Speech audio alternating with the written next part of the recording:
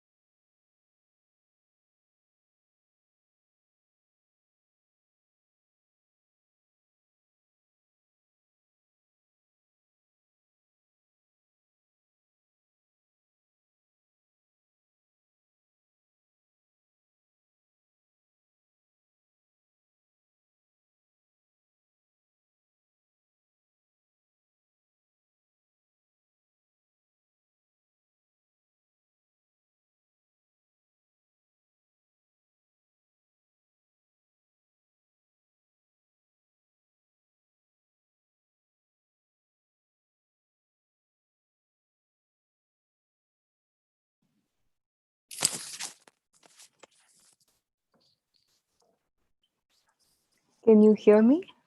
Check.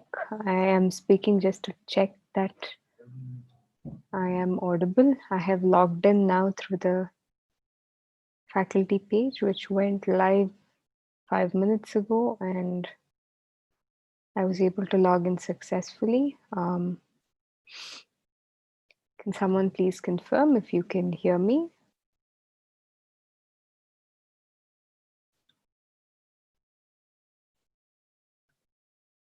I request our admin team, Deepa or Ravi, someone to tell me if I'm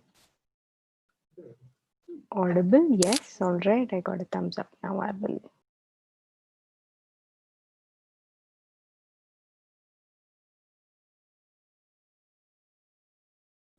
Yeah, Bhavana, we can hear you. Hello.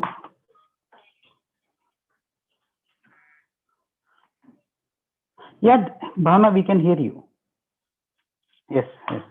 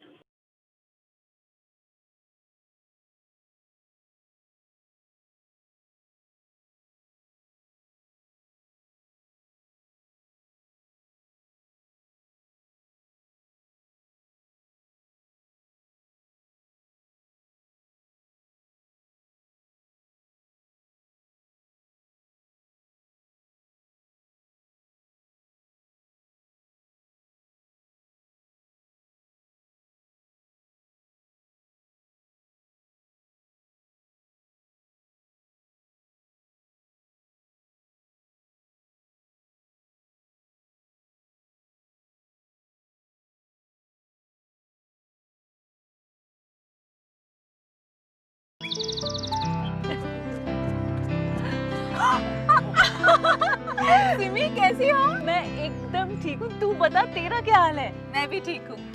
इन दोनों को देखो, इन्हें 5 साल से diabetes है। मैं तो इन्हें रेगुलरली दवाई और इंसुलिन दोनों देती हूँ, लेकिन फिर भी इन्हें थकावट महसूस होती है और कमजोरी भी। और तुम्हारे इनको देखो, लगता ही नहीं है इन्हें डायबिटीज है। एकदम फिट। तूने डी प्रोटीन के बारे में सुना है? D protein? हाँ, डी प्रोटीन कुछ ही समय पहले हमारे फैमिली डॉक्टर ने प्रिस्क्राइब किया। तब से एकदम फिट और एकदम एक्टिव। जहाँ अन्य दवाइयाँ और इंसुलिन आपके डायबिटीज मैनेजमेंट में मदद करते हैं, वहीं ताकत और शक्ति के लिए चाहिए संपूर्ण पोषण।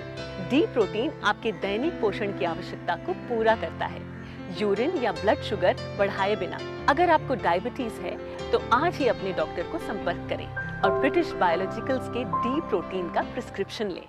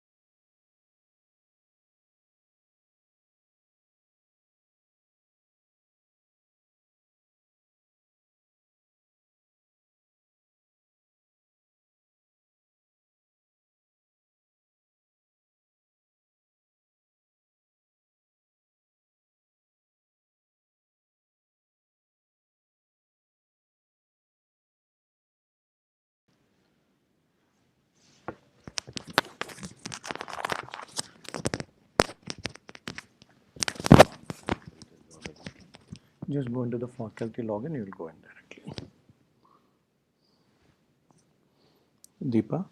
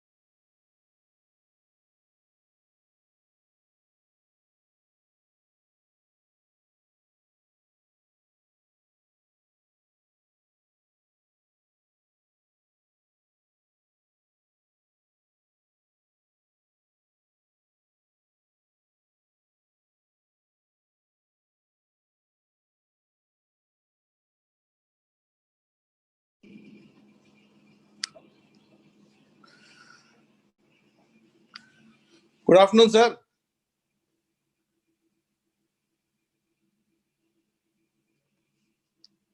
Hello, sir. Arvind, sir. Manohar Ile. Good afternoon, Manohar. I think they started early, but anyway, good afternoon. Hi, Sanjay here. Oh, hello, Sanjay. Just My- got out of the COVID ward and took a shower. So I was Okay. wondering whether I got late. No, you're much early. Don't worry about it. Okay, fine, fine. Right, we had to start it in another No problem. 5-10 minutes. Yeah, Sure. right.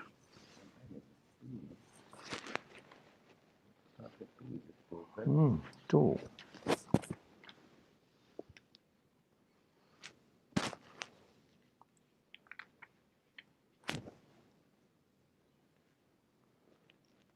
Hello, sir.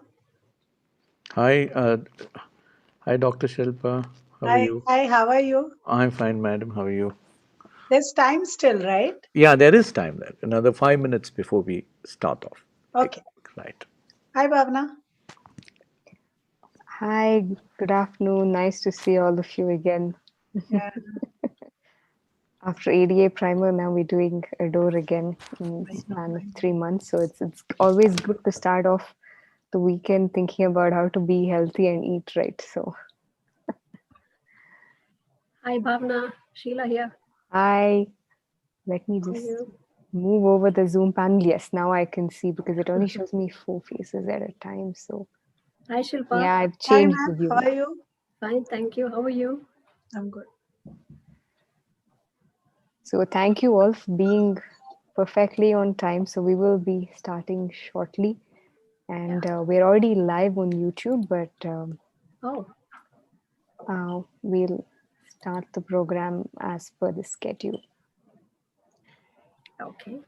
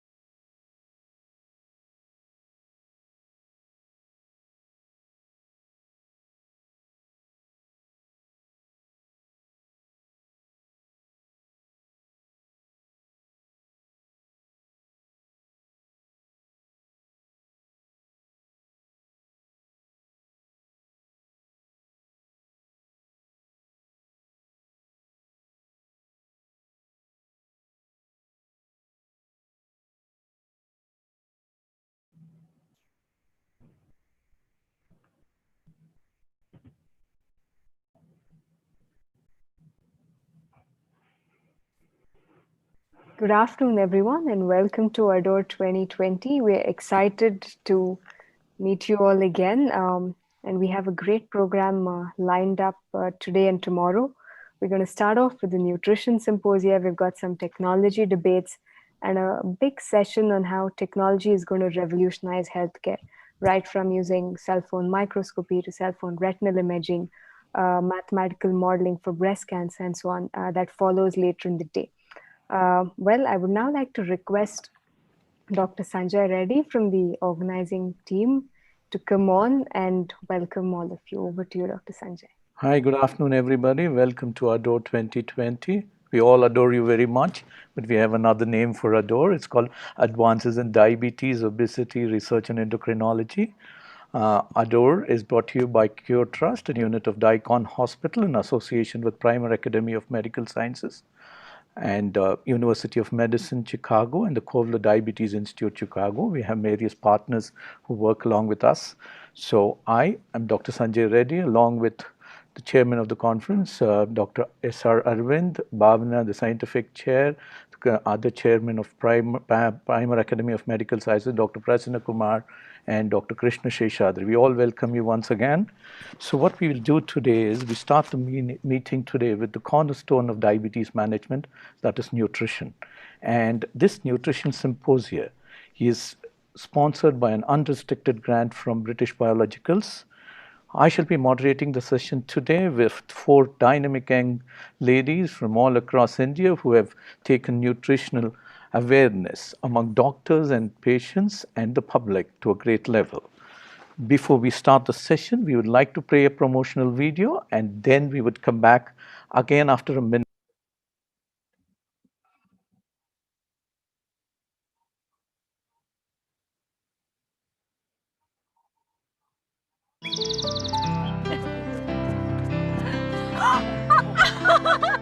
Simi कैसी हो? मैं एकदम ठीक हूँ। तू बता तेरा क्या हाल है? मैं भी ठीक हूँ।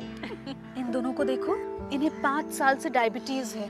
मैं तो इन्हें रेगुलरली दवाई और इंसुलिन दोनों देती हूँ, लेकिन फिर भी इन्हें थकावट महसूस होती है और कमजोरी भी। और तुम्हारे इनको देखो, लगता ही नहीं इन्हें डायबिटीज है।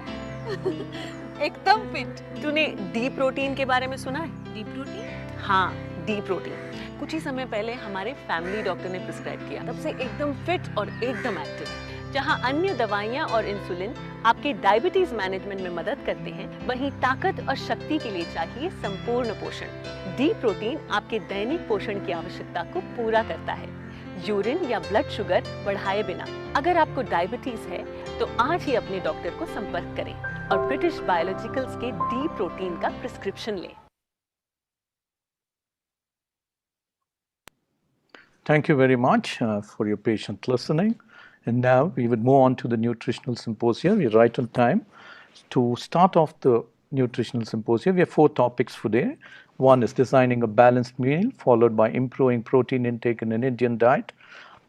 We have a break after that for discussions because one of the speakers needs to leave for another meeting. Then we would say protein intake and immunity, followed by meal replacement for weight loss.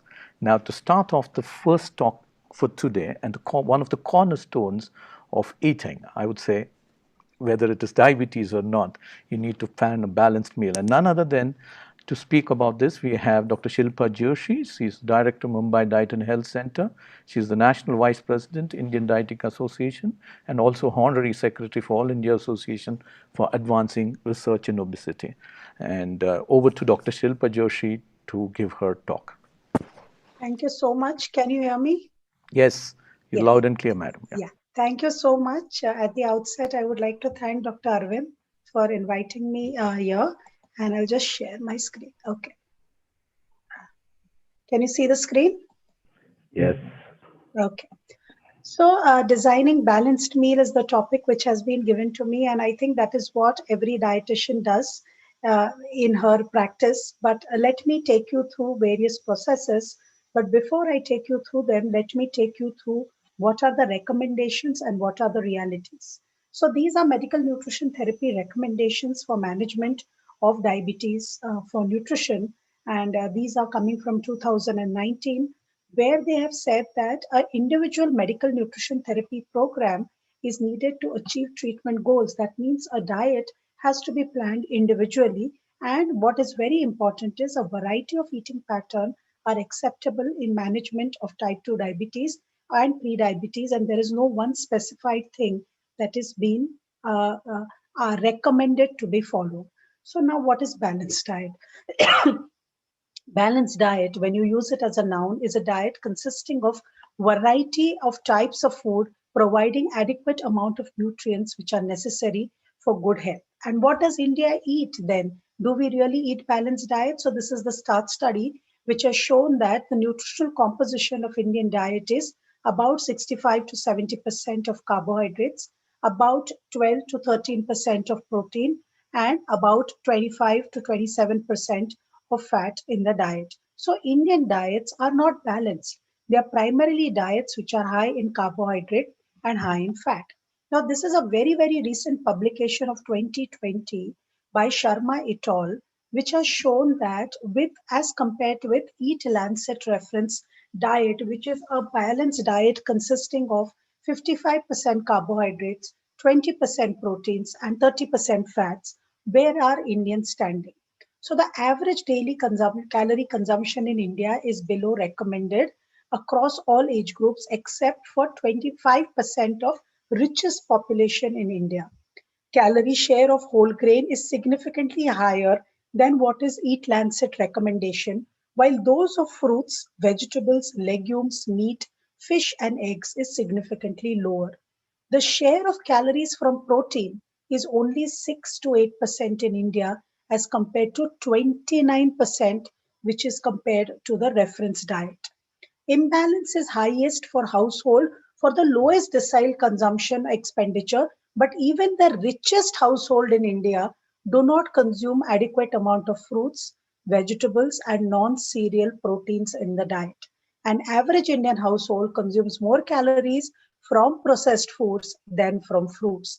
And this is not only true for lowest decile economy, I mean the people who are of lower economic strata, but this is also true for the richest household in India, and that is something we need to worry about. And this is a busy slide, I know, but if you see, these are various whole sources of food, and if you see only whole grains, potato, cassava is something where we are meeting up calories, and rest everywhere we are sort of lacking in calories.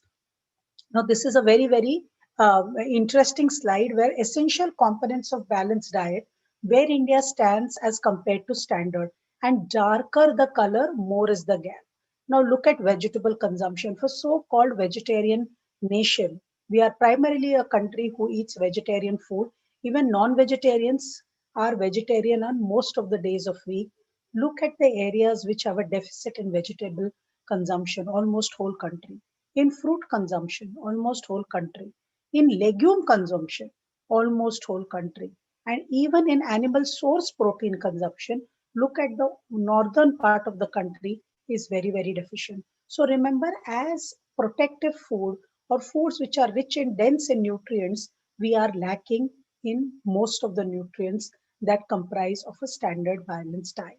Now, therefore, we now have understood that Indians eat cereals the most. Now, what does the data say? Now, this is the pure study which has been spoken about a lot, where they have shown that there is relationship between macronutrients and cardiovascular mortality and morbidity, and they have shown that when other nutrients are when other nutrients are replaced by carbohydrates, then there is higher risk of mortality through cardiovascular diseases and other non-cardiovascular events as well. And when you are replacing one nutrient for the other, you find that saturated fatty acids actually are implicated in lesser mortality even as compared to carbohydrates. So carbohydrates are capable of causing higher mortality rates than even other kinds of fat like saturated fat. Of course, poly and monounsaturated fats have lower. So therefore, it is shown that actually that carbohydrates are harmful for us, and that is what Indians are eating. And therefore, there was a study again published in Lancet by Sarah Siddleman, who showed that that there is a U-shaped relationship between carbohydrate consumption and mortality or hazards ratio of mortality, wherein low carbohydrate consumption as low as lesser than 20% of the calories or higher than 55% of calories, both are responsible for higher mortality. And therefore, what was recommended is 50% carbohydrates in the diet. But if you remember the slide on START study, you'll find that 60% of the calories are at the baseline, which are eaten by Indians. And therefore, to balance out this problem out, we need to change Indian diets from 60% carbohydrate to 50% carbohydrate while planning a balanced meal. And this is happening because all Indian food options are carbohydrates, east, west, north, south. We do not eat anything other than carbs. So what is the ideal macronutrient composition?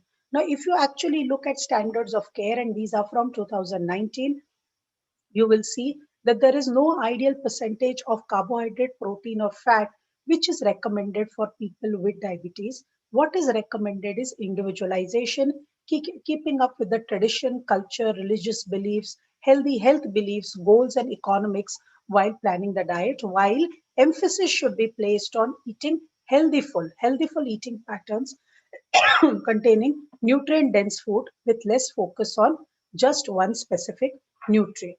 Now, the meal plans which are recommended internationally are Mediterranean diet and DASH diet. But what happens when you translate these diets into Indian diets? So, Ghar ka khana, which we call it, is the best meal plan, which is having proteins in form of dal or protein in form of dahi and dahi ka products or a lot of raw vegetables, cooked vegetables, and a limited amount of cereal is a diet which is the best meal plan. Low carbohydrate diets are actually not recommended for women who are pregnant and lactating, individuals who are at risk of eating disorders, who have renal diseases, and it has to be taken cautiously even in individuals with diabetes who are with on SGLT2 inhibitors.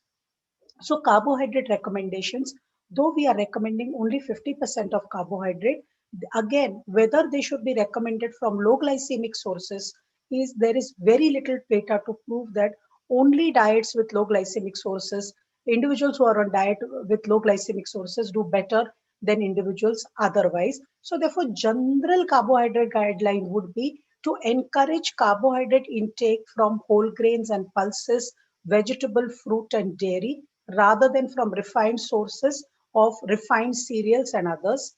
Consumption of sugar sweetened beverages should be minimized and they should be replaced by low fat or non fat products which are protein rich. And individuals with type 1 or type 2 diabetes taking insulin at mealtime should be offered intensive ongoing education about how to co manage insulin administration with carbohydrate consumption. So instead of having all these kind of sugar laden drinks, it is advisable to have Indian drinks like chas or maybe soy milk or maybe some pea protein, which will be a better source of the nutrition as compared to sugars laden beverages. Sorry. Even how to manage diabetes. So instead of eating only rice or maybe just rice and vegetables, it's prudent that you mix a lot of proteins which are low in glycemic, which delay the gastric emptying. So these are make the foods from high GI to low GI. Even a plain fruit is moderate GI. When ample amount of nuts are added to the fruit, you have a very low GI thing, and therefore you have less swing of blood glucoses and they are easier to manage. Protein is one nutrient which even Eat Lancet study showed is which is lacking in Indian diets. Even the richest household who can afford proteins, because in India proteins are very expensive. So even the richest household who can afford proteins do not consume protein. The need is about 1 to 1.5 gram per kg body weight. Indians eat about zero point 0.5 to zero point 0.6 gram per kg body weight, and therefore it is very important while planning a balanced meal that we eat enough amount of proteins. So individuals with type 2 diabetes, protein intake may enhance or increase insulin response to dietary carbohydrate. Such use of carbohydrate sources carbohydrate sources high in protein such as milk and nuts to treat and prevent hypoglycemia should be avoided. So this is a simple technique that it's a meal for diabetes. If you're having idli sambar, instead of having 4 idlis and 1 bowl of sambar or half bowl of sambar, can have 2 bowls of sambar and 1 idli. Can you not eat another idli? Of course you can eat another idli, but you eat it again with 2 bowls of sambar so that your ratio of protein to carbohydrate gets changed and your sugars are managed much better. Same with a Punjabi meal of rajma chawal. Instead of having a plate full of chawal, little rajma and little salad, you can have a plate full of salad with rice, little rajma and curd. So 2 sources of protein, a lot of fiber and 1 source of carbohydrate makes it a balanced meal. Now this is a very good technique to show how sugars do in respect of which nutrients are eaten. So these high sugars, if you look at these spikes in sugars, it was eaten because poha, which is high glycemic index food, was eaten. When poha was replaced with sprouts, you see the glucose curve flattened and the area under the curve, which was hyperglycemia, actually went down. So replacing one nutrient, carbohydrate, for another nutrient, which is vegetarian, but higher in protein and fiber, actually helps you to improve blood glucoses in case of individuals with type 2 and type 1 diabetes. Now, the biggest problem when it comes to protein is most of the individuals are worried what my uric acids will rise and my creatinine will rise. So when protein is stepped up, it's not only a problem with patients. A lot of times we get inquiries from even doctors saying that do not step up protein, especially when individuals have hyperuricemia. And we see that a lot of patients with type 2 diabetes or even pre-diabetes have hyperuricemia. And remember that increased adiposity and insulin resistance are both associated with hyperuricemia, and it really does not have much to do with dietary protein intake. And therefore, this is the uric acid pyramid, which was described in Annals of Internal Medicine in 2005, where they have said that legumes and nuts have no effect. If you can see this yellow arrow, it is flat, so it has no effect on uric acid and should be consumed. Only fish, poultry, eggs, and alcohol actually increases. And of course, pasta, sweets, white rice, potatoes, white bread, red meat, and butter, they increase uric acid and should not be consumed. Whereas all these vegetables or fruit or whole grains and even nuts and legumes is all dals and pulses, do not increase uric acid. So it's a sincere request not to stop your patient's dal consumption when the uric acids are high. The third nutrient is fat. What is the ideal amount of fat? Again, Mediterranean diet studies, PREDIMED study has shown that diets which are higher in fat, 30 to 35%, actually improve diabetes, sugar control, and cardiovascular disease profile. But these fats should be monounsaturated fatty acids and not other kinds of fat. So they are encouraging, PREDIMED study is encouraging individuals to consume fat from nuts and oil seeds rather than using oil or visible sources of fat for cooking. Sodium is another very important thing which we have to consider while planning diet, and it is very important that we restrict sodium intake below 1500 milligrams, especially in individuals who have hypertension, but even otherwise a diabetic diet should always have low salt in it, and these are sources of salt. And remember, whatever is the color of the salt, pink, white, red, blue, green, salt is salt. All salt 1 gram gives 400 milligrams of sodium. Micronutrient supplementation in a balanced meal is not recommended unless somebody is having extreme amount of caloric restriction, and try to get your micronutrients from a plethora of fruits and vegetables which are there rather than resorting to supplements. And alcohol is not a recommendation. Alcohol is only a allowance, and therefore please do not go and ask your dietitian how much alcohol can I drink, because it is only a allowance once in a while if you could drink, because Indian data is lacking. Non-nutritive sweeteners also one can consume, but remember, everything to which non-nutritive sweetener is added is not low in calories. It's just free of sugar. And in blood sugar increases not only with sugar, but it also increases with increased amount of calories, and hence use non-nutritive sweeteners as tabletop sweeteners instead of using them to prepare mithais and halwas and whatever. So to recommend, from recommendation to realities, just some pictures for you to take back home. This is the plate partitioning method. Try to serve your plate like this. Divide plate into 4 parts. a part of raw vegetable, a fourth part of cooked vegetable, a fourth part of protein, only a fourth part of carbohydrate, whether it's chapati, whether it's rice, or whether it's potato, something or the other which is carbohydrate. Ask hard questions sometimes. It's time to unlearn. Do you always need roti or rice to eat food? If you're not taking a sulfonylurea insulin, why do you need this roti or rice? You're not going to go through hypoglycemia or a AGI also. So if there is a sabzi, a dal, a raita, why really do you need roti or rice? Order of eating is important. We find that when individuals eat protein first, their sugars get managed much better. So start your meal with dal, then a salad, then a sabzi, then a dahi. You'll be not hungry for a roti. Your sugars will go down automatically, or you may eat very little. Last but not least, a very important thing is nutritional diversity is very, very important in good meal planning. So when we tell people to eat greens, they really only eat palak and methi.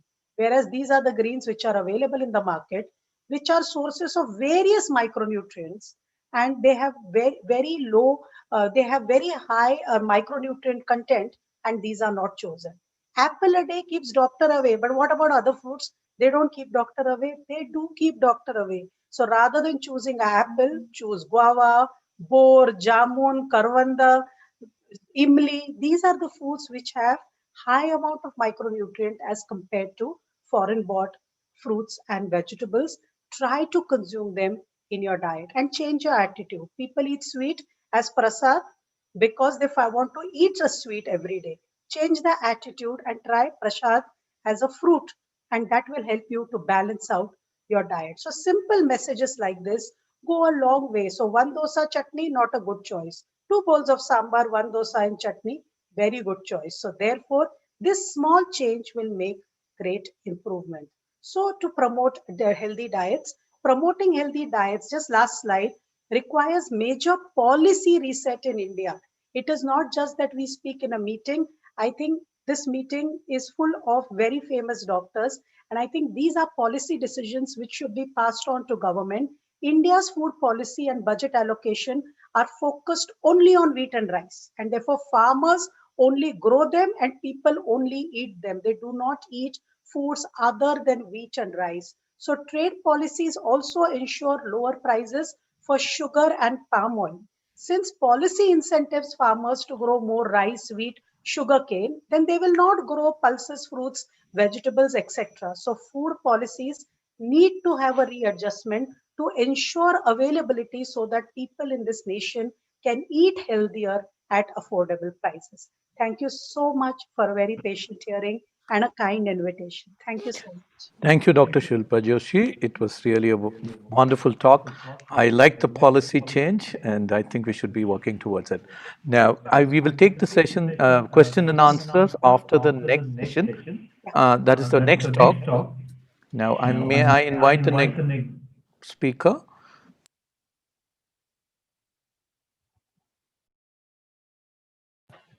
Hello. This is Dr. Sheila Krishnaswamy is going to speak on improving protein intake in the Indian diet. She's a nutrition and wellness consultant and works independently as an advisor, a writer, anchor, corporate trainer, and a counselor. She has recently started hosting online series on food, nutrition, and health under the name of Nutrition Nectar. Welcome, Dr. Sheila Krishnaswamy, and I would like to listen. We'd like to listen to your talk the next 15 minutes. Over to you. Thank you, Dr. Sanjay Reddy, for that introduction. Let me begin. Let me first share my slides. Please give me a moment.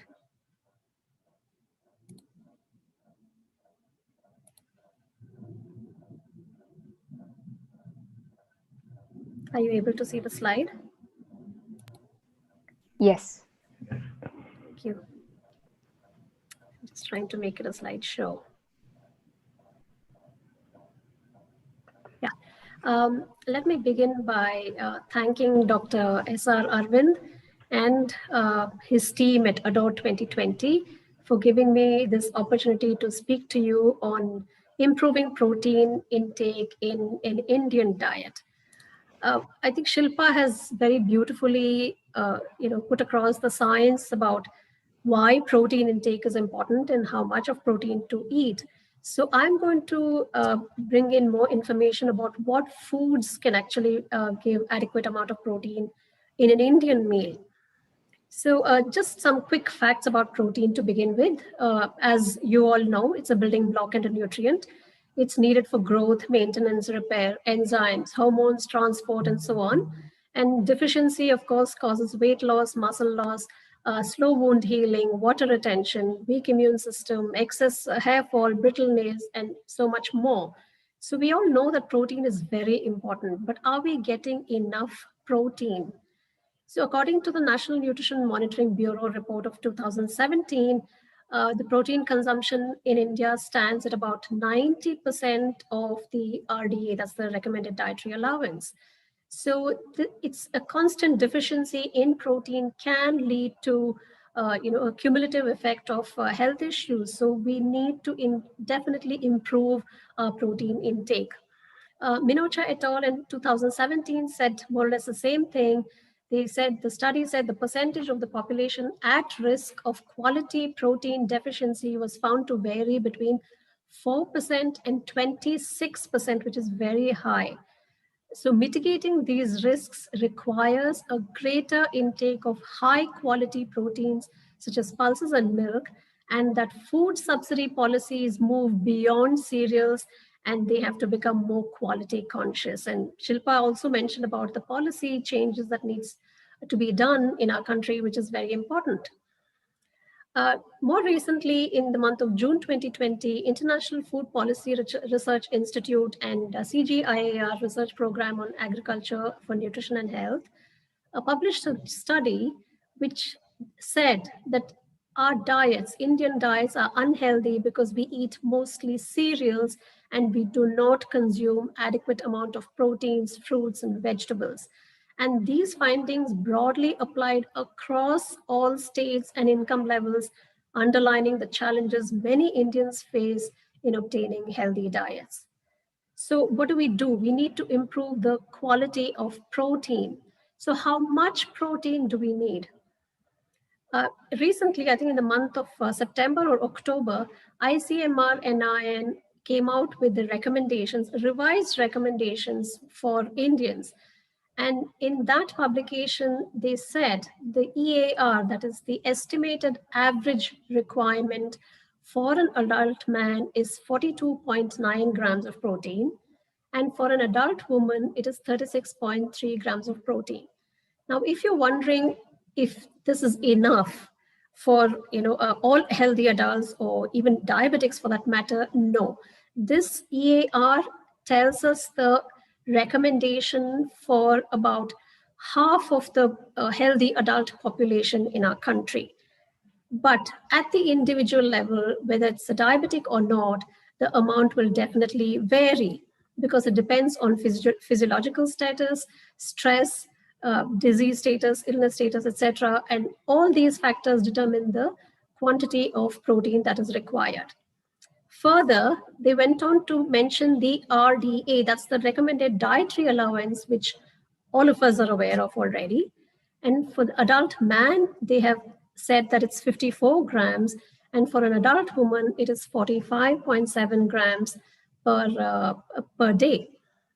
So this, according to this recommendation, this quantity of protein meets the requirement of 97 to 98% of healthy adults in our country. So is this easy to achieve? I think it is. And Shilpa has beautifully already said where we can get proteins from and how to get proteins that are required for us. And the new recommendations from ICMR-NIN also talks about the tolerable upper limit, the protein energy ratio being less than 40% for adults. So I guess a lot of these fancy diets will be thrown out of the window if we look at this tolerable upper limit PE ratio. So what do we know about the quality? Again, to repeat a few points that Shilpa has already said, protein quality is now measured by DIAS, which is the digestible indispensable amino acid score. And if you take DIAS into consideration, whole milk and egg stand right at the top. They stand right at the top. And meat and soy also come fairly high in DIAS. Whole grains, pulses, dals, etc. are much lower. But as we all know, Indian meals are Indian dishes. A lot of them are usually combined with a combination of cereals and pulses, because some of the amino acids that are present in legumes are absent in the grains, and some of them which are present in grains are absent in legumes. But together, all the essential amino acids can be met by taking, by combining the grains and the legumes. So some very common examples are idli, pongal, khichdi, curd rice, roti dal, rice and sambar, etc., etc. So all of these foods balance the amino acid score very well. So it is not necessary for a person to be a meat eater to get adequate amount of protein. And like Shilpa said, our country is primarily vegetarian, although some people may eat meat or egg maybe once or twice or even 3 times a week. But on the rest of the days, and plus we have all the festival days and the fasting days and whatnot, there is a lot of vegetarian food intake. So what are the sources of proteins? I'm sure this is common knowledge to all of you. Pulses and dals, definitely. Dairy, that is milk and curd. Nuts and seeds. Nuts and seeds are also appearing in the latest ICMR NIN recommendation of My Plate. And not only do they contain protein and fiber, they contain good fats, and they are also very, very low in carbohydrates, which is great, I think, for diabetics and as well as other populations. Egg, of course, as you all know, it's a great source of protein. Meats plus grains. Now, if you're wondering why I have put grains here, we are a carbohydrate eating nation, but through the cereals that we eat, almost 30 to 40% of protein comes from there, especially in a vegetarian diet. So can we do away with grains completely? Probably not. We will need some amount of grains, but as Shilpa said, we need to reduce the amount of cereals, but there is some amount of protein present in cereals as well. And the reason I put potato with a query there is because of late, potato protein extract is being researched because some researchers think that the essential amino acid profile of potatoes is pretty nice, and therefore potato protein might become a vegetable protein source, or at least the extract might be used maybe in the future. We don't know, but that is a possibility according to some new studies that's emerging. How much of foods do we need to consume to get adequate amount of protein? So as far as pulses or legumes or flesh foods is concerned, this again is a recommendation from ICMR NIN. It's 60 to 90 grams for every woman and 80 to 120 grams for every man per day. And are we eating that much? No, we are not, because normally we eat a lot of cereals, but our dal is usually the quantity of dal that we take is usually very less. It's because it's either taken in the form of rasam, which is very, very diluted with a lot more water than the dal quantity, or it's, even if you make a dal tadka, it's usually quite watery. So it needs to be a thick dal in order to meet the 60 to 90 grams of requirement, or 80 to 120 grams of requirement in a man. Milk or curd, probably some people might be, especially in the urban households and affordable households, people might be taking 300 ml per day, but not everyone does, because people just take coffee and tea much more than they drink milk or take curd. So 300 ml is important. And 30 grams of nuts and seeds, again, very important in a healthy meal to bring in the protein angle. Grains, like I said, they do contribute to some extent. So although this is just a general guideline, and for diabetics, it has to be more specific, individualized, and it'll probably be much less than what is shown here. But I'm just putting this in perspective to say that grains also can provide some amount of protein. Of course, extra protein is always required in illness or disease or injury or recovery or sports. So taking a look at the pulses consumption in India, this is the National Sample Survey Organization report. And if you can see, it's probably not very clearly visible, but if you can see this marked area here, per capita consumption of pulses in a day hasn't changed much. In 93-94 survey, it was 25 grams in the rural areas. And in 2011-12, it increased to 26 grams. In the urban area also, it was not so great. It was 28 grams to begin with in 93-94. And in 2011-12, it became 30 grams. So we are still eating much less pulse and pulse products than what is really required. Why is it so difficult to eat pulses? Because we know there are a lot of pulse-based dishes in this country. From north to south, east to west, we all have a lot of pulse-based dishes. And here are just a few examples that I have given. A dal, whether it's a tadka or a makhni, a bowl of it can give you 6 grams of protein. Whole pulses like rajma masala, chana masala, etc., can approximately give you about 11 grams of protein. Steamed pulses in the form of usal, usli, sundal, whatever you may call it, depending on which region you come from, can give you about 6 grams of protein. Sattu can give you about 3 grams of protein. This is very common in the states of Bihar and northern states. Chila again could be a moong or a besan chila. One chila can give you approximately 4 grams of protein. And medu vada, although we don't really recommend medu vada on a daily basis, but just for information, it can give you about 5 grams of protein because it's made from urad dal. So we do have a lot of dal-based or pulses-based dishes in our country, which we need to make use of, because if we use these foods, we can definitely improve the protein quantity and quality of our Indian diets. So, well, Shilpa had a very pretty plate of different dishes. I tried to get a picture of an Indian thali which has more protein from the internet, but I didn't find any, because any image that you look for, and if you search for Indian thali, it's usually a big mound of rice or several, pile or a big pile of chapatis or puris or something like that, with little katoris all around it, which has, a small amount of sabji, small amount of curd, small amount of dal and all of that. So what I did was I just picked up individual images, and you can just imagine this to be sitting in your plate. So, a couple of chapatis, a bowl of dal, a big bowl of dal, a cup of, I've taken green beans, sabji as an example, but a cup of vegetables, a cup of salad.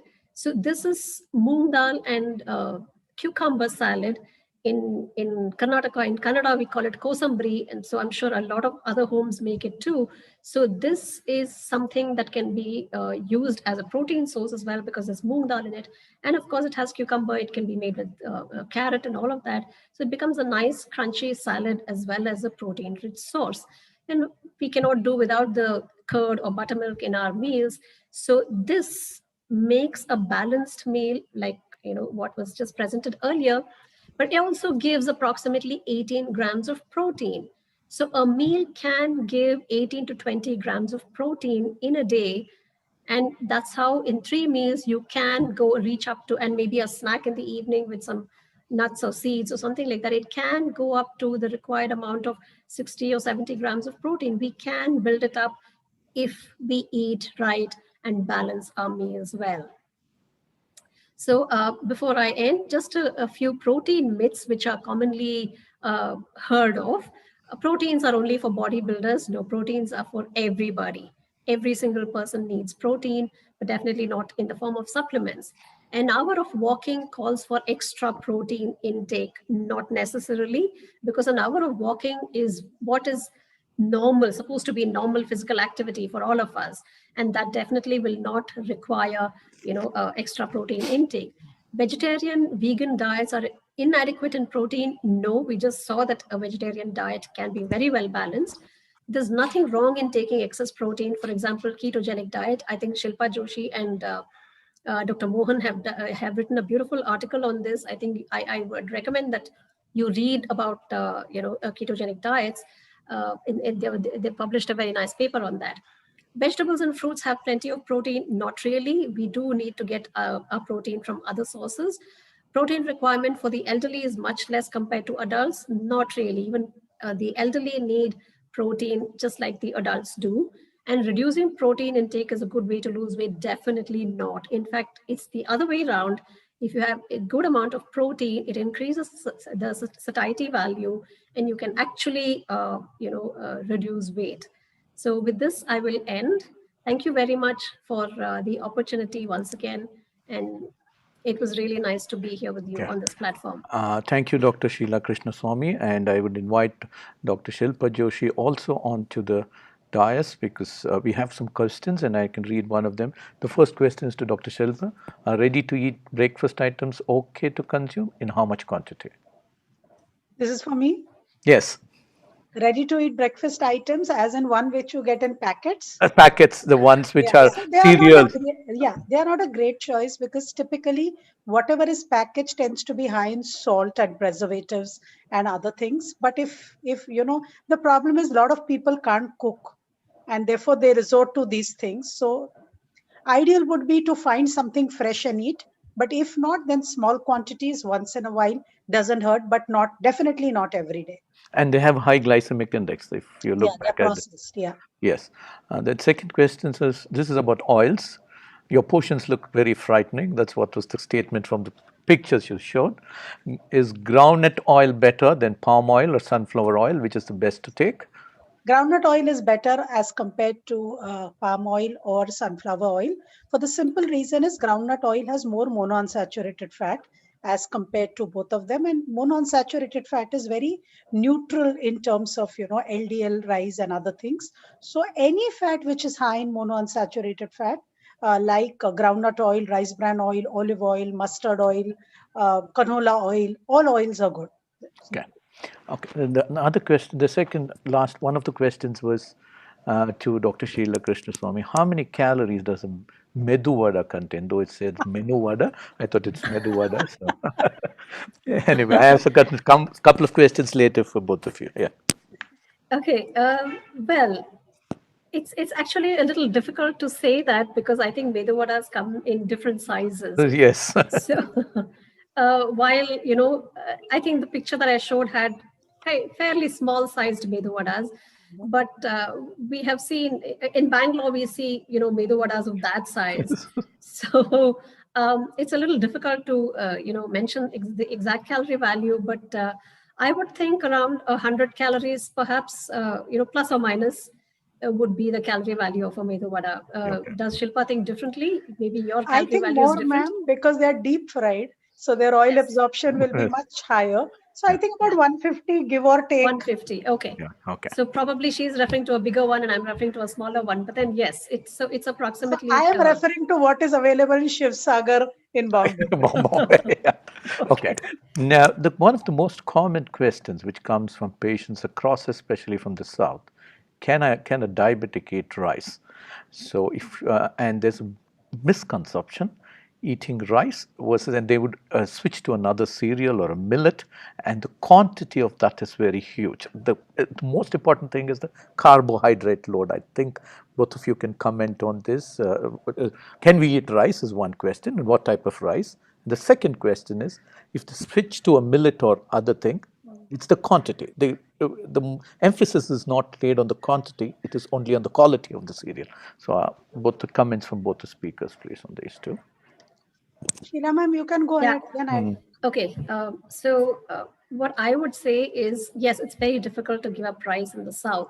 So I would recommend that the person switches to unpolished or hand-pounded rice or brown rice, as it is commonly known, from white rice. And that's very easy to do.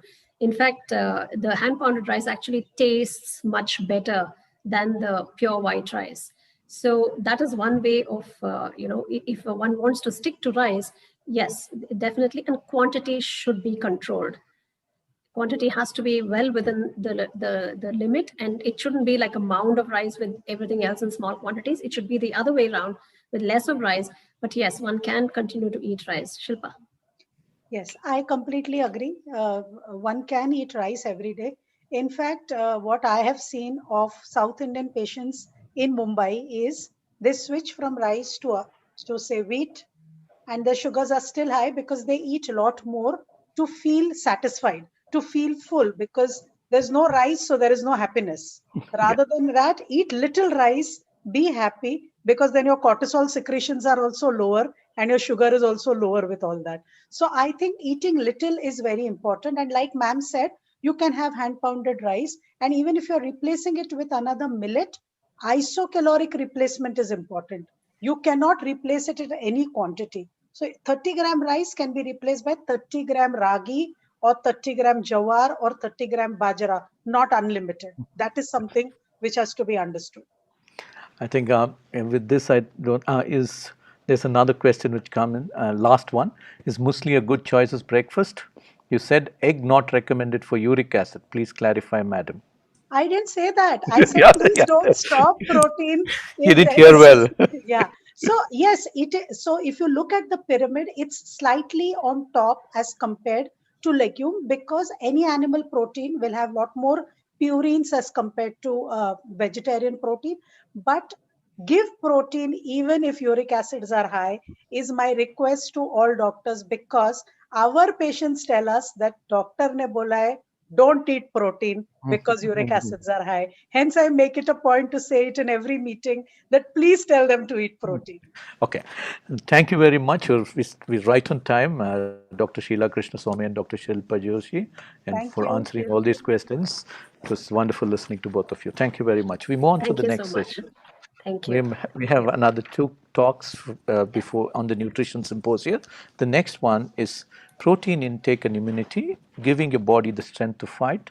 There's a lot of noise and a lot of noise on things which can improve immunity. And let us hear this talk from a good friend of ours, Dr. Purvi Chawla. She's a consultant diabetologist and director of clinical research at the Lena Diabetes Care and Research Center at Mumbai. Over to Dr. Purvi for your talk.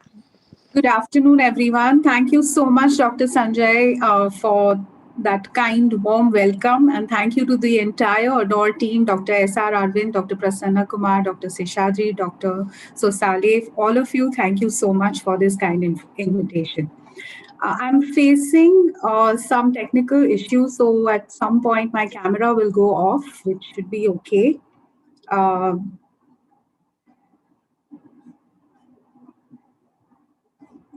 Just give me a second. So protein intake and immunity, giving the body the strength to fight. And I couldn't have asked for a better session with these adorable women I admire so deeply. So with that, I think why has it's pertinent to think that, why has immunity taken center stage only now? It always should have.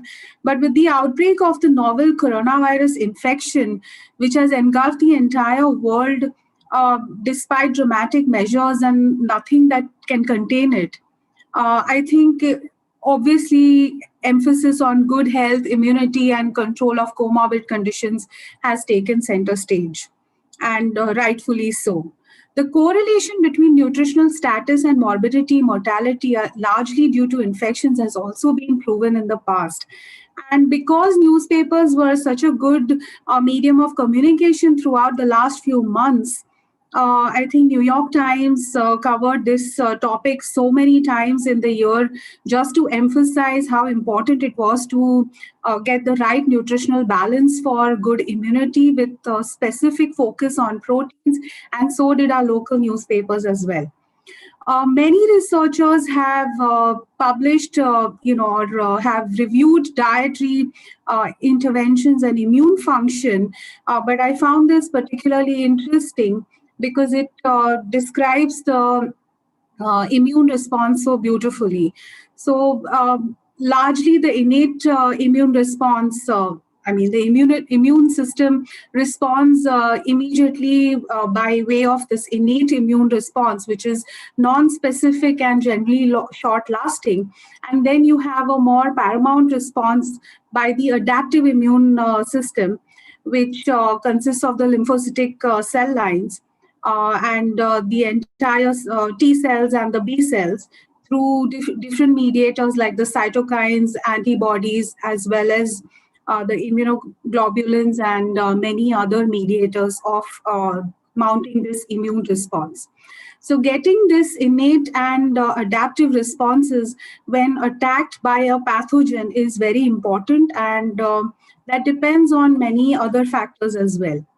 So innate immune response is immediate, but adaptive defense mechanisms are more insidious, secreting proteins, cytokines, and chemokines towards these intra and extracellular pathogens, triggering inflammation to enhance this response. So this whole response is modulated by oxidative stress as well as an inflammatory process. Oxidative stress is nothing but an imbalance between reactive oxygen species and reactive nitrogen species with decreased activity of antioxidant levels. And role of this oxidative stress is not very well elucidated, but we know that free radicals at the infection site definitely provide us with some long-lasting protection. Inflammatory stimuli, on the other hand, also trigger signaling pathways intracellularly and express other mediators like cytokines and microbial products. So both this endothelial damage and inflammation appear to play a vital role in COVID-19. Where I'm getting at is that subjects with low-grade chronic inflammation and dysregulated innate immune responses were more prone to the severity of COVID infections as well the infection itself. Complications of COVID-19 were attributed to pronounced inflammation from viral replication and were characterized by increased levels of various cytokines and other chemotactins. And typically leading to that entire, the perfect storm or the cytokine storm in the body, characterized by hyperinflammation, hyperpyrexia, and multi-organ failure, increasing mortality in these patients. So various factors impact immunity besides this inflammatory response and the oxidative stress, and they are largely the hormonal factors, metabolic regulation, circadian rhythms, and nutrient utilization importantly. The nutritional status of an individual is very important in determining the susceptibility to infection.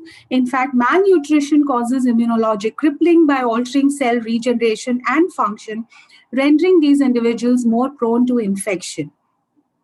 Besides macronutrients, even micronutrient deficiency can also do that. Excessive food intake, on the other hand, can also cause immune dysregulation and inflammatory states, giving rise to a myriad of cardiometabolic diseases, as we all know, which were important comorbid conditions with COVID-19 and had worse outcomes in these patients. So therapeutic possibilities of a scientifically modified diet with optimal nutrient status, it becomes our clinical resource in combating so many different conditions and infections like COVID-19.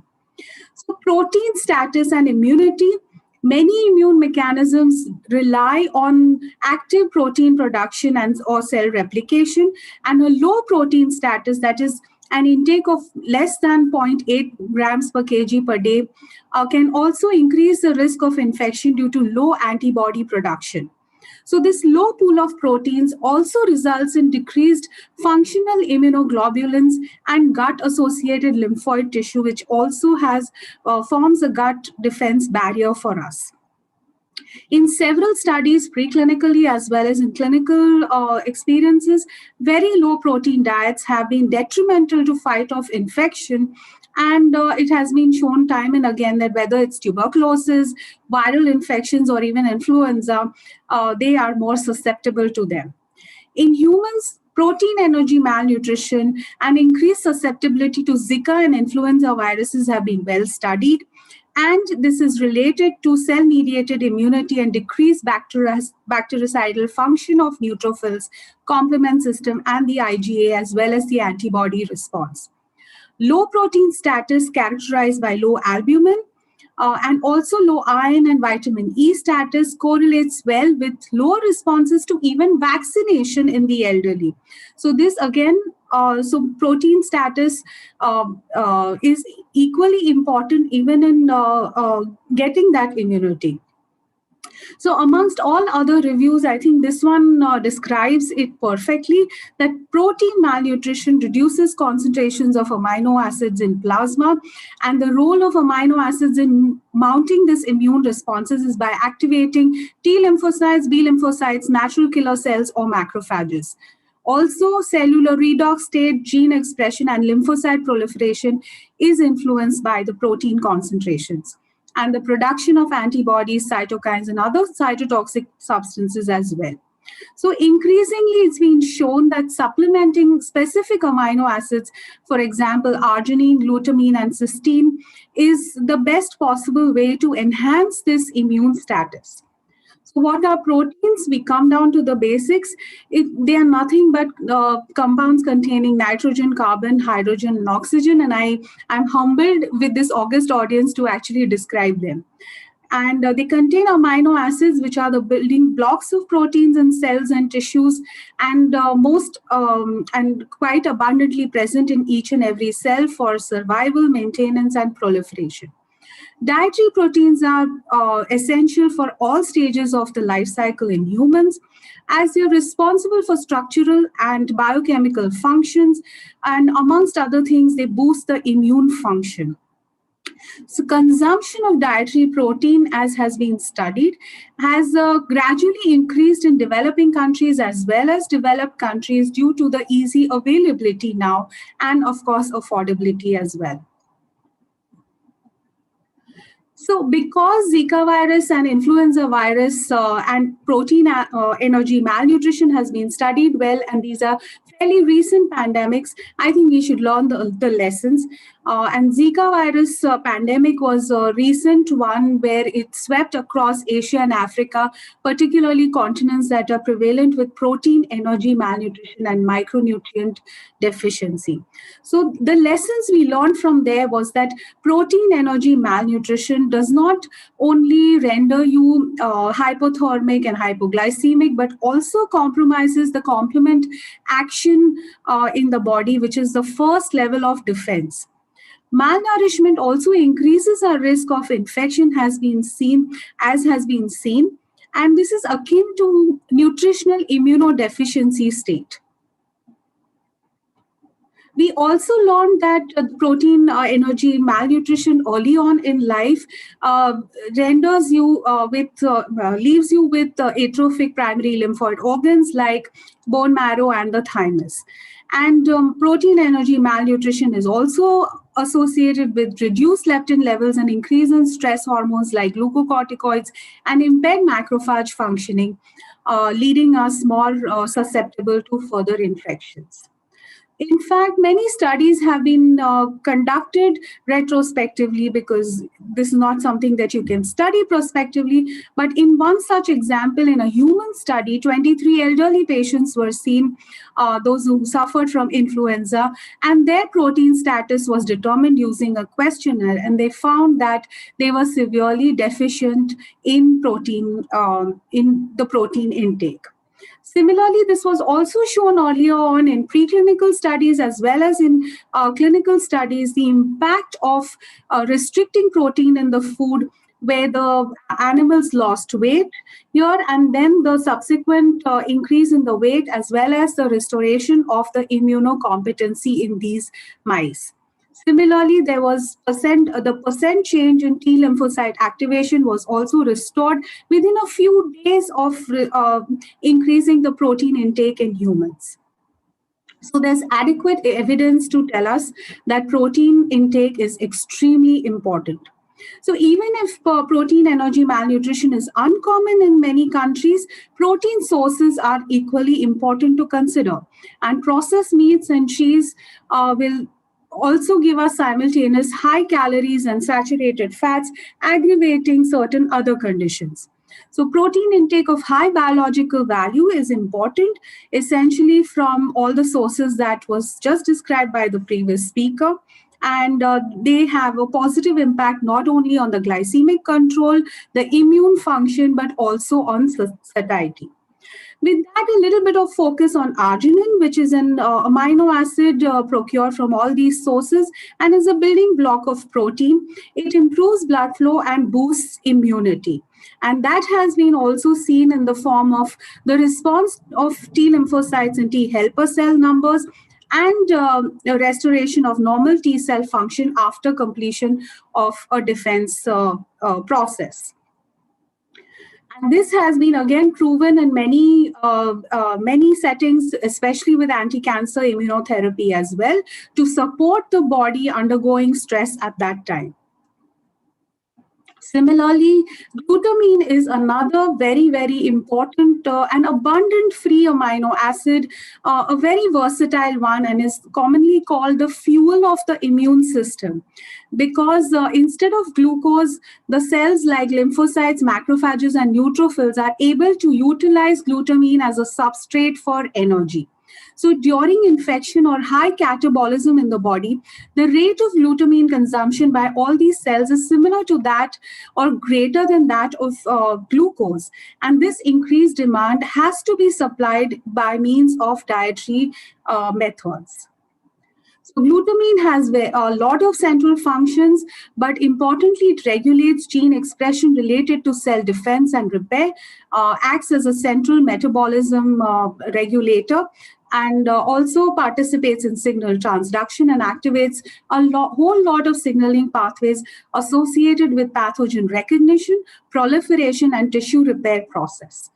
Whey protein is another protein that is found in dairy products and provides substantial amounts of essential amino acids that are needed to carry out optimal functions. Again, it has many bioactive components that have immunomodulatory actions, and they help in restoring the immune function as well.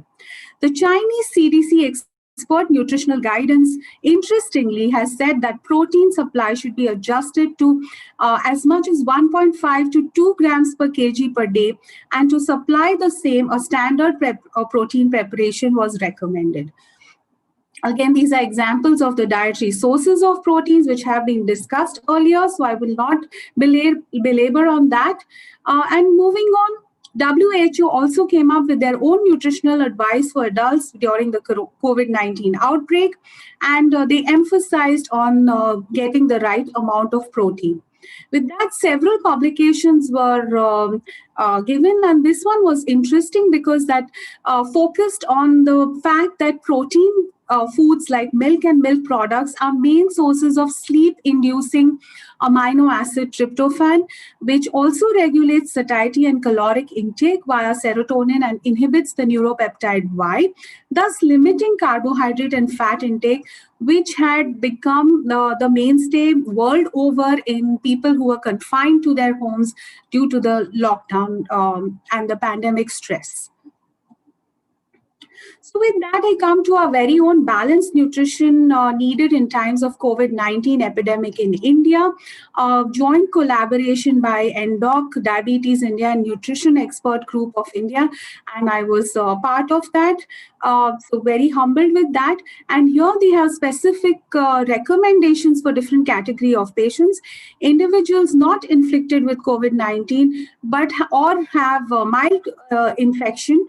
They recommend that high quality protein sources like red meat, poultry, eggs, chicken, fish, quinoa, soybean can be used, and 1 gram of protein per kg per body weight per day in older persons or individualization should be encouraged. Similarly, they also give guidelines for severely sick patients with COVID-19 or hospitalized, and they go up to 1.3 grams per kg per body weight protein equivalents. So there has to be focus on protein intake because undernutrition may also be associated with anemia, vascular dysfunction, and impaired immunity. So intake of proteins has to be adequate in healthy elderly, or low albumin levels predict increased mortality. This is important even in hospitalized patients. And hypoalbuminemia has been proven or demonstrated to increase morbidity, ICU stay, increased resource utilization, and also mortality. With that, I come to the last part, which has also been covered. The ICMR NIN, or National Institute of Nutrition, joint collaboration expert committee recommendation says that we must get at least 0.83 kilogram per kg per day for healthy Indian adults. We should be getting that much of protein at least.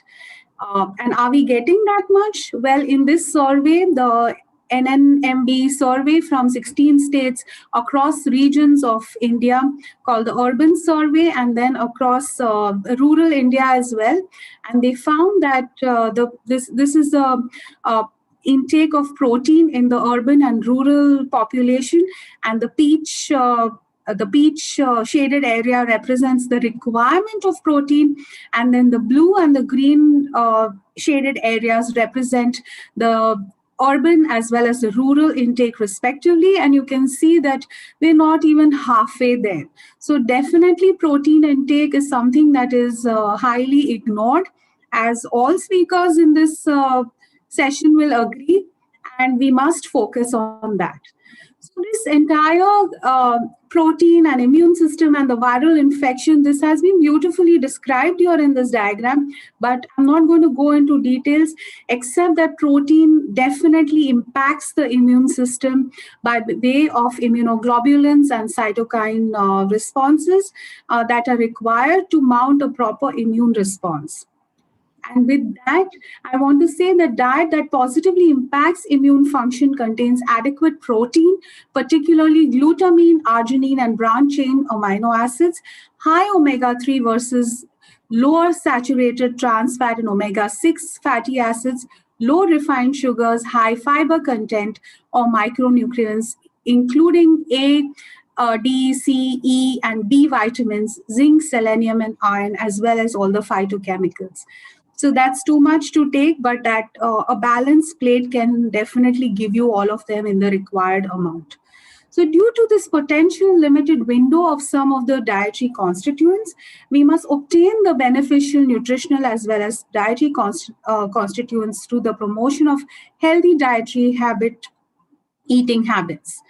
And a nutrient signature can also be developed, and that may reveal some more facts and nuances that we have not so far learned about nutrition and immunity.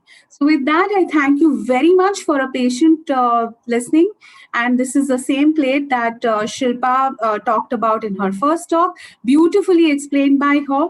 This promotes health. It's not a therapeutic diet, but this is for balanced, healthy living and good immunity. Thank you so much for a patient hearing. Thank you, Dr. Purvi, for talking on proteins and immunity.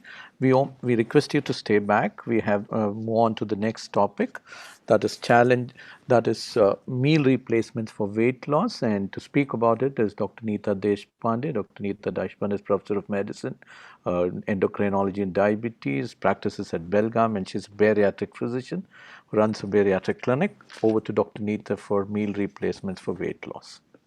Thank you so much, Sanjay. At the outset, I would like to thank the ADORE team for giving me this opportunity to speak on a topic that is very relevant to me because I use a lot of it. And I'm going to talk a little bit about why we use meal replacements and how we are supposed to use them and what are the myths surrounding that. So let me start with sharing my slides.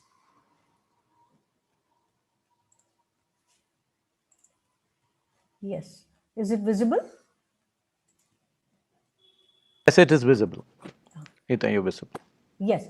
So I'm going to be talking about meal replacements for weight loss and what the benefits are and how we should be careful about using these particular meal replacements. I do not have any disclosures for this talk. And the overview of this talk would be the varieties of commercial products that are available and how they are used, in what context they are used, and if they are used over the counter, why people turn to them, and then a review of this strategy, both supervised and unsupervised, and the conclusions. So the varieties of meal replacements actually fall into two categories. You have meal replacements which actually completely replace a meal.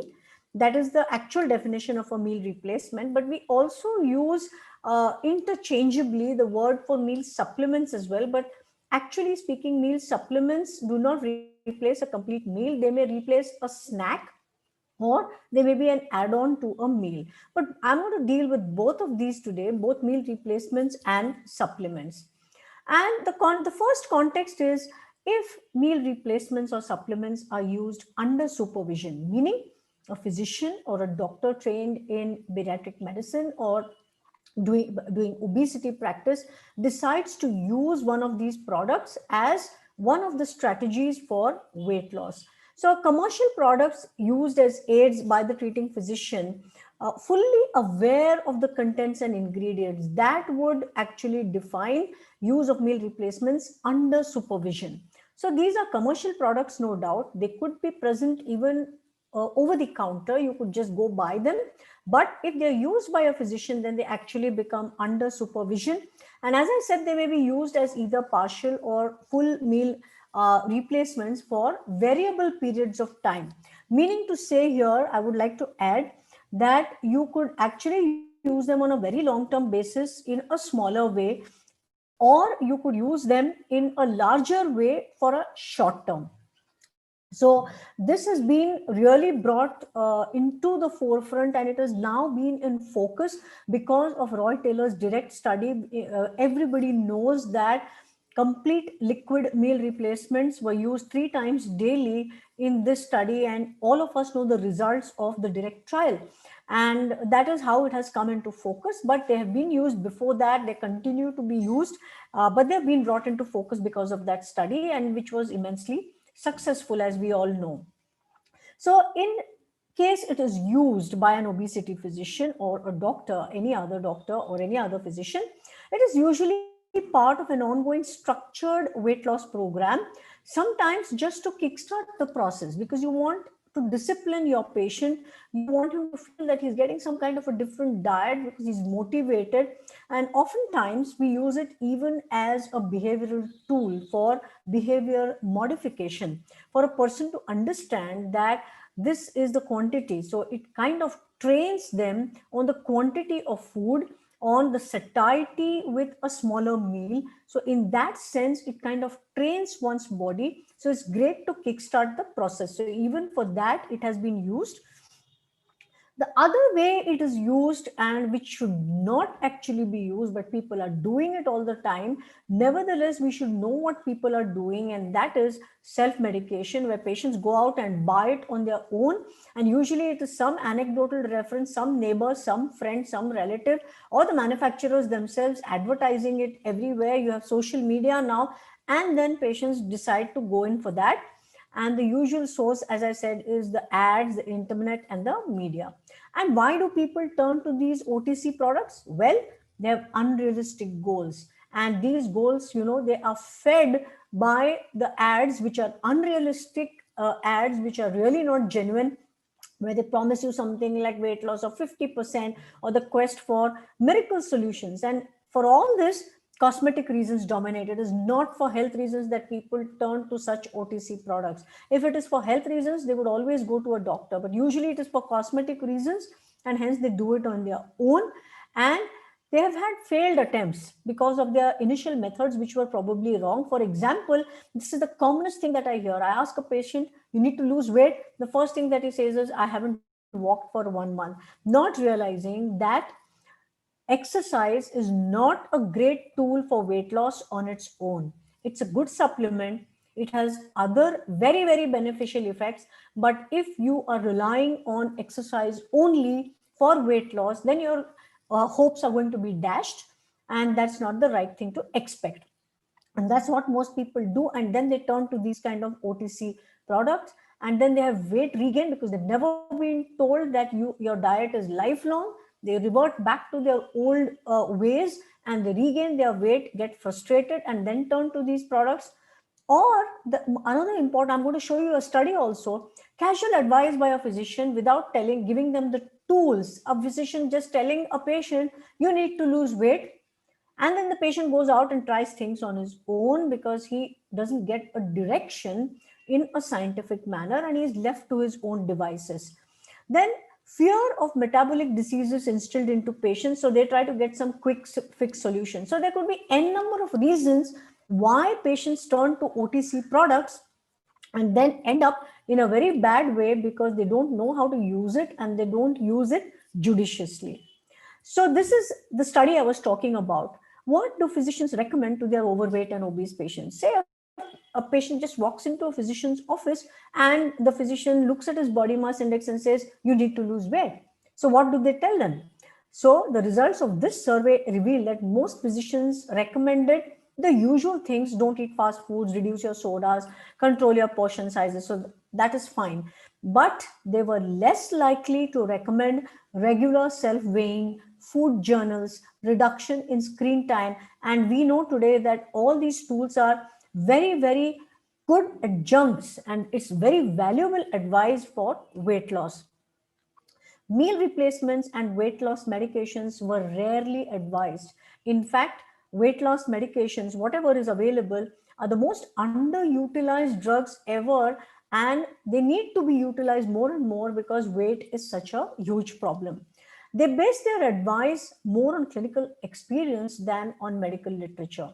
So nobody has really looked into what do meal replacements say, what do the meta-analysis say. So without that, it's again, they just depend on anecdotal reports, something they've read or something they've discussed, even the physicians that I'm talking about. And that's the advice they would give to their patients without really giving them a structured plan as such. And they reported that a 21.5% weight loss would be an acceptable outcome. So look at the goals that the physician is setting. It's so arbitrary without looking at any of the studies. This is a survey of physicians. And they felt that 10.6% weight loss is disappointing, whereas we know that all the studies have shown that 5 to 10% weight loss brings about huge metabolic changes in our patients. So physicians were not aware of this in this particular survey.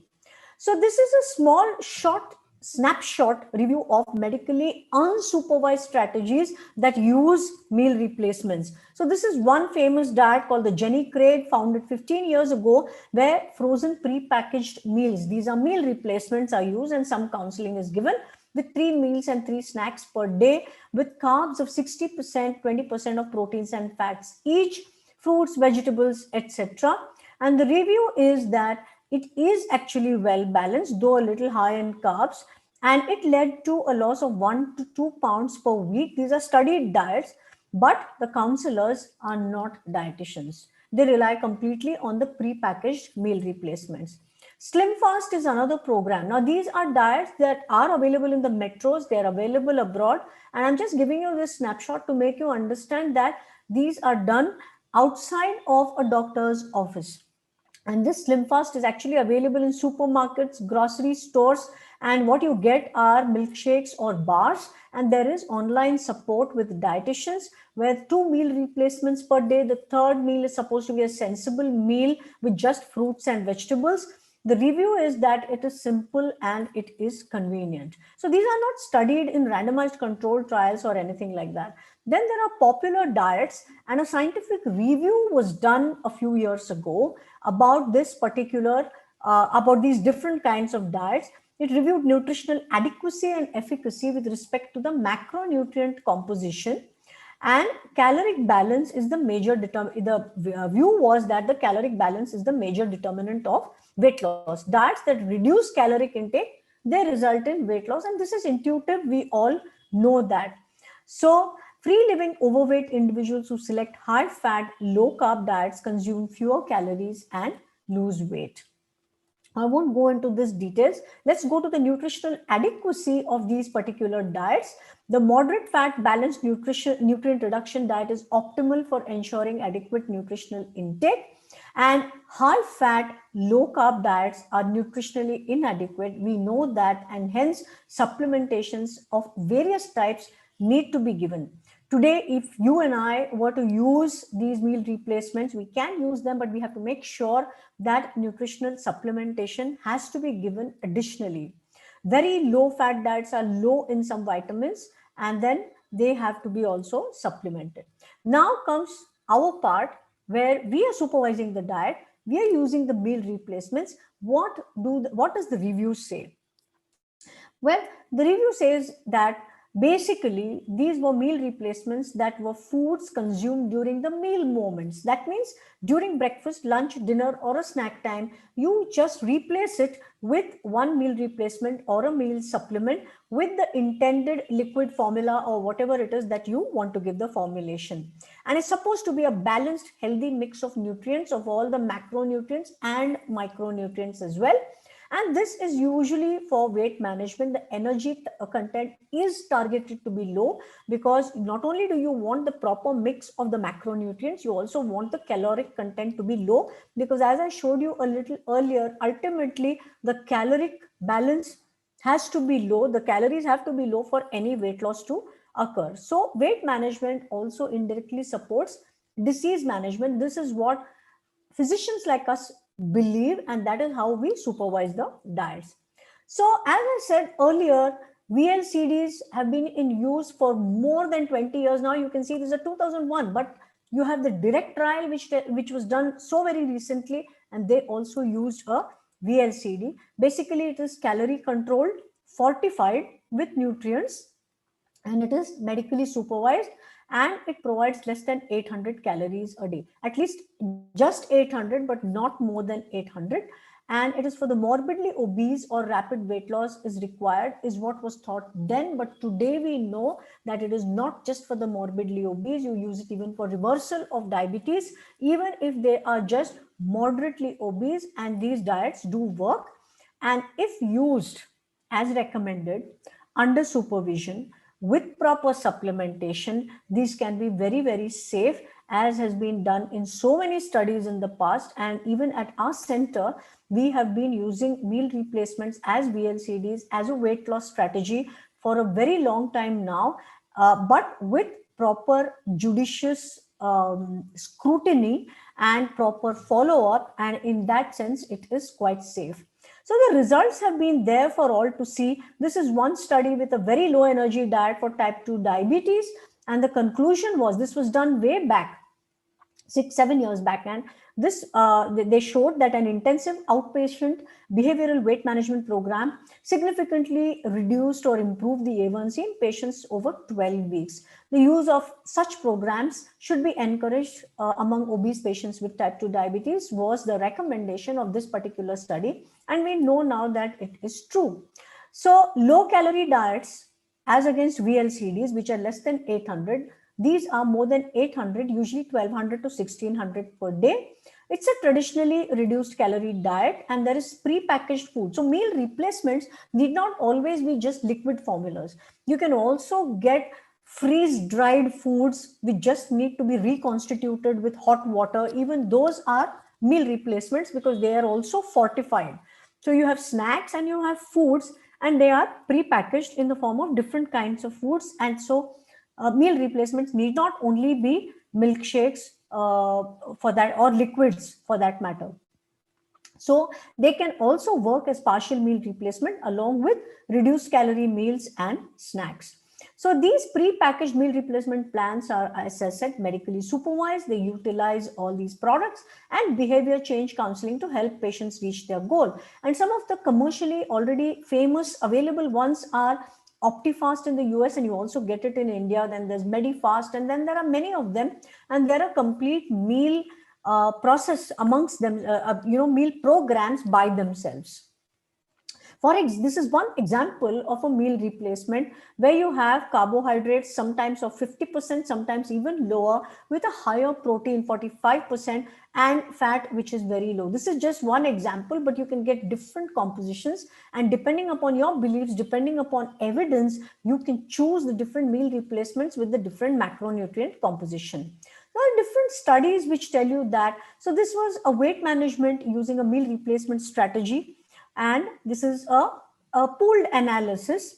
So a meal replacement plan is compared to a conventional low calorie diet, which means that the calories are the same, but one is pre-packaged and one is regular food, but with low calories. So commercially available formulae, they replace 1 or 2 meals, at least one meal of the day, significantly greater loss in the PMR plan and dropout rates for both. So all of this was well matched. There were no adverse events. And this study had given us good results. This is again another one which tells you that you get a greater weight reduction, reduction in blood pressure, A1C, and increase in HDL cholesterol, reduction in the dose of medicine if you have used meal replacements. Whey protein supplementation again improves body composition and cardiovascular risk factors. And this is again a meta-analysis. And the conclusion of it was it seems to improve body weight, total fat mass, some CVD risk factors, etc. So I won't go into this, but what is important is intentional weight loss in obese older adults is a risk factor for muscle loss and sarcopenia, and hence you might have to actually supplement protein and certain other vitamins so that you minimize the sarcopenia. So this is one of the latest, this is my last review. This is one of the latest systematic reviews and meta-analysis of the effectiveness of meal replacements for weight loss. This came out just last year, and they had 23 studies, almost 8,000 participants. And what they found at the end of it, and they pulled them into different groups, and what they found at the end of it was that programs which incorporated meal replacements led to greater weight loss at 1 year than comparator weight loss programs, and should be considered as a valid option for management of overweight and obesity. Lastly, the benefits are that they are an effective structured plan. Behavioral compliance is improved. We've seen that. It perhaps increases the nutrition knowledge, more regular meals and less snacks, and it's a well-defined alternative to calorie-dense foods, and portion control skills are automatically learned. For the first time in their lives, patients realize that they can really function very well with much less food than they had been consuming. Again, it is very convenient. There's ease of choice. Even when they're traveling, it is so easy to just carry that. So to conclude, some of the supervised programs can be used as part of long-term weight management strategies. Meal replacements and supplements are very good motivators and behavioral tools for weight loss. Their nutritional adequacy makes them indispensable in low-calorie diets and VLCDs, but they should always be used under supervision. Never allow your patients to do things on their own. They are not standalone. They don't contain any medicine. They must therefore be part of an overall weight reduction strategy and not as standalone advice. So thank you very much, and I'm willing to take any questions if you have them.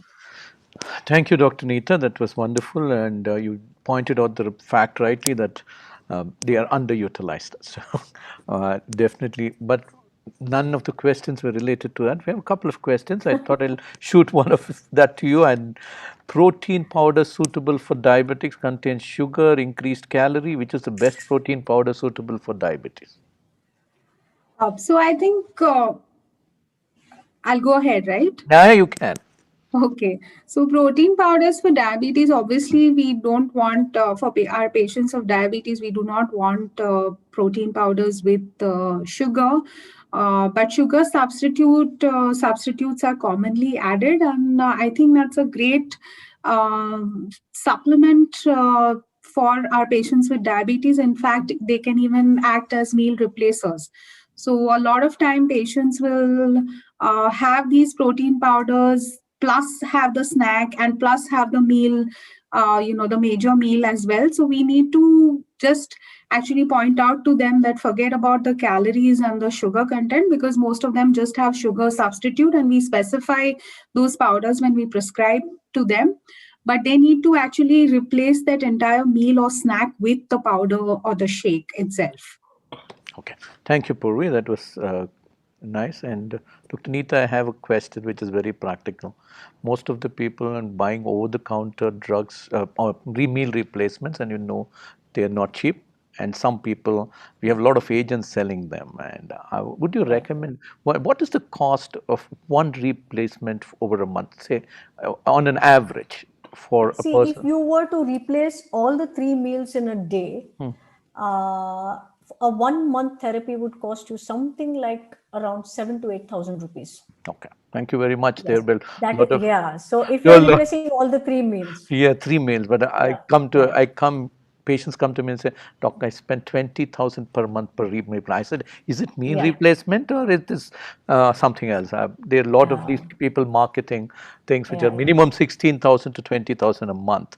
Thank you for that. That's They are the reason they are expensive is the protein extracts that are used in it. That process is expensive, and that is the reason that meal replacements are expensive. okay. Thank you, Dr. Neeta and Dr. Purvi. And we had a wonderful nutritional symposia. Thank you for being part of ADORE, and we all adore you very much. Thank you. And I hand over the mic to Bhavna for further proceedings. Thank you very much. It was nice having all of you Thank on you. board. Thank you. Thank you. Thank you so much. Thank you. Thank you, Dr. Sanjay. We've now come to the end of the Nutrition Symposia. In order to thank our sponsors, British Biologicals, we would like to play a short video for all of you.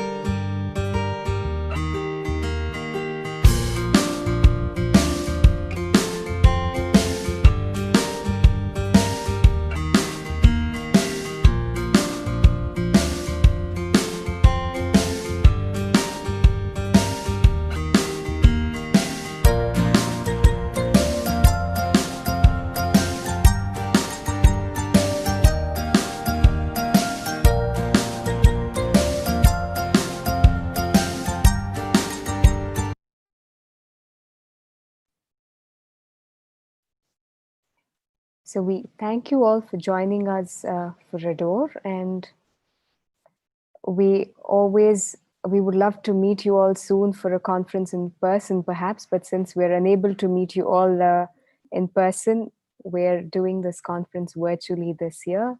In a normal event, we would have loved to see you all face to face, hang around, discuss, share thoughts, ideas around stalls, meet people from the pharma industry. And I think we all, as a part of the organizing committee, take this opportunity to thank all our sponsors who have stood by us to help us bring together ADORE for each and every one of you. In addition to this, I have a small other announcement to make that we will also be planning, we are already in the process of planning a Debate 2021, which will be in Chennai, an in-person meeting, and we're trying to make it a dual meeting. I'm not sure what the right term for that is, but it would have both virtual sessions and people coming in. That's going to be on February 27th and 28th. It's a hybrid meeting in Chennai, and we hope to see many of you there as well. So we'll have some exciting updates coming to you all soon in the form of mailers and SMSs regarding Debate 2021 from Primer. To thank the sponsors of our nutrition symposia, we have a small video that we would like to play for you. Sorry, it took us a while to get the video ready, and now my team is all set to play it for you guys. So over to you. Let's start the video.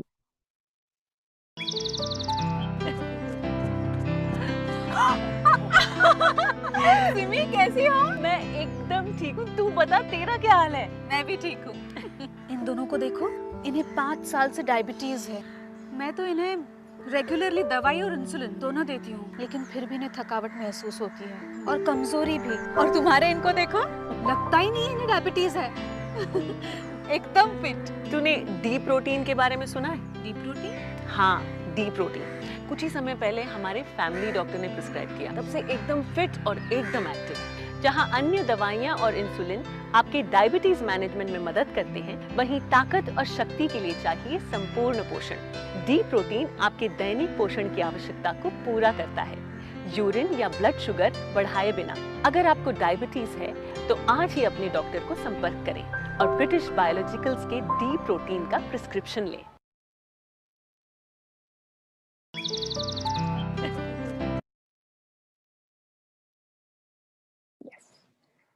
Thank you so much for your patience. So we now move on to the next scientific symposia for the day. We have Dr. Krishna Sheshadri joining us from Chennai, and I request Dr. Prasanna Kumar, who's a part of the organizing team for ADORE and consultant endocrinologist from CDEC Bangalore, to moderate the session. Over to you, sir. Thank you, Dr. Bhavana Susle. I would like to invite you, good afternoon everybody, for this session. And the speaker today is Dr. Krishna Sheshadri, who is an American board certified endocrinologist, and he runs Chennai Diabetes and Endocrine Clinic. Formerly was professor head of endocrinology at N.G. Ramchandran Medical College. He'll be talking about the metabolic inefficiency in diabetics as such, a very interesting and a new concept. Over to Dr. Krishna Sheshadri for his talk.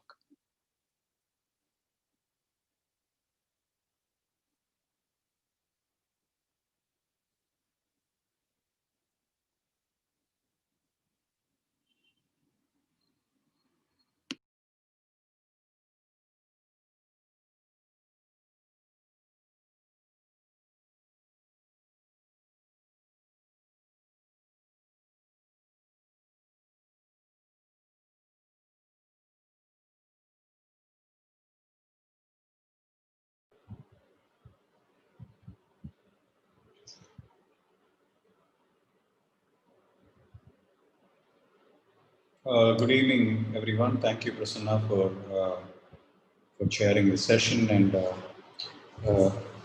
Arvind made a last-minute jump, and I was planning to talk about challenges to clinical practice, and I had it's an area that I worked for a while, looking at how big data, how disinformation and others change us. But this is equally interesting because I've been following this particular literature for a while. And please note, I have conflicts of interest, which include speaking on the radio. I want to take you back to something that we have probably forgotten in this last one decade of industry-sponsored CVOTs. We forgot that our original thing came from some of these pivotal studies, and all that we learned from this particular bunch of studies here, from the UKPDS to the VADT, is that if the time since diagnosis is more than a year, you never do too well if you don't get your sugars under control. In fact, I haven't added this particular study, but you must remember that there was a beautiful study that looked at data from the case of Permanente that showed that for each year after diagnosis, there is actually a worsening in microvascular and macrovascular outcomes. Amazing piece of information, because it sort of puts to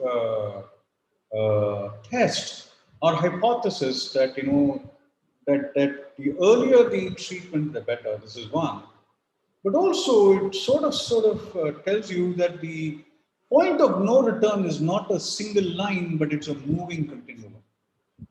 Let me start with the history of this particular thing. I'm sure Prasanna must have seen me put this slide umpteen number of times. This is from 2009. That looked at Donald Engerman and his group and talked about progression of incipient diabetic retinopathy during good glycemic control. And this was a very, very interesting study. And from this, we understood certain things, and we thought, and again, this was in its infancy because we didn't know too much about the epigenetics and the biosomes and the others, but it still sort of postulated that the increase in glucose actually caused problems in the mitochondria. That there was an increase in the ROS in the mitochondria, an increase in the PARP in the cytoplasm, and causing one of these many things that includes protein kinase C, NF-kappa B, polyol flux, and hexosamine flux.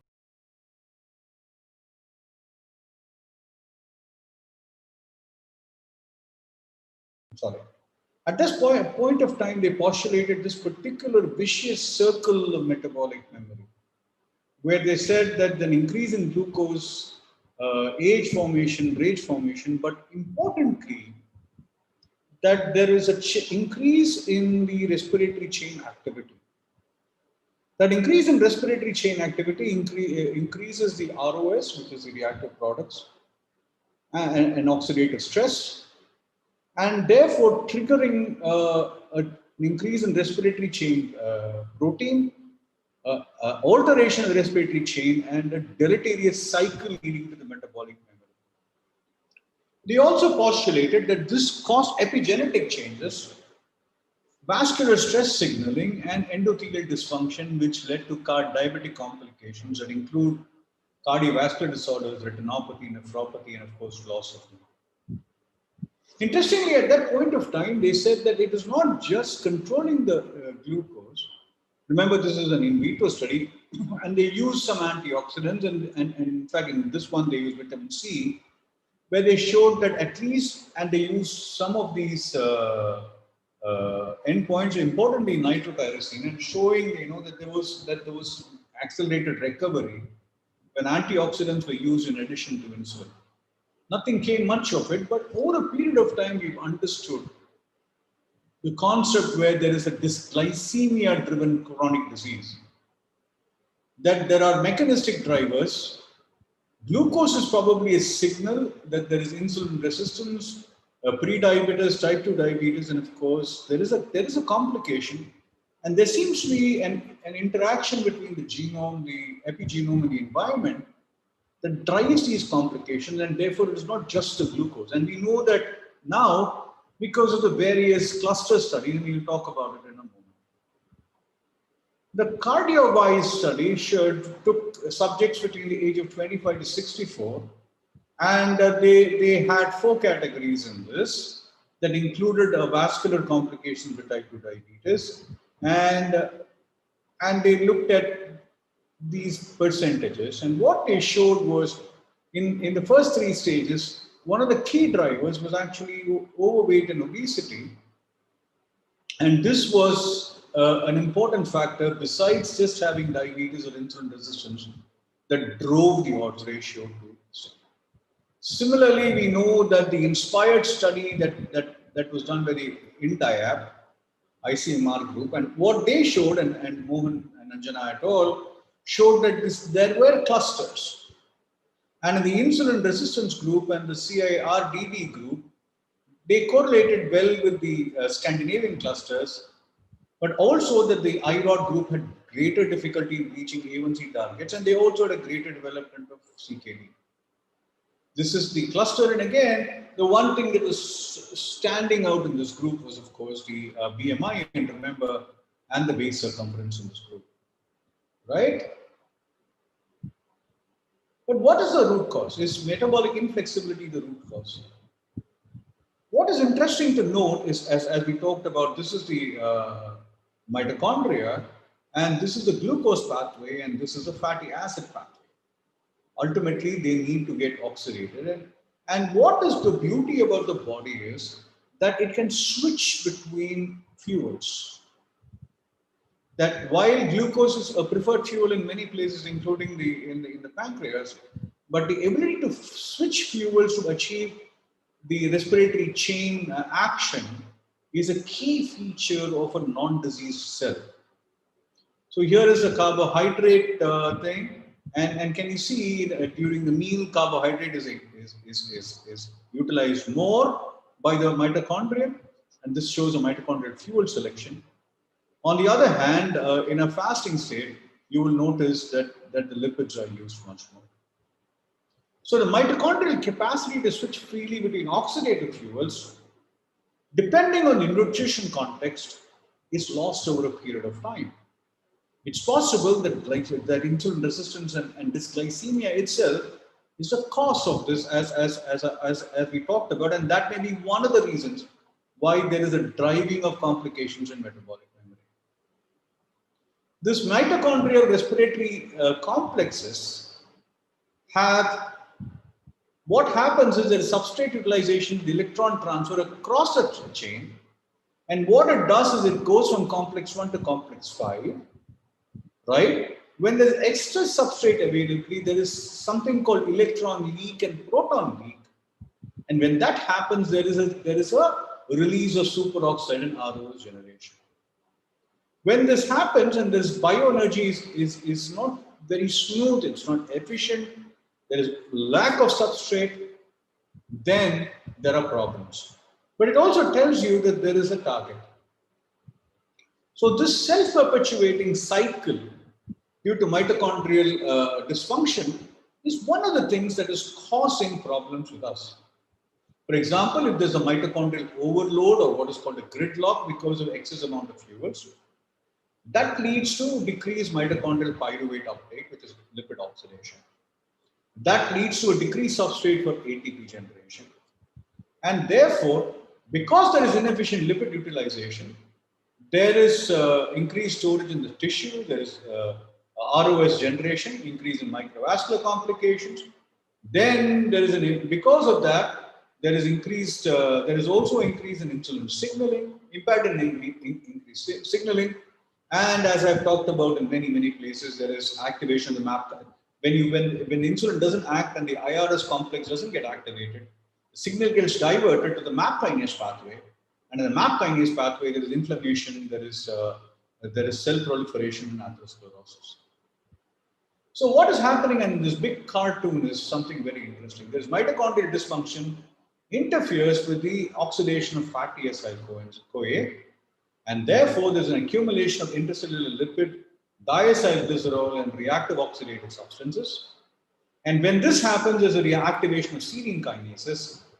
The serine kinase actually goes and autophosphorylates the IRS1, and therefore there is greater insulin resistance, reduction in insulin transduction, and this becomes, and because of that, GLUT4 doesn't go to the cell, and therefore glucose trafficking also comes from. So what metabolic inflexibility does is, along with mitochondrial dysfunction, perpetuates the insulin resistance and adds to the dyslipidemia, the dysglycemia, and the hypertension. The question is it present only in diabetes or obese individuals? The answer is probably not. There are some people who are healthy or who have type 2 diabetes but not obese, and each of these, and this is done through a euglycemic insulin clamp, that shows that there is a big difference in ATP synthesis between type 2 diabetes and normal lean people, irrespective of how obese they are. In addition, H2O2 production in mitochondria, it correlates strongly with insulin-stimulated glucose disposal. So clearly, what is happening is that there is a problem in the utilization of competing fuels and insulin resistance. And this was proven in several studies, including in vitro studies. And this concept is fairly interesting. It's my own take in this that this is also linked to what is happening in the beta cell. So in the beta cell, and people who have heard me talk about this again and again and again know my fascination with this molecule called FOXO.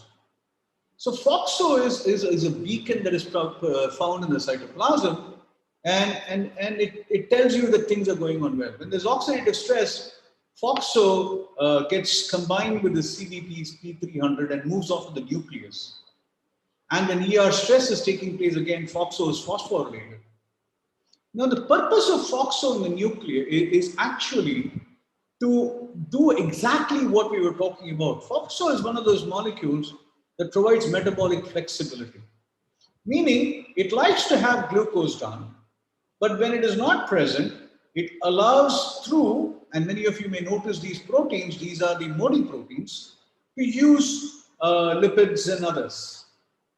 In the absence of FOXO, this efficiently does not occur. And of course, one of the consequences of FOXO going to the nucleus is ultimately the cell de-differentiates. But it's clear that FOXO does have a role in metabolic flexibility. I don't want to spend too much time on this. It's still a big concept, but is there a way to correct it? So the first thing, and right off from nucleus influence, one of the most important ways to reduce ROS stress is to reduce the nutrient overload. You can do a lipid, it reduces the lipid loading of adipose tissue, reduces energy expenditure, the ATP production remains unexplained. So caloric restriction and lifestyle modifications are the first. Unfortunately, none of the drugs today, or at least have been proven to actually work at the level of the mitochondria. People have talked about metformin working in the respiratory chain, and this needs to be amplified, but it may be one of the ways it works throughout the life cycle. It affects hepatic gluconeogenesis, but we don't know if it really affects this thing. Clearly, we need a drug in the space that works with metabolic inflexibility. There's so many things that have occurred: resveratrol, with lipid oxidants, with any number of vitamins, any number of oxidative reduction molecules. None of these have shown great promises, but there's a lot of work that needs to be done in this space simply because some of the tools that we have today were not present forever.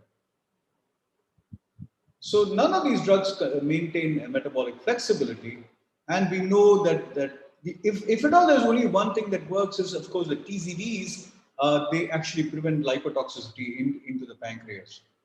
But however, none of the others are really useful in reversing the metabolic inflexibility that is occurring. Meaning that over a period of time, irrespective of the glucose interventions that you do, you're not able to reverse the action or the march of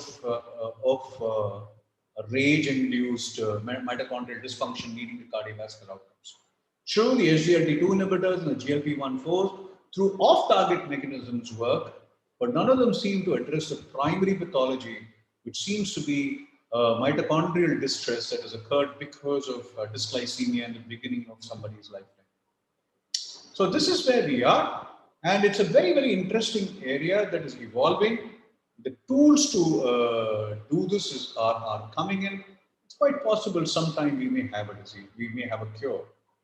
But till then, take care of diabetes early, make sure people lose weight, make sure that people eat hypocaloric diets and not indulge. So to summarize, this glycemia is a continuum and extends from insulin resistance all the way to complications. Metabolic flexibility describes an efficient switch in the metabolic fuel depending on physiological demand, and mitochondria play a role. I think it's a continuum from dysglycemia and some of the fuels that we're talking about and how we can alter them is one of the things that we would see over a period of time. Now that we have SGLT2 inhibitors, it sort of tells you that the fuels can be altered.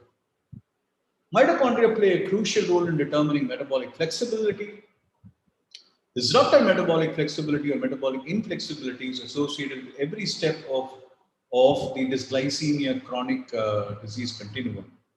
It's a challenge and it calls for a lot of research and new design. Again, it's sort of a very interesting, but although not an everyday topic, I'm grateful to Dr. Arvind for having thrown this last minute challenge at me. It's generally I who throw these kind of strange topics at people, but it's fun. It's so much fun to learn this. It's so much fun to share this information with all of you, and it's so much fun to meet all of you. And again, let me repeat Bhavna's saying that we are breaking the COVID barrier, meeting in person in Chennai in February. Welcome everyone, and thanks for this amazing opportunity. Thank you. Thank you, Dr. Krishna, for an excellent talk. As you said yourself, there are probably more questions than answers. At least you are given a pathway and understanding how metabolic inefficiency is probably leading to many complications. But still, the relationship between metabolic syndrome and then you see the insulin resistance and the role of mitochondria in causing the complication, because ultimately we are looking at preventing complication. Even way back we had two theories, the metabolic theory, genetic theory. Now metabolic theory can explain to some extent the complication, but it cannot. As you said, going into molecular level, maybe even going into the mitochondrial level, you said how this inefficiency occurs. Let us say metabolic syndrome. Metabolic syndrome or insulin resistance, whatever you call it, it's a conglomeration. I don't believe much in metabolic syndrome. It is nothing but 5-6 symptoms put together. There is nothing there. Let us take insulin resistance. Even from normal glucose tolerance, impaired glucose tolerance to diabetes, there is insulin resistance. And as Dr. Yasnik has shown in children who are born to mothers with malnutrition, as you said, nutrition and maybe the metabolic insufficiency or insulin resistance are related. As early as 1 or 2, 3, 4 years, in a child also insulin resistance starts increasing. Now, normal glucose tolerance becoming to the IGT is mostly because of insulin resistance, agree. From then onwards, from IGT to diabetes, if we see, insulin resistance is fixed. All the data show it is not going to exponentially go on increasing. So is there something that is going on apart from insulin resistance? Is it metabolic inefficiency, as you said, at cellular level, not just insulin resistance? And if so, what are those factors where we know how the change of fuel, carbohydrate is the first, then is lipids is taken, last is proteins when the fuel. Just like in a house, you don't have one fuel, you use others. What is the switchover of this? Though you explained at cellular level, in a gross one, at what critical point the changeover, because that is responsible for many complications. Let us say from carbohydrate to fat, fat to protein, how this switchover can occur and what are the things that are responsible? Are they really responsible for the macro, leave it, let us not worry about microvascular complications. Because everything might not have been, but whatever you have read and you have also worked on FOXO, what is your hypothesis in that? So I think there is to put this in a big picture. I think there is some degree of pre-programming that is already occurring.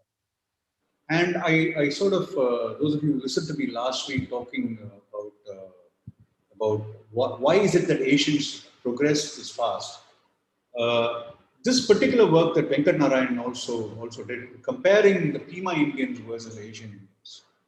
Right? We have higher IFG, we have greater beta cell dysfunction, and we have probably and there are several people who look at the past and see why is it that we are programmed this way, and this may be at an epigenetic mitochondrial level that is influencing the mitochondrial at the mitochondrial ability to handle. Why do we know that? One is, I think, the muscle mass and the ability of the muscle to handle glucose and lipids and proteins is different. And clearly that is a mitochondrial issue. And it's possible that from the Mesozoic area, when Indians have transferred from carnivorous and meat eaters to an agrarian economy, this ability to, when the preference for carbohydrates and agrarian systems have come, there has been a progressive change in the way we've handled at a mitochondrial level proteins. And when processed food and when there's a change from an isocaloric for that generation to a hypercaloric for a generation occurs very quickly, I think the mitochondria have not adapted to handle the switch. More than protein and fat and carbohydrate, I think it is simply the amount of food that matters. So it is not just the macronutrient. I think they still are able to switch, but it is just a nutrient load that overwhelms the system. And that is why hypercaloric diets have been traditionally been shown to not only reverse diabetes, but to reverse mitochondrial dysfunction. So this, while we talk about carbs shifting to protein to lipids, I believe that contribution is only secondary to the actual caloric intake that is happening. If you look at India itself from 50 years ago today, the protein, the portion sizes are much, much higher. The carbs may have remained the same. It's actually the same, but it's the portion sizes that have become very high. So I think one of the issue is that there are a whole bunch of things, but I think one of them is program, that we have been programmed. And remember, and why is it that it's us and not, let's say, the Americans or others? Simply because as an agrarian economy, we have existed much longer than any other civilization. We are an unbroken 2,500 to 3,000 year agrarian civilization. So it means we have been sedentary for a longer period of time. We have not required to go and hunt every day for a longer period of time. We have not required the use of our muscles for a longer period of time. So these epigenetic imprintings, I think, are probably the basis. And you know, an accelerated version of that is what Dr. Yagnik has shown in the newborn. As they say, ontogeny replicates phylogeny. I think the entire history is replicated in a child which is being born. It's just absolutely fascinating. I wish we had a panel and a few more experts to just discuss this rather than a talk. But there are multiple. So each of this can be looked at. And of course, FOXO is a beacon. FOXO is an amazing molecule because we still haven't understood it, but it works at the liver, it works at the thing. I was looking at it, whether it works in circadian rhythms. It probably does not in that way. But what FOXO is doing is, it is using the HNF proteins to moderate this flexibility that you talked about. Whether you know I should use carbs, whether you use protein. But what FOXO does is, after a point of time, when you see that the calories are just pushing in, at some point of time it gets exhausted. And I think that is when the system's mitochondrial dysfunction becomes completely irreversible. That's by the way, that there is no data to support it. That's just my hypothesis based on what I have read so far. But this is just amazing, and thanks for this wonderful question. I agree, because as you said, reversal of diabetes, you see, the calorie intake was 850 calories in direct study. There were some studies we went up to even 650 calories. And as you said, major thing, they said carbohydrate should be less than 27 to 30 grams per day. That's what they decreased mostly putting in. But I still feel, okay, the whole switching mechanism is there. I think in a normal person, and there is a mechanism where everything is intact, metabolic efficiency is there. But there is somewhere why this metabolic efficiency becomes inefficient to a point of no return. What is that point of return? We don't know. What is that? Probably the critical thing which decides whether it's FOXO is the one or something else. Maybe there's something may be going wrong in the mitochondria. That may be, forget about complication, that may be responsible for switchover. And probably that whole feedback mechanism of energy, probably utilization goes wrong. Once it does, probably it's a point of no return. But what stimulates that change? What is it that change that happens? It is not something like overnight it happens. It must be years and years of that. What is that factor that triggers? We have no answer for it. But also what I feel is that there is no on and off. And as our glycemia, see, there was a time when we thought, you know, maybe 5 years, 7 years, 8 years.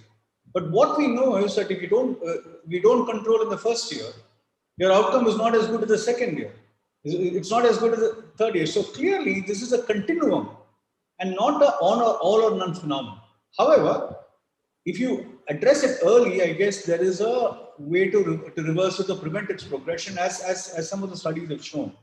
But I think it is not an all or none phenomenon, but actually a critical mass phenomenon where things are occurring, but you're noticing it after critical mass. So the changes have already occurred, you're noticing it after critical mass. Some people may be more predisposed to it because of genetic and epigenetic imprinting. Some people, it may not even be valued because this balance between the genetics and the epigenetic and the environment is not occurring. So these are the lucky people.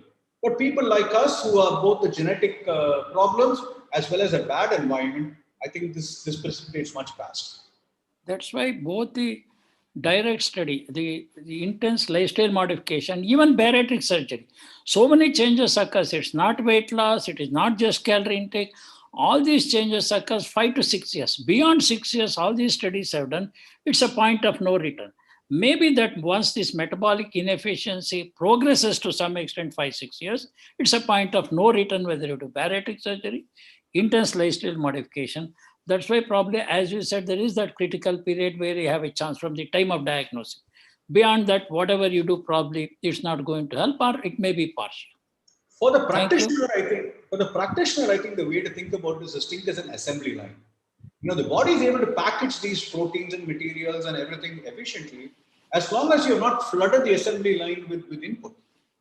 Once you hasten the assembly line, they're going to package it inefficiently, and that's where the problem starts. The simplest way is reduce the input, and it'll at least not overload the assembly line. Thank you, Dr. Krishna, for a wonderful session. Something it's really educated learning for all of us, and hopefully in next few years we'll be much more wiser than what we are today in metabolic inefficiency. Over to Dr. Bhavana Sosle for the next topic. Thank you. Thank you so much. We have a short presentation to play for all of you.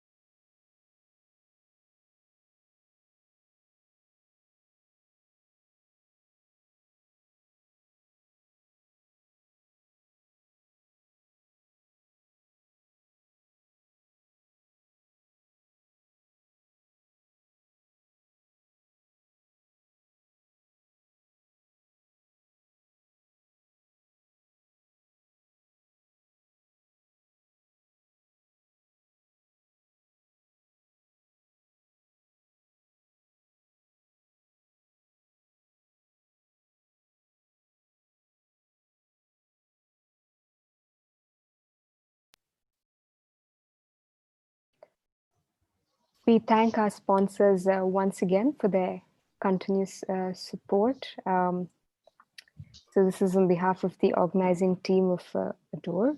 So thank you, Dr. Prasanna and Dr. Krishna, for talking to us about metabolic inflexibility. So I think that motivates us to continue our calorie-restricted diets.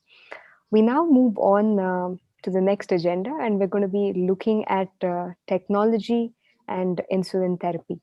So we're going to have a couple of talks and debates lined up. I request Dr. Arvind to moderate this session, and Dr. Shashank Joshi will be joining us shortly. Thank you, Dr. Bhavna, and welcome, Dr. Jyotidev. I think Dr. Shashank has not yet joined. Probably he's been a little busy, so I will take over the moderation. Well, there are 736 million users of smartphone in India. And there's a huge number of people who are also trying to come out with apps.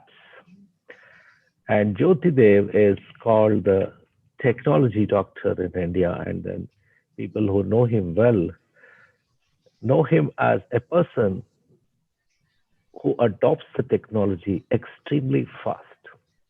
He stays in Trivandrum and everybody knows him. He's the chairman of Jyotidev's Diabetic Research Center in Trivandrum. He's been in the field of diabetology for almost 3 decades, I should say. Takes to technology like a fish taking to water. And that's why he's also in God's own country, Trivandrum. He's been a good friend and takes very active role in the technology symposia, very active in ATTD conferences, American Diabetic Association conferences, and EASD. Now, he will basically be talking about the role of digital therapeutics in basal insulin initiation and intensification. There was a lot of problems starting the basal insulin. When once glargine was made available in 2003, it became very easy for the doctors to actually initiate insulin. Of course, there were questions about intensification, teaching patients, educating our patients, and so on and so forth. So without wasting too much of time, I request Dr. Jyoti Dev to start his talk on the role of digital therapeutics in basal insulin initiation and intensification. Over to you, Jyoti. Thank you. It's a pleasure for me to be back at ADORE. And thank you very much, Arvindji, for the kind words of introduction. And hello to Krishna over there. And I'm very glad that this is a very important topic and you have dedicated almost 1 hour for this. And this lecture is going to be followed by a debate. And very delighted to speak on a new topic. And I believe that this is the first time this topic is going to be introduced in India. And this is something like a launch for this new product. And thank you very much for this opportunity. And let me begin and let me start sharing the slides. And this is the title which is given to me as introduced by Arvindji on the role of digital therapeutics in basal insulin initiation and titration. So what you see over there is the picture of India. And this is something known to all of you. We now, according to the IDF Atlas 2019, we have close to 78 million subjects with diabetes. Half of them even doesn't know they have diabetes. And if you look at the prevalence of diabetes, it is on an average 10.4%. But you know, in the south of India, it's much higher. And there are half a dozen publications and studies from Kerala documenting more than 20 to 22% prevalence of diabetes in our state. If somebody is asking me the definition of diabetes, this is the definition I would like to give, especially to the policymakers. Diabetes can be defined as the largest contributor to mortality, with more than 1 million estimated deaths, directly and indirectly attributed to diabetes and its consequences. And this is the most reliable definition for diabetes. The largest contributor to mortality.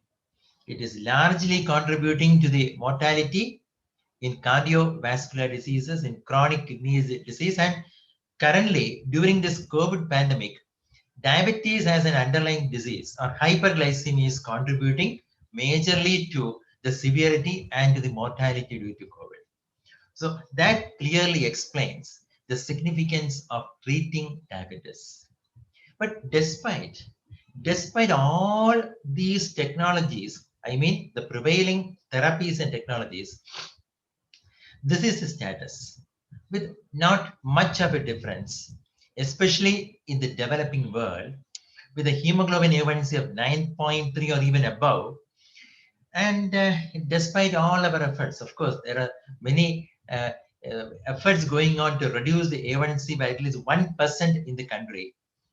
And though insulin is started, basal insulin is the recommended insulin to initiate therapy with. But even after starting insulin, majority of the patients are not receiving an intensification of insulin. They don't receive an escalation of the therapy. And hemoglobin A1C remains high. And we are all gearing up for the centenary celebration of insulin. And what about the use of insulin? It is still underused. With more than 99 years of use of insulin, it is still underused in major parts of the country. And if you look at the studies, and these are data on the use of insulin and when it is started. For me, insulin is like a vaccine. And for most of us and most of the doctors listening to this very special event, you know, insulin is a product, is a formulation meant for preventing the complications of diabetes. But if you look at the data from South Asia, insulin is started in patients with 94% of them already having complications due to diabetes. And the rest of them having cardiovascular, most of them having chronic kidney disease, 22% already having eye problems, and 29% having neuropathy. The situation is not the same everywhere, but similar in most parts of the world. Insulin, despite its presence for more than 99 years, is not utilized properly. Despite the fact it is a time-tested medication, it is the most effective glucose lowering agent with least side effects. Why then this inertia? Why? Why then this inertia is due to multiple reasons. If you look at a developed nation, this is Cleveland Clinic, a data over 10 years. And if you focus on this fourth group, and that is with the hemoglobin A1C, the index hemoglobin A1C more than or equal to 9%, 44.4% of those patients on a combination oral therapy, despite a high A1C, hasn't received any treatment intensification. So if you look at the entire group of those patients with the index hemoglobin A1C more than 7%, 2/3 of them haven't received any treatment intensification, and that is so critical. Despite a hemoglobin A1C more than 7%, even in the best of the hospitals in the world, majority of the patients are not receiving a treatment intensification. What could be the reason? And there are many other centers and studies, and this is another one, patients on basal insulin and oral agents. The median time is almost 4 years from the start of insulin until intensification. And in this study, incorporating more than almost 12,000 patients, only 36% had treatment intensification during the period of the study. And these are not surprising, stunning statistics. Another one from an upper middle income country. The clinical inertia prevalence ranged from 56 to 78.5% at different time points of insulin therapy from first 2 years and long term. And this is a baseline at 1 year and at 2 years after insulin initiation. And the prevalence of clinical inertia 65.8, 62, and 58 respectively. So these data clearly, very, very clearly explains the prevalence of clinical inertia in initiating, not only initiating, even after starting insulin, insulin is not properly titrated. It is not increased in the dosages are not increased based on the monitored glucose values, and the A1C remained high. So this knowledge of hemoglobin A1C remaining 7 or above, resulting in complications of diabetes, this fact is known to everybody now. It's known to even a layman. It's known to even a high school student that if A1C remains above 7 for a longer period of time, almost all those patients are going to develop all these costly, very disabling complications of diabetes. Then what could be the reason? Why are we not able to bring down the A1C despite the availability of biosimilar insulins, despite the availability of low-cost insulins? The barriers in insulin inertia, which is known to everybody. You have the barriers, we don't have the time, and there is lack of support from the hospital, from the nursing staff. Even the IDF this year for the World Diabetes Day, the theme of nurses makes the difference in diabetes. And these are one of those reasons. And the unmet need of the patients, lack of awareness of our patients of poor glycemic control, and they don't follow up regularly. They might be started on insulin and they will leave us. They won't come back for a titration. Poor communication of those patients with the physicians. And our patients are worried about too many medications. So there are multiple reasons. And how can you overcome? If the A1C remains high, if millions of our patients are developing complications due to diabetes, If we are unable to do this, if doctors, the healthcare providers are unable to do this, if we are unable to bring down the hemoglobin A1C and help our patients, the reasons could be multiple, but if we are unable, then the technology is going to do this. The technology is going to assist us and our patients, and that is the need of the hour. The need of the hour will be the launch of digital diabetes technologies to automatically collect the information, transfer them, and then interpret the relevant diabetes data in ways that facilitate for informed decision making. So the data should be collected and interpreted, and it should be used for informed therapy decisions. So when I say virtual consultations and the use of digital therapeutics, let me briefly go through the evidence from India. So we initiated telemedicine technologies and SSMBG way back in the year 1997. So that was the start of virtual diabetes consultations. And during these COVID times, we were having those telemedicine video consultations where we were sharing the data of patients over the internet over several years and sometimes decades. And this is one example of how the hemoglobin A1C could be maintained even below 7% over many years with minimal dosages of medications. And this subject has been started on glargine way back in 2008, and she is still on 8 units of glargine per day. Digital therapeutics drastically reduces the cost of diabetes care, and it increases the chances of almost all the patients reaching and sustaining the goals of therapy.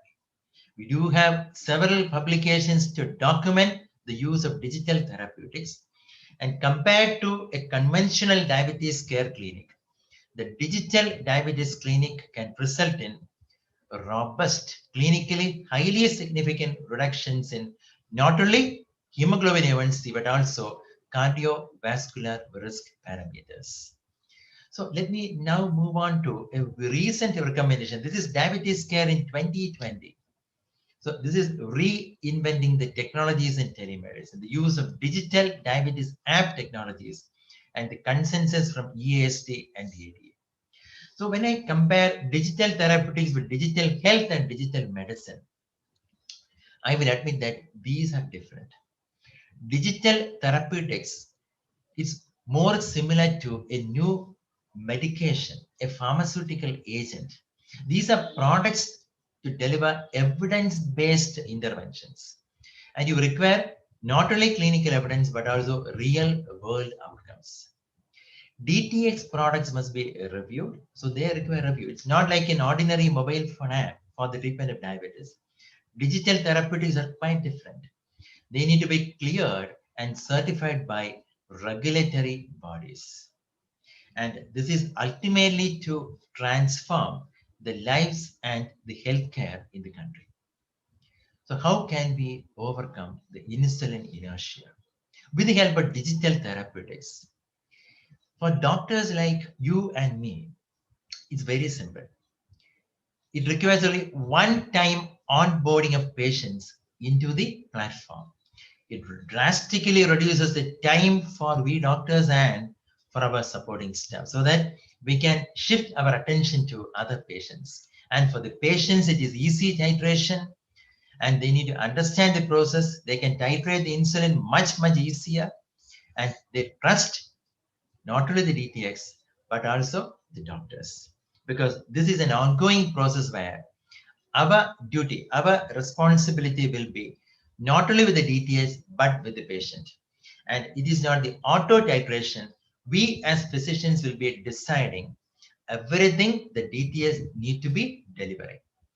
And let me now move on to the discussion of the day. And this is what I'm going to discuss today. Insulia, the new platform, which is going to be launched in India. What is special about Insulia as a diabetes management companion? Insulia as a digital therapeutic platform is a US FDA approved product for basal insulin titration. And the recommendations are solely based on prescription which is delivered by the healthcare professional. So it's not an independent app. It is not a consumer app. It is prescribed by the doctor. It provides recommendations based on glucose data, the insulin data, and other events. And the healthcare professionals can monitor the progress using the portal and using the web portal. So these are the main diabetes measures, and all the data which is shared between us, it is through the internet connection. Remember, it is using a very unique and a robust algorithm to calculate the basal insulin.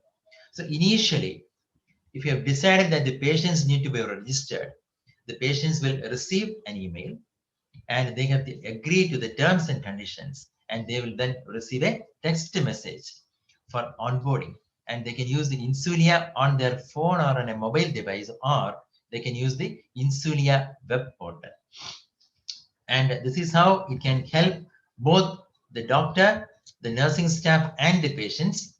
For the patients, they can have the educational messages, they can use the calculator, they can have the secure logging, storage, and sharing of the data. And for the healthcare provider as well, it will generate reports and graphs, and in addition, the notifications. So these are the notifications on hypo, hyper, dose recommendations, and if the patients are inactive, then again, you will get a notifications. And these are on the data on remote monitoring. If the patient is on goal, then there is no change which is required for the dosages of insulin. If it is increasing, then it automatically recommends increasing the dose of insulin. And the insulin dose is adjusted every 3 days. So now the question is, where is the evidence?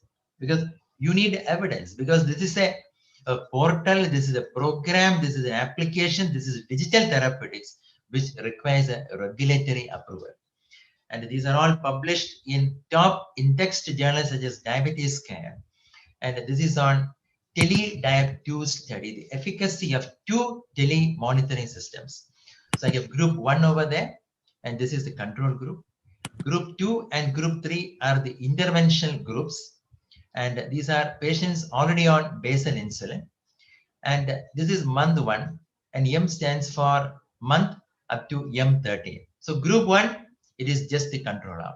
And for group 2 and for group 3, initially for 1 month, there are weekly phone consultations and then bi-monthly phone consultations. But for group 3, there is DiaBO-BI with short telephone consultations and face-to-face visits at M13. This is for all the groups at M13. And they have also used the IVRS and short telephone consultations in group 2. So the main intervention and a prolonged intervention has been carried out in group 3 until month 12. And this included monthly phone consultations along with the use of the platform.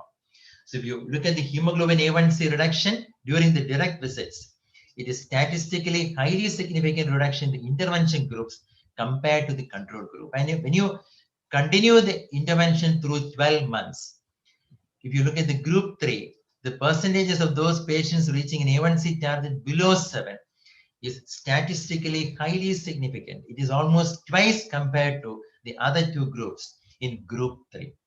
And this is the evidence. And this is the robust evidence of this digital therapeutic system. This is a very busy slide. And I'm going to conclude with the next 2 slides. And this is the future. And the future is already there.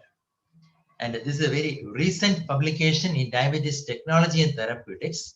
And this was an ATTD panel recommendation on how a digital clinic should look like.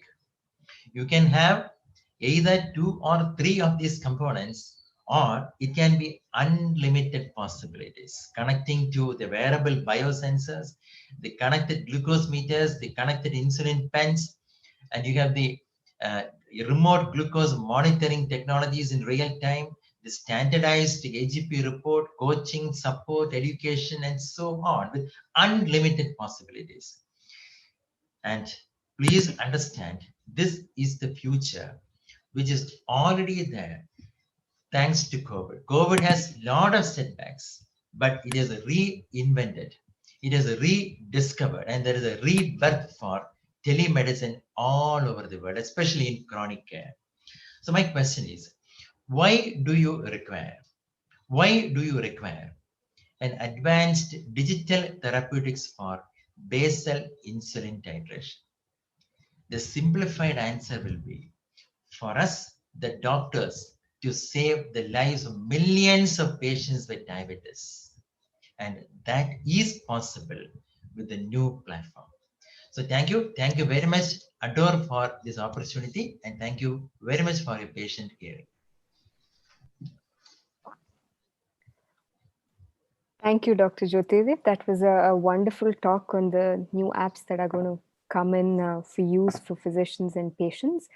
As you, I'm sure, know and you've used, there have been these insulin titration apps for basal insulin, even by other insulin manufacturing companies. What is your experience with apps that you've used so far that are already available, and how have patients taken to them? Okay, that is a good question. All of us have been using some of these apps for insulin titration. Number one, the experience has been slightly disappointing because the patients were not using properly despite training them. And the reasons could be multiple. And once the titration is over, I have always felt that unless and until there is an incentive to continue using an app, majority, more than 95 to 99% of the patients, they stop using an app. And there are a couple of very, very successful diabetes apps. I don't want to name them, but I can name the most successful diabetes app in the world that is used by 2 million patients all over the world. And that is My Sugar. Because My Sugar has everything in it. But there are certain incentives to continue using the app, such as free glucometer strips, and then some exercise tips, coaching. But the discussion that we currently had is on a FDA approved app, which also included a web platform. So this is an entirely different product. So I have discussed about digital therapeutics and the differences from the others. So this is a product which requires a regulatory approval. And this is almost similar to using a new drug.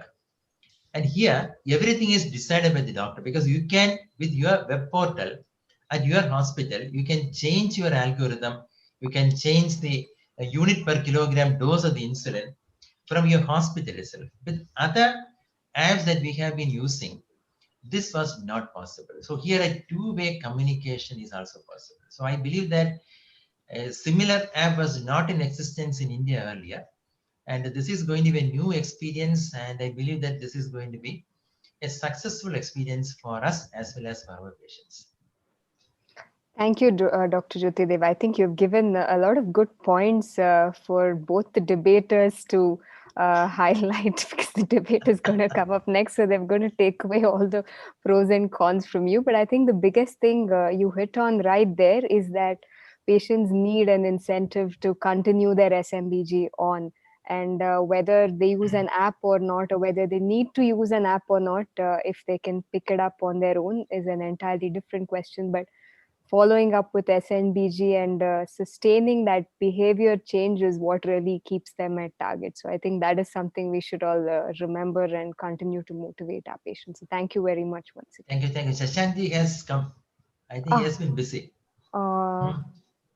Yes, Dr. Shashank Joshi has just joined us. So good evening, Dr. Shashank. You're just in time for the debate.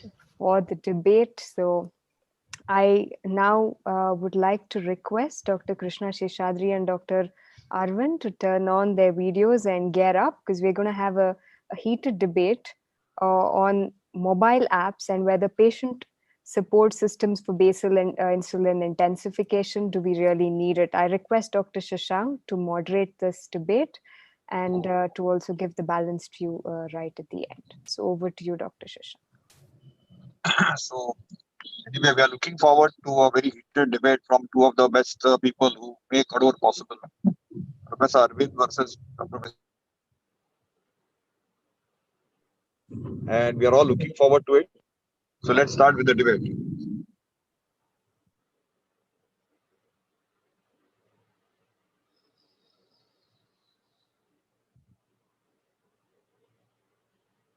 So Krishna goes first, right? Yeah, I do. Thank you. My screen visible?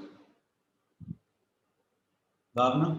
Yes, yes, visible. Okay, it's very interesting. And so it's when you look at a product that is in its infancy, when you look at a technology that is in its infancy, it's very difficult to say whether it is it'll last a lifetime or not, because these by definition are short cycle products, because they will be replaced over a period of time with bigger, better, easier products.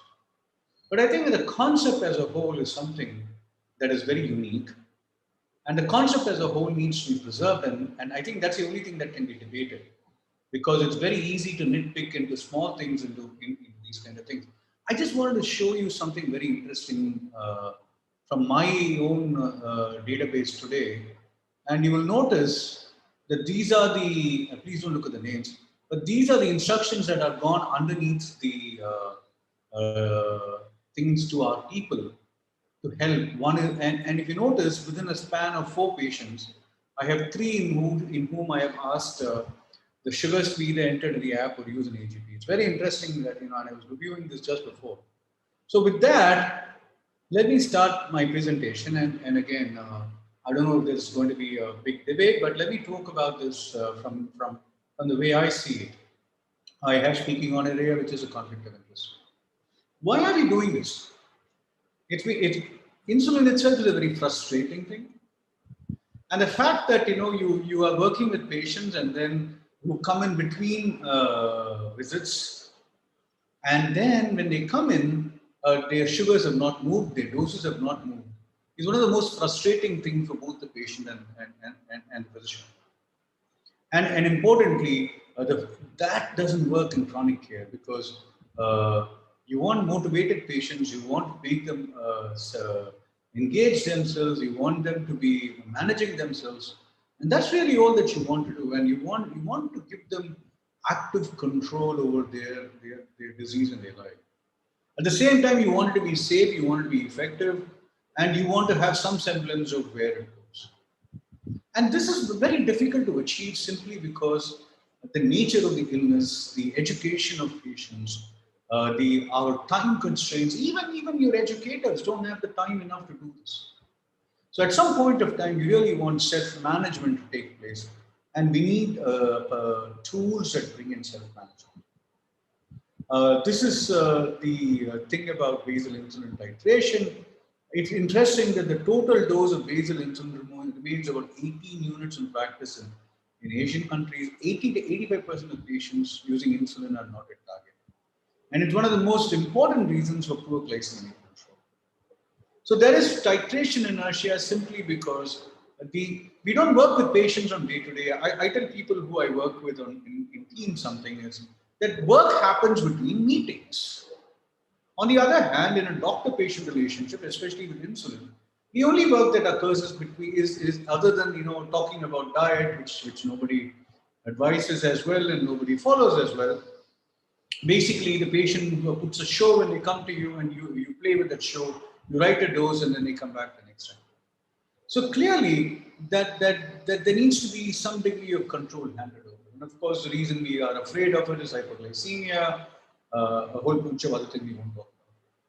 I spent some time with a group doing this, trying to create how to titrate, but and that's really not the way I wanted to took this thing, but it gave me a good idea of where we need to go. So the question is, can a physician-guided, patient-led self-titration of insulin work? Remember, we've gotten far more than that. And really the steps are, you want to consider the patient's ability and motivate to self-titrate, and then use simple algorithms. And you can actually work with patients, give them scenarios of how to do it. But what has been the deal breaker in this, and what has been the game changer in this, is the availability of being able to do this on an app, and while at the same time monitoring. Now we have a glucometer that connects to the phone, and the phone has an algorithm that is built in, and of course an alert can go to the physician. And as I will talk to you, the big issue is actually feeding it back into the EHR. And I think Jyoti Dev already talked about the word digital therapeutics, where there is a product that has been demonstrated clinically meaningful outcome. That's really what a digital therapeutics is. And in the past, our issue has always been that the FDA and the EMA have not really gotten it. Now the CE mark and the FO1K, I think the FDA is actively in it, and this space, which is not just a health app or a nutrition app, but an actual titration intervention app. We have a number of products that have come into the space that have gotten the FDA approval. So clearly, the FDA at least thinks that there's a future for these kind of titration apps. Remember that the overall quality of health apps are very different. So if you remember all the diabetes apps, the billions that are present, about 20% of them have insulin calculators. Very few of them even have, they're just education apps. And the reason that we all talk badly about apps is simply because if you look at this in 2016, there were 500,000 apps, 3,300 articles, but only 23 in which there was primary invention and 10 relevant to diabetes. This number has increased. In 2018, 11 RCTs, and they showed about modest improvements in A1C. Clearly, the data in this space needs to be much more, correct? And the big issue has always been in the information, the app quality score and app subjective score. But since the involvement of the FDA and the FO1K, 501K, and the EMA with the EC mark, this thing has changed. Clearly, one of the issues is, will physicians take part in this app? Remember that Arvind and I and even Shashank, we are very, very technology oriented, but remember that we are still 20 years out of medical school. The ones who are coming in and who are already for whom their thumbs are large enough or small enough or dexterous enough to be using a phone and are using an EMR and are interested in social media, for them, this makes a huge difference. Younger and female physicians also look to tools to help reduce burnout, improve the patient-physician relationship, increase adherence, and for them, the stakes are very, very high. So for them, these digital tools are already in place, and they're looking at this as a way of improving their practices. Jyoti talked about it. There is some evidence that is building up. Remember, these are small studies, these are this thing, but clearly the combination of ability to self-titrate, the combination of using, for example, Dr. Ramchandran showed adherence as an improvement with SMS-based technology. So clearly a digital engagement, irrespective of the apps and despite the presence of an app fatigue, actually helps. How do these apps empower patients to reach the therapeutic goals? The doctor can prescribe a basal insulin, they can personalize rules. Then the beauty of this is getting the access back. Unfortunately, at this point of time, these seem to be proprietary and they don't connect to patient EHRs, but that is going away. You can recommend the doses, your secretary can recommend the doses, but interestingly, the dosing algorithms, machine learning is probably getting even better than us. It can factor in other things than just a population-based dosing. It can look at the patient's own past history and say, how does a patient respond to insulin? It can predict what the next glucose is, and this is where these dosing apps are going. At this point of time, we've only had great success with basal dosing apps, but there are a couple of bolus dosing apps also. So this closed loop information, where the information is stored in the cloud, as the Insulia is one, where a patient can actually work with both a smartphone or a tablet application. And of course, you have a glucometer, it can actually pull it into the app and then it goes to the website where your office can take a look at it, or you can take a look at it. At the same time, the titration is also there. This is Insulia. It has a companion Android, iOS, or web-based app. There's a doctor's prescription. There are patient metrics. There's a data. There's remote monitoring that takes place. And clearly, the safety has been reviewed by the FDA and CE. So while this was a problem a few years ago, I think slowly we've emerged out of this. And I think it's really important for us to incubate this kind of technology and protect it so that, our patients get better and better at this. And as Jyoti was talking about, I think this COVID has made such a huge difference for us. So these are the ones that the FDA has talked about. These are the ones that have been listening, and of course, some data that is there. I just thought I'd show you something that we don't use the Insulia app. It's not yet in, but can you see that one of the challenges has always been that the patient's doing it, but we don't know about it. But what we did in our own EMR is to pull it back into the EMR. So they enter the glucose in the app, and it can even pull it from one or two stuff. And you can see as the patient is self-titrating, we are able to get in, including things like time and range. One of the things that has always happened is when patients monitor, they check their glucoses, they bring it on a paper to the doctor, and he doesn't even look at it. But when you see it, when you act it, the doctor engages in it, the patient gets motivated to control it. And remember, this is what we are here for. So to put that thing back in perspective, one of the key things is to putting the moving parts together. And this is starting to happen. For example, this is with Dexcom, this is with Apple, and of course, Epic in the US is now being able to do this. And as I said, our own clinic app is able to pull up some data. In fact, we are working with a company called WatchRx, which is able to actually the patient is able to look at adherence and say, look, I have taken the dose. And then it comes back and saying, as a patient taken the dose, what are the percentage adherence and why is the glucose up and down? It's not just fancy stuff. I think people look at it as just fancy things that, that are expensive, that patients will lose fatigue, that will not work. The truth is an engaged doctor and an engaged patient can work. It may not work in everyone, but it is one more tool in our hand to help patients. And I think the most important, it's like having people drive a bicycle.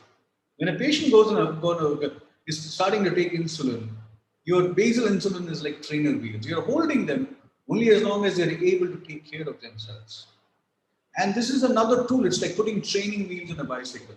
I don't expect the basal insulin app to be necessary for a long time, but it's there for the patient who wasn't able to understand it all the time.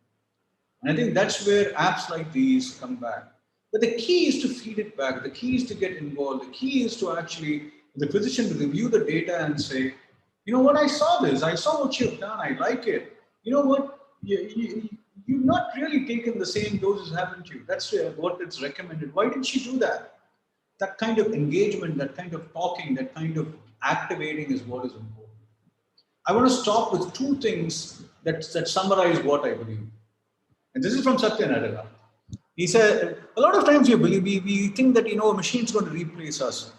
When I was doing this Delphi consensus, one of the interesting things was about the app was people were worried that patients won't come back to them. I believe the other way around. And exactly what Satya Nadella says. I believe that in a world will have abundance of artificial intelligence. But what will be scarce is real intelligence and human qualities like empathy. You know what? Why? You know what? You didn't take your sugars for insulin for a few days. Was something happen? Why isn't your wife with you today? Is something going wrong? I think he nailed it. I think great innovation comes from the empathy you have for the problems you want to solve for people. We have patients who are being locked away for a while. Their insulins are the same. Their sugars are the same. They're struggling. These kind of innovations help them grow. And putting them into this and saying, you know what, do it. I'm there to support you is probably more important than saying I'm God and you need to follow me. Lastly, this is a prayer. May our philosophies keep pace with our technologies. May our compassion keep pace with our powers. May love, not fear, be the engine of change. You're going to hear from Dr. Arvind, who's going to put the fear of death into you about all these apps. But the truth is, I know in his own mind, as a very, very kind physician, he knows the greatest part of being a doctor is to empower patients. And that's really what apps like these do. Thank you so much. Thank you, Krishna, for setting the right stage in this digital diabetes panorama. And COVID is unique. It has led to an explosion of telemedicine, telehealth, telediabetology. And Arvind is now going to put a human face to technology. And he's going to say that the Homo sapien race will always have one-upmanship on machine learning. Arvind. Thank you. Thank you, Shashank. I will just share the slides.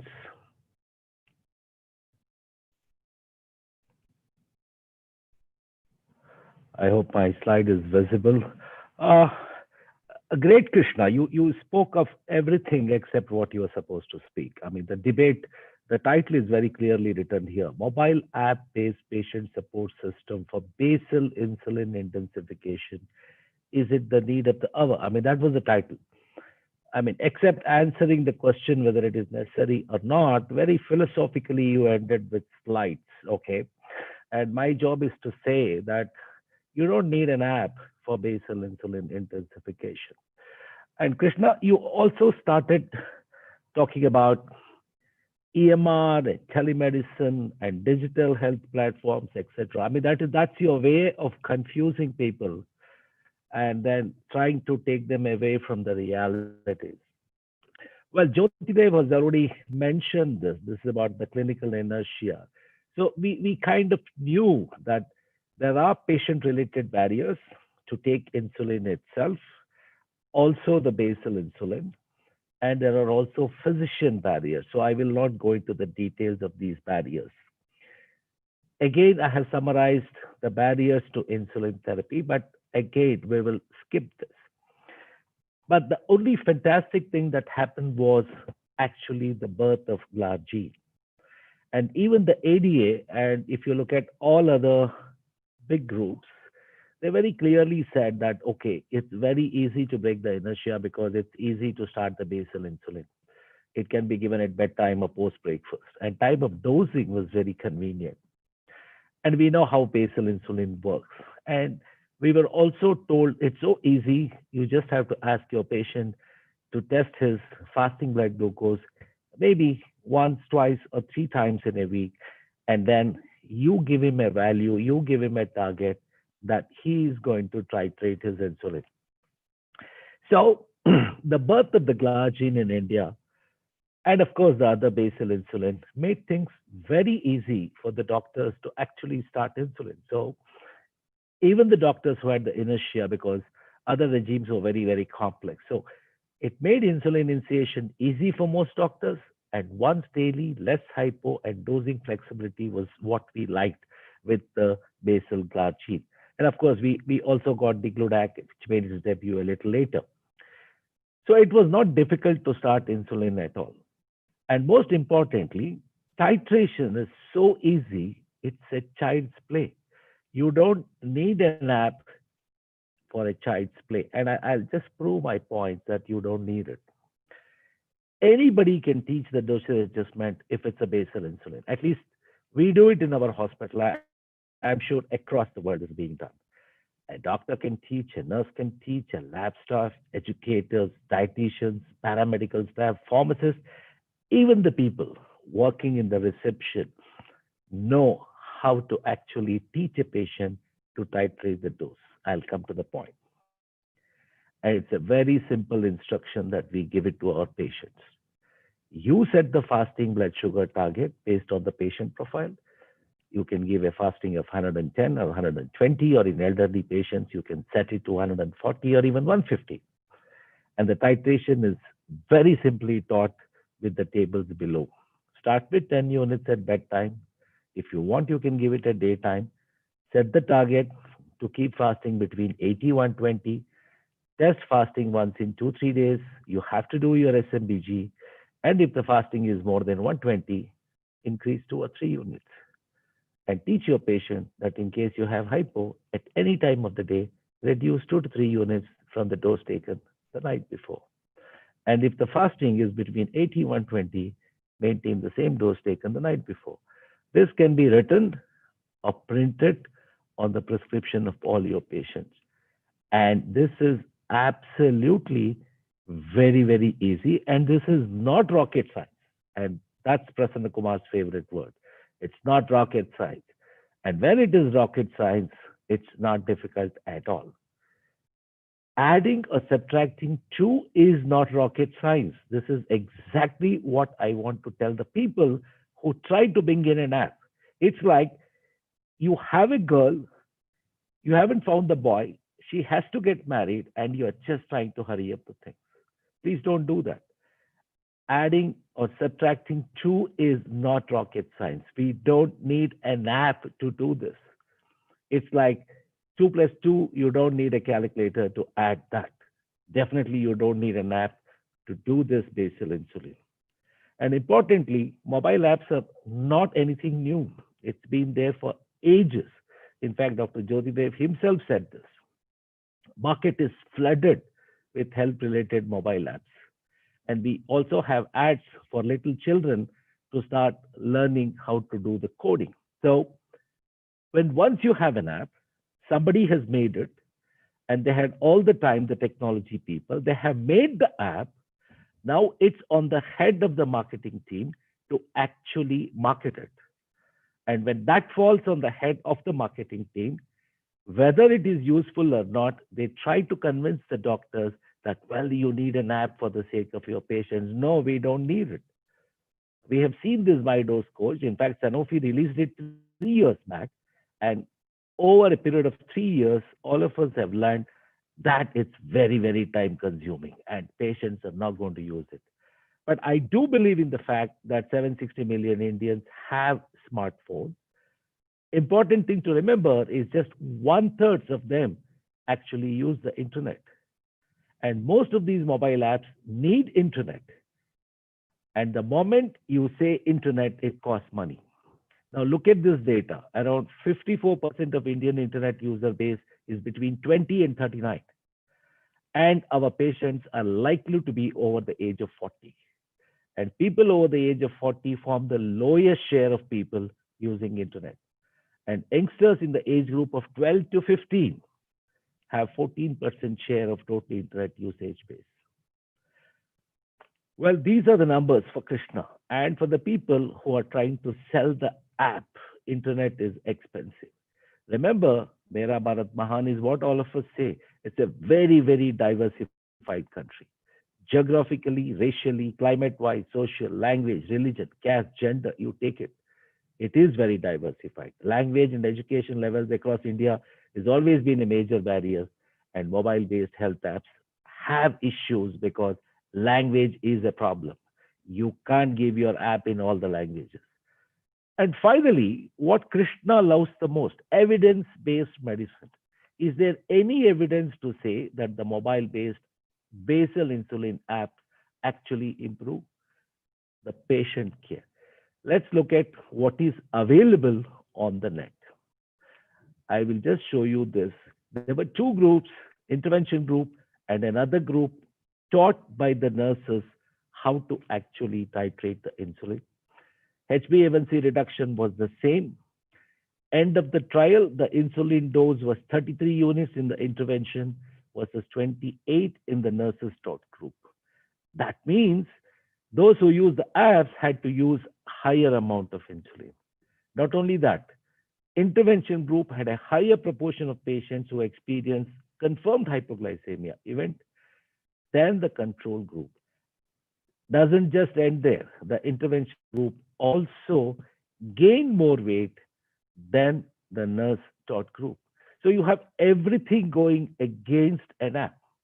And this is from India itself. If Krishna thinks that we need some Indian studies, this is it for him. And this was the late breaking poster presentation at the Clinical Diabetes and Therapeutics meeting. This is from KD Modi and group, 337 participants, September 1st to 31st, only 34% reached target, 8% still titrating, 58% discontinued. In fact, Dr. Jyotidev said much more than 90% actually discontinue using it because there is no incentive for them to actually use an app. and 35% experienced hypo at the at target group. That means those who are using the apps. And beautifully, they just concluded they didn't want to talk about the app. In fact, the author said dose titration may help motivate patients, reduce burden. Well, Krishna, look, health app is not Candy Crush. People use smartphone for various things that are listed here. It is not going to be used like Candy Crush. And there are issues.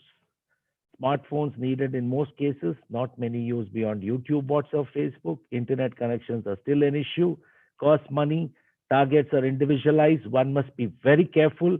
Hypos and rebounds are not corrected by app algorithm, and that's very important. And we know what can happen with auto corrections and typos, and this can cause havoc. By mistake, if a higher dosage or a higher blood sugar is typed, it will say take a higher dosage, and hypo can be havoc.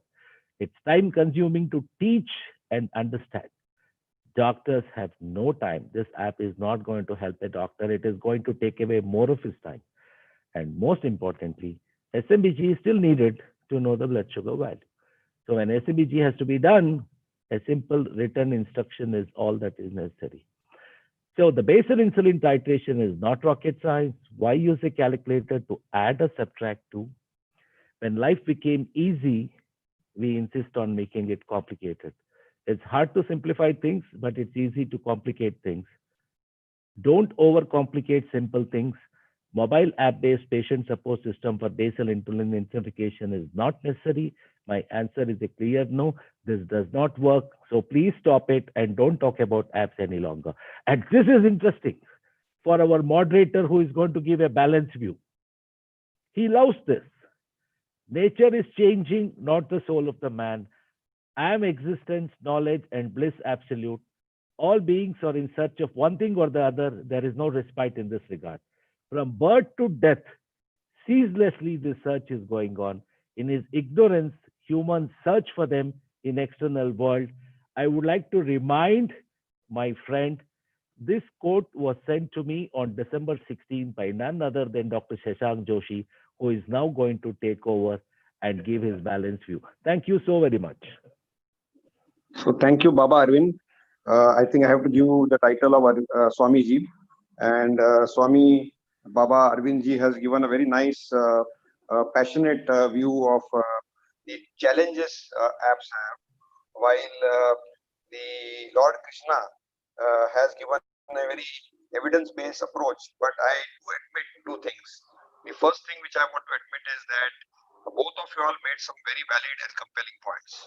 So let me begin, and I probably have around 7 to 10 minutes, Arvind. Yes, you have that much. I think I'm going to do this extempore because I think to give a balanced view, listening to Lord Krishna and Swami Arvind, okay, is not going to be easy. And balancing both who are more than real brothers is also not going to be easy. So I'm starting with something which I heard just yesterday off the shelf.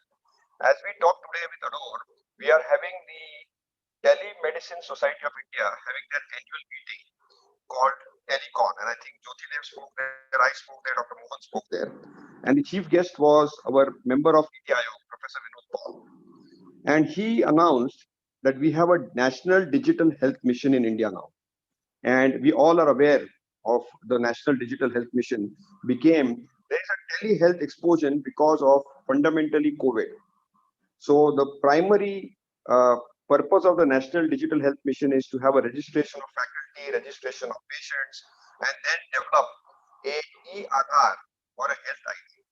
And I think that's something which is totally off the track of our basal app, which I'm talking about.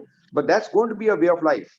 So I think though we are very humane, and Professor Arvind gave a quote which I sent home from Vedanta, I would cite Sanskrit, Padam Padam Vipadam, which means at each stage of life we have obstacles. And now we use technology to overcome these obstacles. And in Professor Swami Arvind, we have Bhavna to negotiate his obstacles, or we have our better half who can negotiate the obstacles for both of them. So I think technology is here to stay. If we say that we can't do that, that's not possible. I had a medical emergency. I had to request Professor Arvind that he goes ahead with chairing of the session, but I could still use technology to do this talk. Had it not been for technology, I would not have done this talk. Trivia apart, let's go to some science. And I think the Insulia, which is an app, is different from just digital health. So when we talk of digital health, it means that there is some educational piece to it. But when we are looking at a dedicated app like Insulia, which calculates a bolus, it is based on evidence base, and it is approved by a regulator, and it is approved by the healthcare provider and the user. So remember that we are going to live in an era where the Indian Drug Control Journal of India will look at this particular application like a drug. And this has generated some evidence base, both from France and United States, where the EMEA and the US FDA approved this app. And there are my dose coach, which he alluded to, is still work in progress. It has not generated a level 1 evidence for beyond reasonable doubt to say that it works. Now, Dr. Arvind made a very valid point that you just do for basal insulin adjustment, write on a piece of paper, tell the patient, and follow it. I wish it was that easy. In the COVIDized world which we are having, the pen and paper has disappeared, and the physical interaction has become virtual interaction. Like, for example, I would love to be in Bangalore in this beautiful weather now, or on the evening where Professor Arvind will give me his lovely khichdi in the Lee Meridian Hotel, which I miss. But the virtual world allows us a continuity of education. And the same thing is happening to our diabetic patients. So I think reaching out through a virtual world is going to be very pertinent and compelling. So what do you need to look into an app? Does it have evidence base? Does it have safety valves? Is it effective? Has it been validated through a process? And is it reproducible? So if the human error is minimum, if you are a primary care doctor, if you are a secondary care doctor, if you are an internist, and you don't have time or infrastructure where Swami Professor Arvind ji has, where he has this Diacon hospital, which is such a big hospital in Bengaluru, we are ordinary daily wagers. And for ordinary daily wagers like me or Krishna, you definitely have a simple application where the patient can auto titrate with a safety valve mechanism. You see, hand holding sometimes can be done by application, provided an adequate time is spent on informing the app. And in the modern digital era, this has become easy. We are all handling smartphones. I was not a big Apple fan till I met Lord Krishna, Dr. Krishna Seshadri, who got me hooked on to an Apple. And today, an Apple is coming to my rescue today when I'm just coming back from the hospital. So it's very, very useful as an application. So going further, I think Insulia as an app was developed by a company called Volantis. And their whole idea of developing this app came through a trial, which was the registration trial of Glargine, called the Atlantis trial. And they were able to do a pattern recognition and do a dose titration with a safety valve, and then generate some real world science and then some RCTs in that space, which are both in public domain. Okay, and this all have been in public domain from 2016, 17, 18, 19, and 20, which led to its approval by the European and the American authorities. And I'm certain it's a matter of time that the Indian Drug Control General will also approve it. And I'm sure my good friend Swami Arvind is a good friend of Kiran, so he'll be a part of the trial program, and he will ensure that this app is having a wide application in India. Okay, having said that, apps have limitations if we don't know how to use. Even a small toy, if a child plays with it and is not told to handle with care, can have deleterious and disastrous consequences. So I think whenever you get a device, you need to have a tutorial and get a safety valve mechanism to understand whether it is appropriate and whether application of that is done properly. So having said that, as I said, we are living in a birth of telemedicine revolution. It is going to be very useful in some parts of population, because today we remember, as Krishna said, these apps are enablers. They are empowerers. They will give confidence. They are very good motivational tools, and we are able to treat to target. And in the geriatric space, this will be very useful. But somebody is visually handicapped, somebody has high levels of anxiety. Probably this may not be the best app to use, and there probably a more personalized approach might much be there.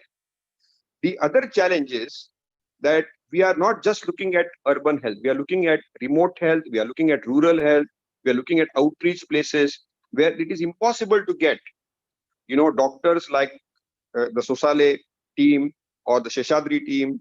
And there, I think some of these applications might be a game changer for those individuals. And we all are aware of that government of India, as a part of Ayushman Bharat, has this digital connected mission. And I don't know how many of you all are aware of the e-Sanjeevani and the health and wellness clinics, which have come up in an evidence-based way. So obviously we need to ensure that we will have these apps here to stay. Basal calculation of basal dose is here to stay. Insulia is here to stay in an evidence-based way. And obviously the challenges in this space is the cost, is the opacities, the safety valves, and the conflicts. We need digital transparency. We have issues related to privacy of data, data protection, and commercialization. So those are the cons of it. But looking at overall, if you ask me, in the diabetes space, we are trying to get to a goal. And to treat our patients to goal, most Indian patients are at an A1C of around 8.5 to 9. And if we are able to break that inertia, initiate insulin, and then later on intensify it, in those steps, if a simple basal app like Insulia can help capacity build and enable physicians and patients to insulinize themselves better, I think it will be a big confidence building measure. So it's a step one to overcome the first step. And it is as simple as fixing fasting first.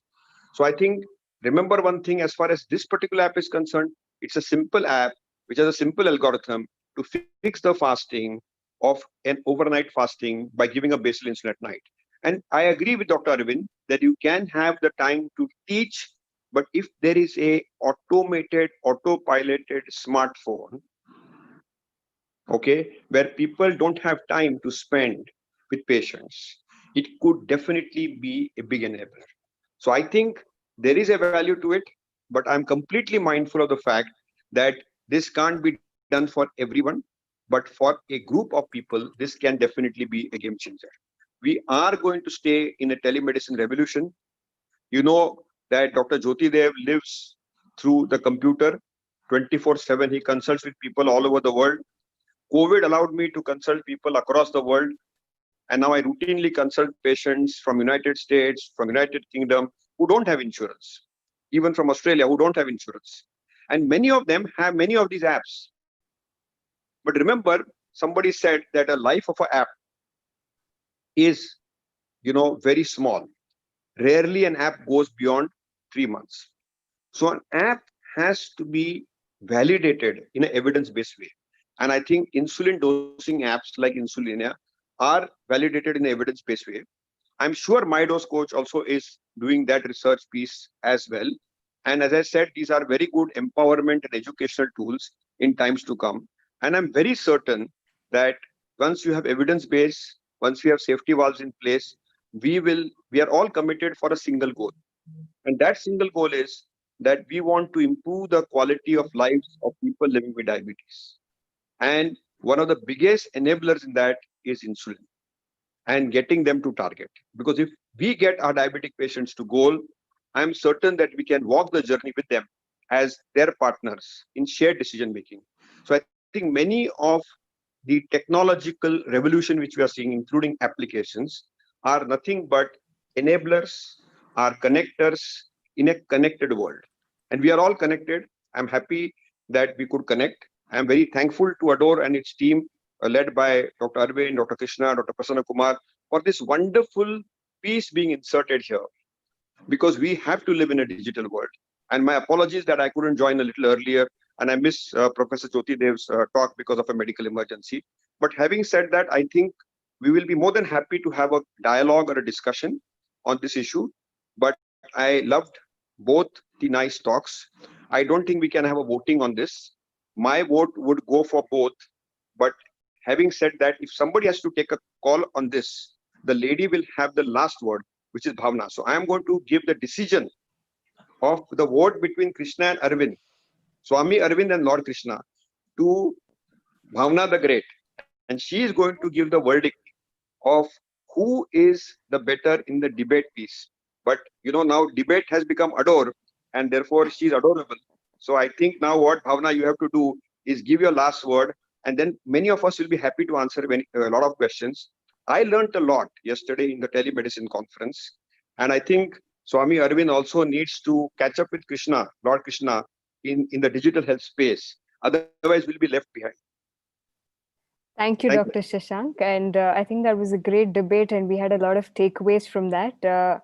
I think technology definitely has a role to play. For people who can do the simple math, sure, they don't need the technology. But for several of them who are unable to do the math, the applications will certainly make a difference.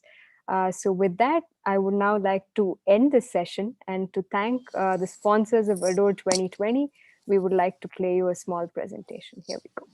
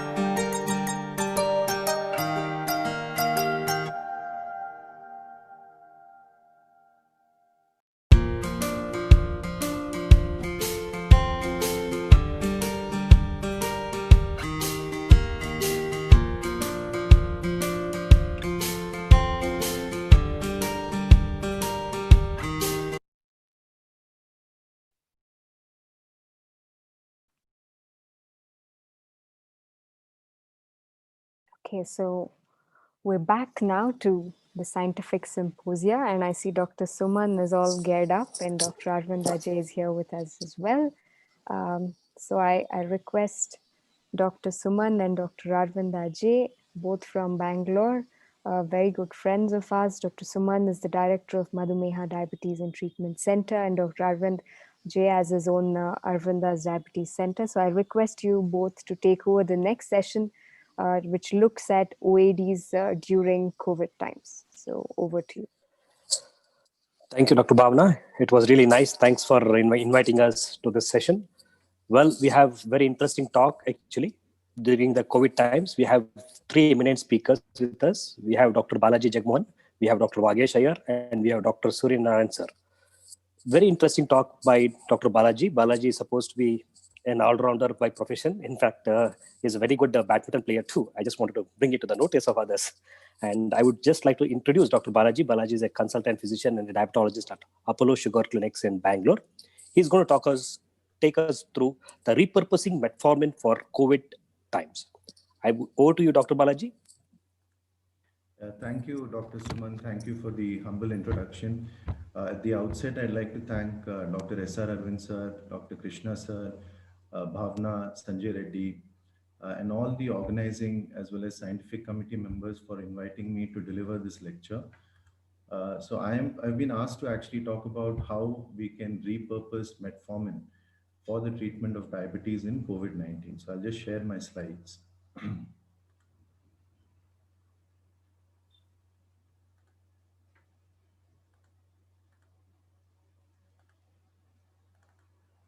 Are my slides visible, Dr. Suman? Yes, sir. Go ahead. Yeah. Okay, so we know that actually metformin is a drug that has been there for the last at least 7 decades. It has withstood the test of time.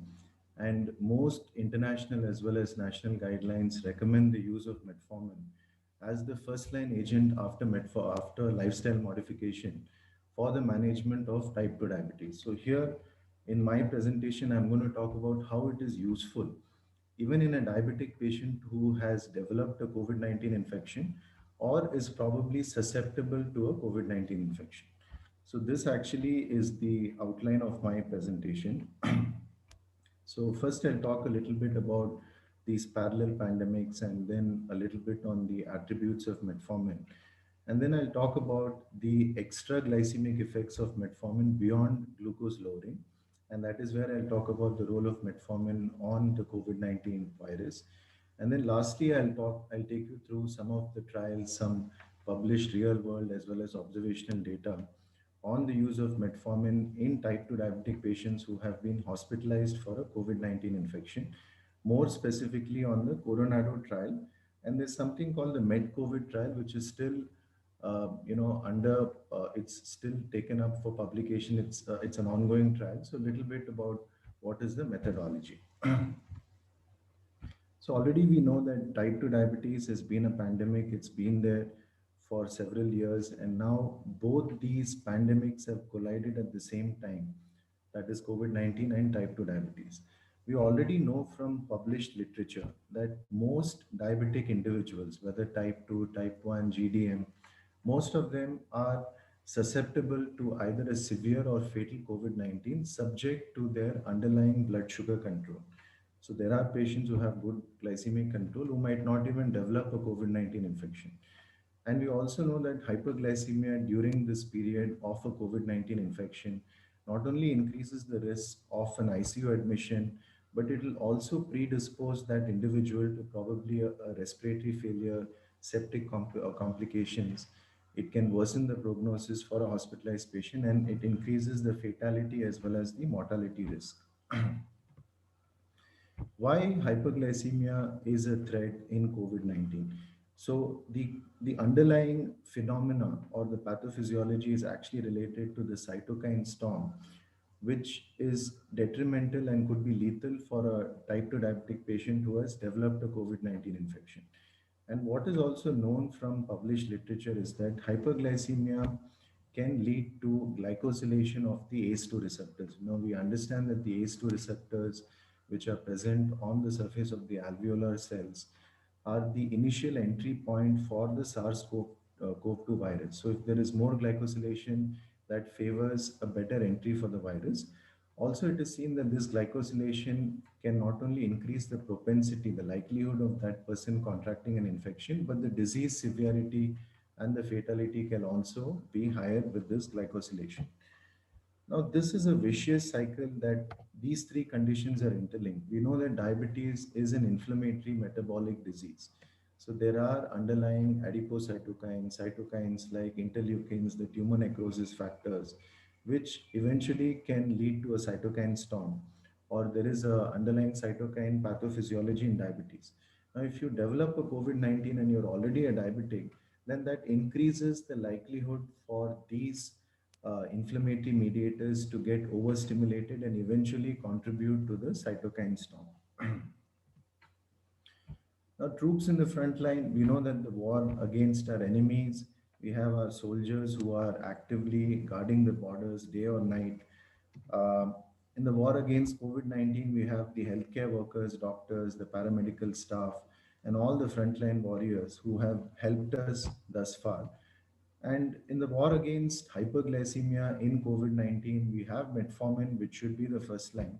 And of course, you have the other agents, including insulin. So it's all about using your clinical judgment and judiciously trying to select an appropriate therapy for hyperglycemia management in COVID-19.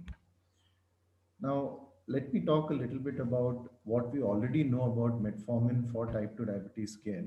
We know that it is safe, it is affordable, it is widely available in almost all countries across the world. And we also know that it is a weight neutral drug. In fact, some people can also have initial weight loss. There's no risk of hypoglycemia. There is a decent reduction in HbA1c. It is cardio safe. You can use it in patients with underlying cardiovascular disease. Safe for use in patients who have mild to moderate, severe and above, you have to be careful, better to avoid. And it has been there for the management of type 2 diabetes for several decades now. So I'll talk a little bit about what are the beneficial properties of metformin, especially against the COVID-19 virus. Now, we already know some of the mechanisms for glucose homeostasis that is exhibited by metformin. So we know that metformin can bring down the blood sugar mainly by blunting the hepatic glucose output, that is your hepatic gluconeogenesis. It is also a weak insulin sensitizer peripherally, and also there is some reduction in body weight. So the glycemic benefits are something that is known to us. There again, the mechanisms are not fully understood.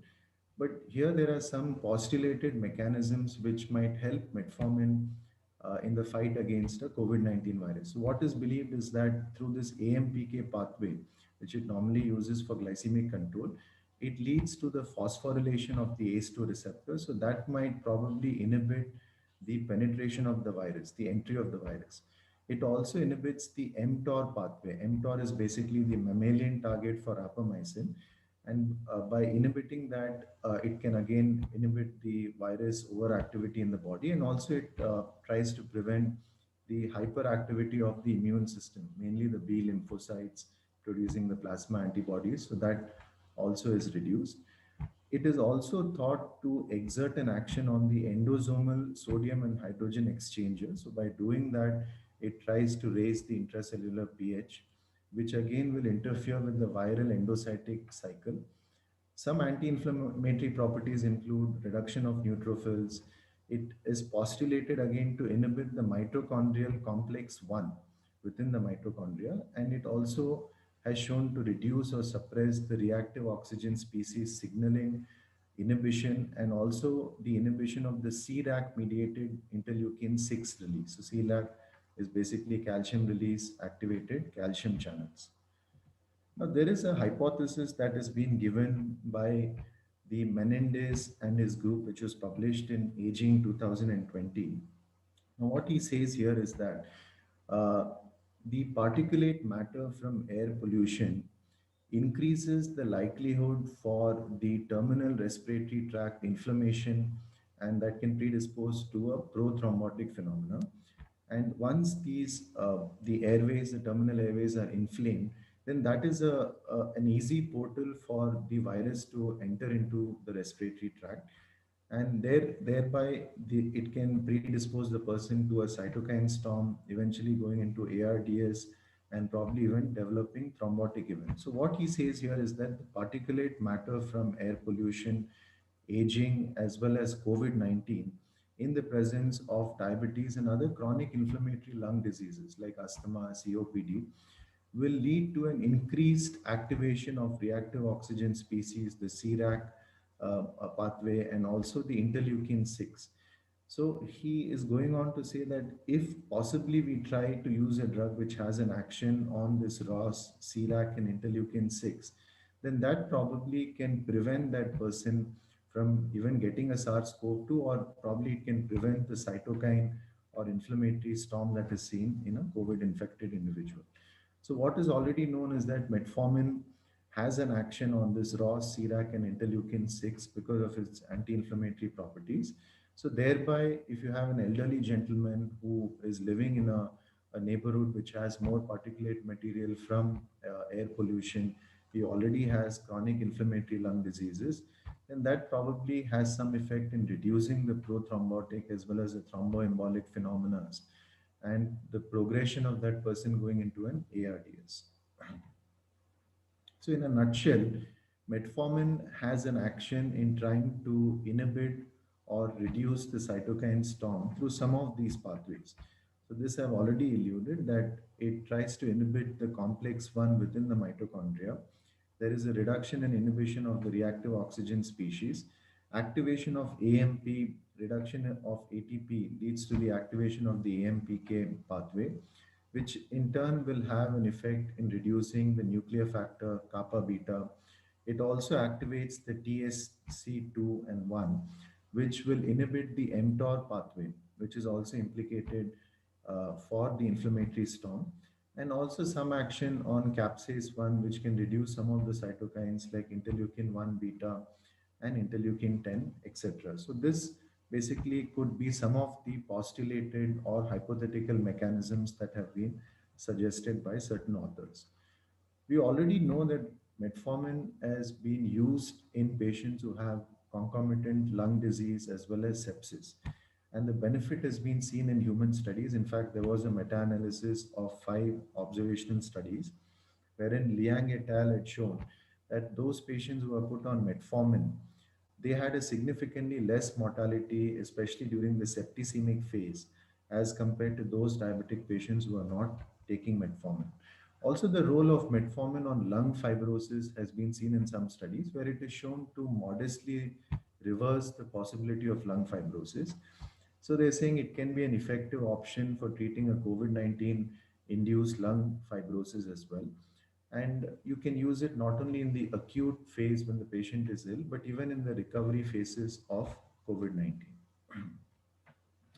This is a study in patients who had tuberculosis, and they wanted to see if patients who are taking metformin, what is the probability of these patients having a worsening of tuberculosis. So you can see in metformin, the incidences as well as the worsening of tuberculosis was much lesser in type 2 diabetics who were taking metformin as compared to those who are not taking metformin. Now I'm going to talk about some of the studies where metformin has been used in type 2 diabetic patients who are hospitalized for a COVID-19 infection.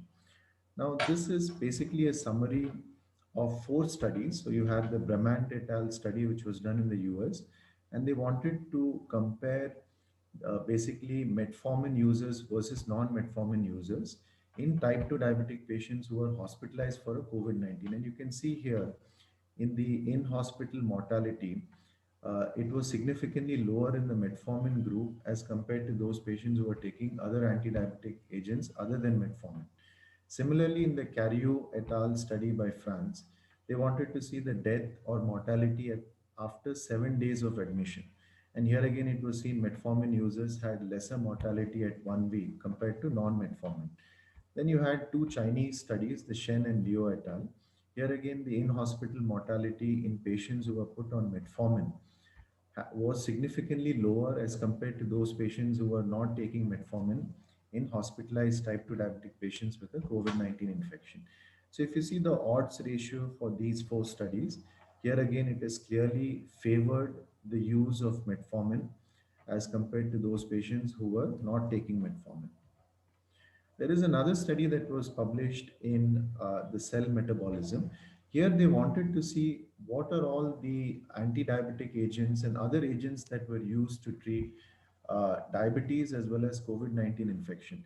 So you can see that among the anti-diabetic agents, metformin, sulfonylurea, DPP-4 were used, and it was seen in almost half of these patients, the metformin users had well-controlled blood sugars as compared to a sulfonylurea or a DPP-4 inhibitor. So here they've said that if you are using a drug which offers better glycemic control, and if the blood sugar is kept between 70 to 180, then the in-hospital mortality is significantly lower. So they have concluded in this study that, for good glycemic control, you can use metformin, and not much of anticipated harm is expected with metformin. This is another study, and here they wanted to see what is the effect of metformin as well as non-metformin usage in, again, type 2 diabetic patients hospitalized for COVID-19. So this is a retrospective analysis done in 120 patients, and they wanted to see different inflammatory as well as biochemical markers. So here you can clearly see that those patients who are taking metformin, there is a clear reduction in not only interleukin 6, but also in C-reactive protein. The ESR as well is significantly lower as compared to those patients who were not put on metformin during this period. And here you can clearly see non-metformin users, the interleukin levels were clearly higher as compared to those patients taking metformin. And also the in-hospital deaths in this particular study for patients who are taking metformin were significantly lower with a statistically significant value as compared to those patients not taking metformin. So here again, this basically reaffirms or reiterates the fact that metformin is a suitable drug which could be used in some patients who are hospitalized for a COVID-19 infection.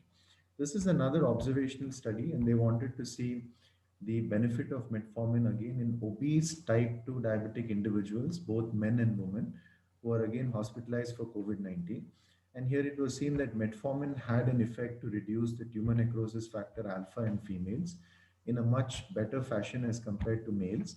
So they're saying that this is one of the ways in which metformin confers protection against COVID-19. So here you can see that the survival in females who are taking metformin was significantly better as compared to those females who were not put on metformin but other glucose lowering therapies.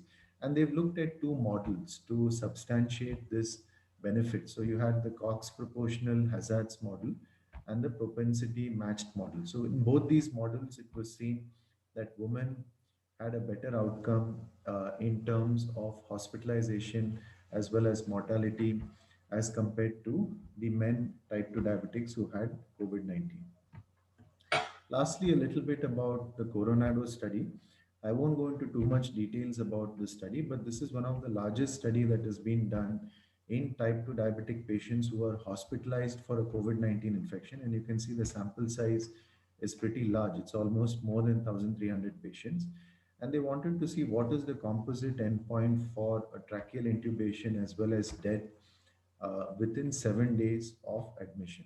So here they said that metformin users had a lower rate of death as compared to all those patients who were put on other glucose lowering therapies other than metformin. And there was a non-statistical trend for a lower incidences of death in patients who are taking metformin. So clearly in this Coronado study, they had concluded that metformin did not impose any harm to type 2 diabetic patients who are hospitalized for a COVID-19 infection. Lastly, I just want to mention about this trial, which is an ongoing trial. So it's still not completed. So this is called the Med-COVID trial.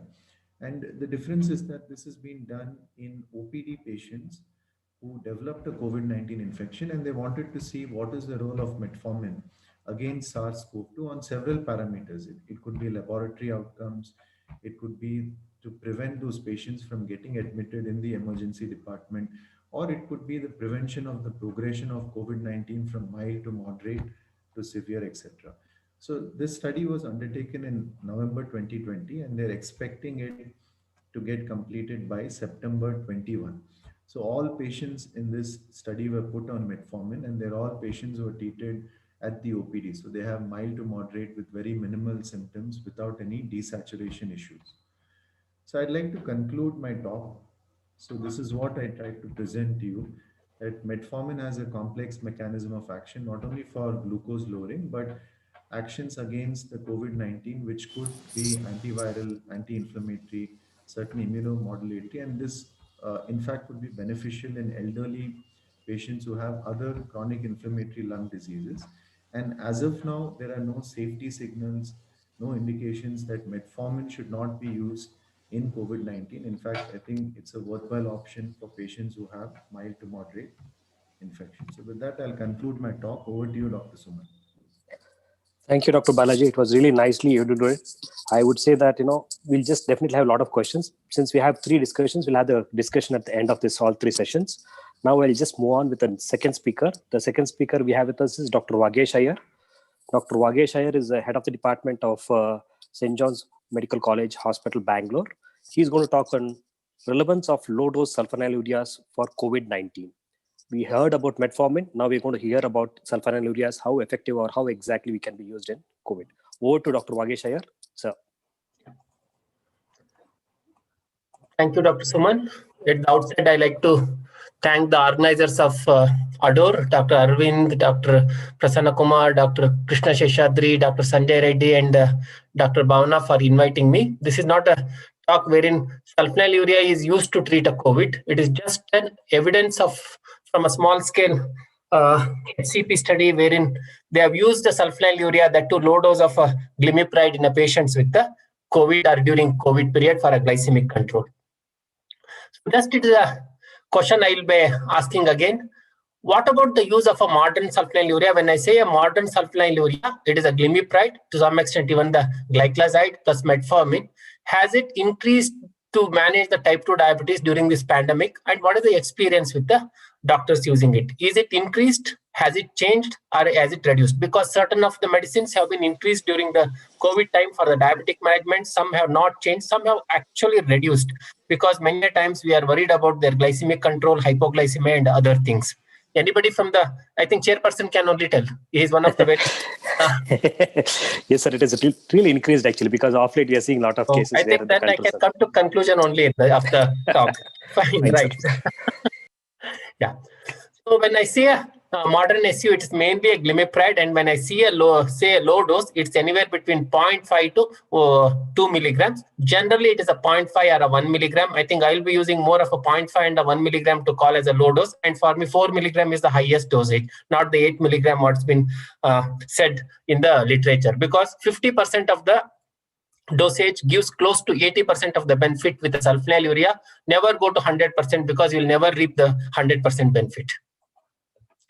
So this is one of the surveys conducted among the doctors in India from the during the COVID pandemic.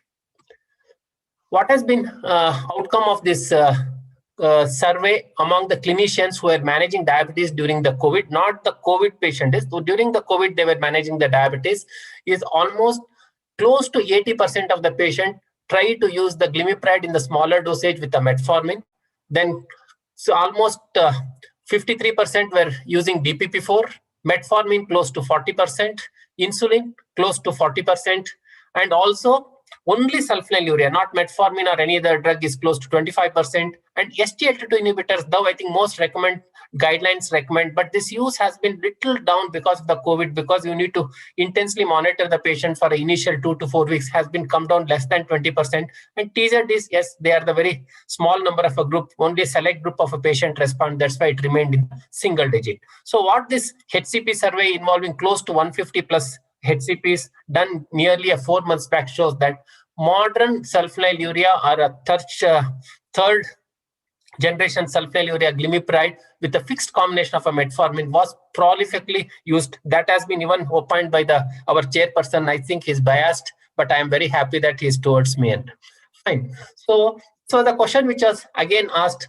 close to 85% agreed that yes, low dose of a glimepiride, that's a 0.5 or a 1 milligram with a metformin, was increased to 85% said yes. Only 15% differed, telling that they did use other agents also. Then the reasons why they use this low dose glimepiride with the metformin, one of the most important, efficacy and the safety. It has been well known from the decades that sulfonylureas have a predictable action, and you start the sulfonylurea today, you know that at the end of 1 to 2 weeks, you're going to get some amount of a glycemic benefit that we can't tell with a certainty with a metformin or a DPP-4 or even to some extent TZDs. So efficacy and the safety is a well established, that too with a single daily dosage. With a low dose of a sulfonylurea, the risk of hypoglycemia is less compared to the older sulfonylurea, even the high dose of the current sulfonylureas. It's quite affordable in the Indian subcontinent because of the generic drugs available, and also less than 1 rupee you can get most of the new modern sulfonylureas, and the availability is not an issue. It is available in tier 1, tier 2, even a tier 3 places. So this was again a patient pool for whom they used this low dose of a glimepiride and the metformin. So what they opened, nearly 1/3 of them they try to use in the newly diagnosed diabetes. We know that whenever Indian patient present with the diagnosis, their HbA1c is anywhere between 9 to 10%. Hardly I have seen somebody coming with a 6.5 or a 6.7. Majority of the patient, when they come, that HbA1c is anywhere around 8.5 to 9%. Yes, whenever it's more than 8.5% or close to 9%, we do like to use a combination of a medicine, especially in the COVID period. I think many doctors prefer to use this low dose glimepiride with the metformin. And also some people like to use it when somebody is already on a metformin but not reaching the targets of HbA1c. They like to add a sulfonylurea. Early stage of a diabetes, yes, you do require some amount of a kick with the sulfonylurea for a release of insulin. Yes, they used. Elderly diabetics, small dose of a sulfonylurea is quite safe and almost as good as a DPP-4 inhibitors with a metformin. Longer duration of a diabetes, monotherapy doesn't work with a metformin or even a DPP-4. They do require sulfonylurea. Patients with the comorbidities, yes, they do require a sulfonylurea, but should be in the smaller dosage so that hypoglycemia should not be a problem. And also patients with the hepatic and renal impairment doesn't require a high dose of sulfonylurea, which makes them prone for a hypoglycemia. With a low dose, I think we can control with avoiding hypoglycemia for a major times.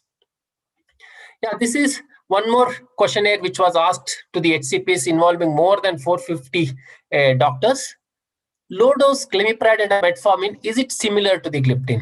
So when it comes to the this, many told it is yes, because whenever you start an agent, when you call the patient at the end of 3 months, you're looking only for a glycemia. When it comes to the glycemic benefit, yes, it is almost similar to the gliptin, maybe little more than a gliptin when it comes to the HbA1c reduction.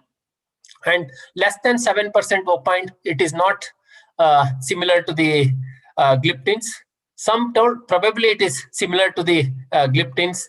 Some told yes, we require a scientific data. These are the what we call it as a FEN standards. They wanted more evidence to say the effect of this glimepiride, low dose glimepiride with the metformin compared to the gliptins. So what we can infer from the data from this HCPs is the efficacy of low dose sulfonylurea is almost similar or maybe little more than the gliptins. They do reduce the HbA1c close to 0.8 to 1%. With the gliptins over a period of 5 to 6 years, it is around 0.4 to 0.6. Risk of hypoglycemia is least. Yes, it does exist if patient doesn't it. That's true with even a diabetes, even true with most of the medications of the diabetes. Weight gain is not much, so that weight neutrality can be seen similar to the DPP-4. It is affordable. That's the most important. It's available in less than 1 rupee, some of the generic, and it is accessible across the tier 1, tier 2, and also in the rural areas. So there is a dual mechanism of action of this low-dose glimepiride. It acts at the pancreas to stimulate the insulin from the beta cells, and also it has some amount of the peripheral action to reduce the insulin resistance. Though this is debated, but some amount of changes in the HOMA-IR and also beta cell functions are seen with glimepiride. That's what it says, a dual mode of action. This is one sulfonylurea which has got a dual mode of action to some extent. Even a glyphosate has got a similar action in the peripheral action to improve the insulin sensitivity. So there is an down regulation of the escape of insulin receptors by peripheral action. There is reduction in the insulin resistance close to the 64%. It doesn't whip the beta cell. Hence, hyperinsulinemia is there, but it is not very much high. And also it has shown to improve the beta cell function when they have measured with the HOMA-SI. So what is the global evidence we have got for this low-dose sulfonylurea? That's the glimepiride. I think across the textbook and the journals have opined about it. This is one almost regarded Bible from the endocrinologist.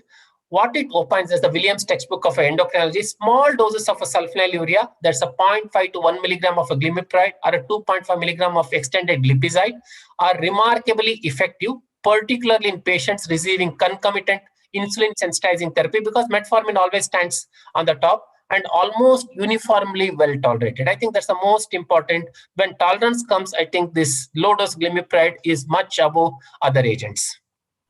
Yeah. Then comes about the Indian perspective. This is a study from my friend Joe George from Kerala, published in IJM. It is a study involving nearly 900 plus patients of type 2 diabetes, followed for a period of 3 months. This therapy was well tolerated with the least report of hypoglycemia or weight gain, wherein they started the patient on a low-dose sulfonylurea and a metformin, and they found that there was significant reduction in the fasting plasma glucose and also postprandial, with a combination of a glimepiride of a 0.5 milligram and a metformin of a 500 milligram in the early stage of a type 2 diabetes patients thing, suggesting it does work across the globe. It's true even for Indian patients.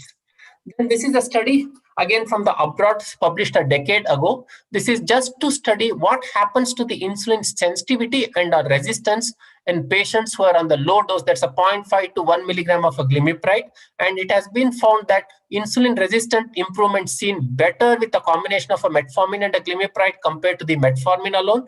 And also the insulin sensitivity, what we call it as a HOMA beta, is also better with a combination compared to the metformin alone, suggesting low-dose glimepiride significantly reduces the insulin resistance and also improves the beta cell function, as per the studies quoted by this paper.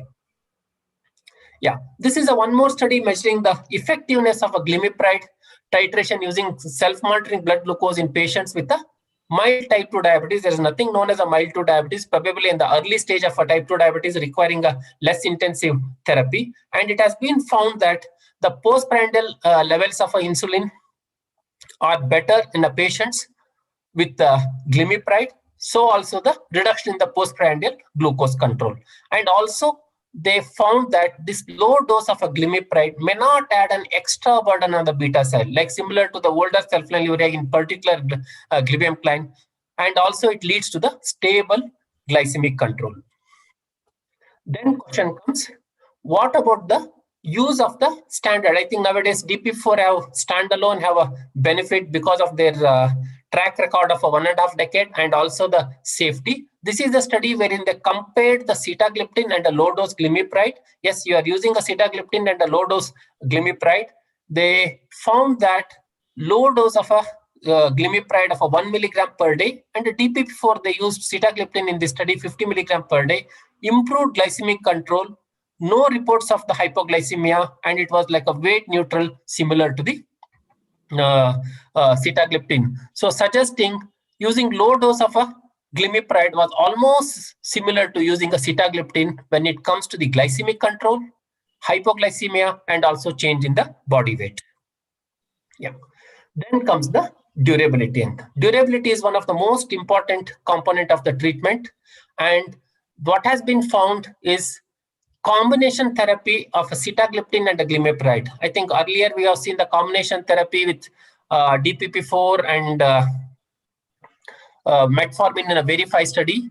Here, it has been found that a combination therapy of a low-dose glimepiride and a sitagliptin is quite sufficient to control the glycemia over a period of 24 weeks, and also it is quite durable for the study period. Yes, this is a too short period. At least in the too short period, it is found to be durable. Where is the place of using this sulfonylurea and a metformin? There's a low dose sulfonylurea and a metformin. 50% of type 2 diabetes were on the low dose in this study on a glimepiride and a metformin in a combination. Close to 30% of younger population and 17% of elderly above the age of 65 years were on this combination. 64% of type 2 diabetic patients were either newly diagnosed or less than 5 years of a diagnosis were on the very small dose of 0.5 milligram of a glimepiride and a metformin, tolerated dosage of 500 or 1000. There was no hypoglycemia observed in this patient. This is a study done by Unni and a group. So fixed dose combination, and it was published in the July 2020 of a JAPI, suggesting low dose glimepiride in combination with a 500 or a 1 gram of a metformin is quite convenient, both in a younger population, elderly population, with almost no weight gain or a least weight gain, with hypoglycemia reported almost nil. Cephase is a, I think, group of endocrinologists from the Southeast Asia, and the recommendation of a Cephase says that this is done nearly 5 years back. It is best suited for a patients with type 2 diabetes who are elderly, that's above the age of 65 years. Those who are prone for hypoglycemia, you use a small dosage along with combination with the metformin, so that risk of hypoglycemia is less in both things. Early stage of a diabetes, where is some amount of a beta cell function is still preferred, and you want to give a slight stimulus rather than a total whipping with the stronger sulfonylureas. Obese and overweight, it doesn't increase the weight. It's almost weight neutral like a DPP-4 inhibitor. Patients with mild to moderate renal impairment, to some extent even a hepatic, so that hypoglycemia can be avoided with a combination of a metformin and a glimepiride. To conclude, dynamics of a diabetes management has changed due to COVID-19 pandemic. Our prescription pattern, even the patient management has changed totally. It is important to choose a right approach to offer appropriate diabetes care according to the setup, whether you are doing a video consultation, teleconsultation, or you are doing a non-touch consultation. That's a concept I think we'll discuss in the discussion. Consider low dose option of a modern sulfonylurea like a glimepiride as an important tool in the management of a diabetes, so that we can achieve a good glycemic control with the least weight gain and the less of a hypoglycemia. This is quite effective by the studies done abroad and also in India, in the Southeastern countries, by the recommendations also by the textbooks and the journals. It's quite safe in the form of a hypoglycemia is less, weight gain is less, quite well tolerated, affordable, and available across the different categories of the cities. Thank you for your patient hearing. I'm open up for questions, or we can take up in the end. So thank you, sir. I think we'll take it up in the end, sir. I think we have Dr. Surya Narayan sir ready with the next presentation. This is an era of gliflozins. I think Dr. Sir is going to talk about the pharmacoeconomics of generic dapagliflozins in this era. Over to Dr. Surya Narayan sir, who is a professor and professor of the endocrinology from MS Ramaiah Medical College. Sir, over to you. Thank you, Dr. Suman. Yeah, I will just share the slides. Sure. Share. One. Cannot share, it's coming. No, you can try, sir.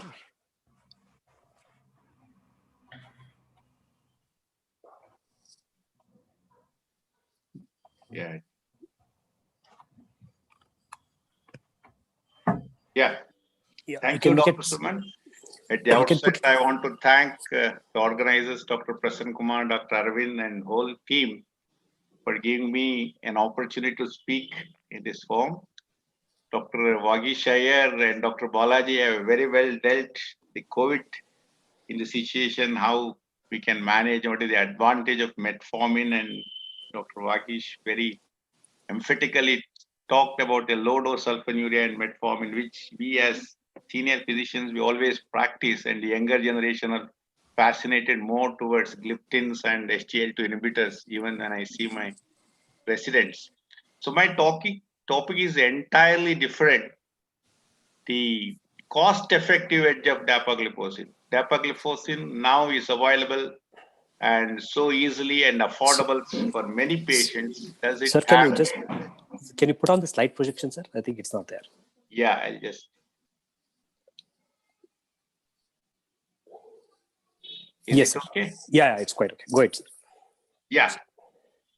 Economic menace, cost-effective edge of dapagliflozin, because it is now so easily available and affordable by our patients. So if you look at diabetes, we all have been treating diabetes for a long time. What is our aim actually? What is the aim in our mind when a diabetic patient comes to us? First of all, it's a patient-centric management. Whether ADA or any guidelines suggest, you have to take the patient and then decide what should be his glycemic levels, what should be his HbA1c, what complications he has got, what is the duration of diabetes. Is he young? Is he old? Is he motivated? What is his family support? So if you look at, so it is a patient-centric management. And most important point, which I keep stressing to my students, whatever we treat, whenever we treat any diabetic patient, I just try to move this cursor this side. Investigations based on individual patient resources, that's very important. The resources of the patient, can he afford? How far we evaluate? With the minimum investigations, can we manage this patient? What drugs can do best for him? So within his resources, we should give the best benefit to the patient. That should be the aim of every treating physician when a patient approaches him. So why do we do that? First is to relieve the symptoms of diabetes if the patient has got like osmotic symptoms or has got some infection. So to relieve the symptoms. And next is to prevent the acute and the long-term complications, particularly the microvascular and the cardiovascular complications, with a view to improve the quality of life. I think that is the whole thing, what we are trying to do in our patients of diabetes and how we can achieve that. What are the economics of diabetes? The diabetes patient spends a lot of money. There are some calculations by studies by Bansode et al. Way back published in 2019. A diabetic patient on average spends rupees 10,000 in urban areas and 6,220 in rural areas. It's quite a bit of money. Several studies have found that lower income groups spend a larger proportion of their income on diabetic care. This is very important. Like a person who is working in a village who earns say 400, 500 rupees as daily wages, his income may be 10 to 15,000 maximum if he works all the days. And if his treatment costs about 5, 6,000, it takes a major portion of his income. Urban populations spend more in absolute terms, and that cost of complications weighed heavily on overall cost. That is what the implication of the study.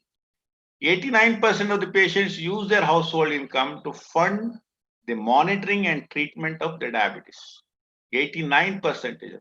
So they don't have extra income, whatever they earn for food, clothing, shelter.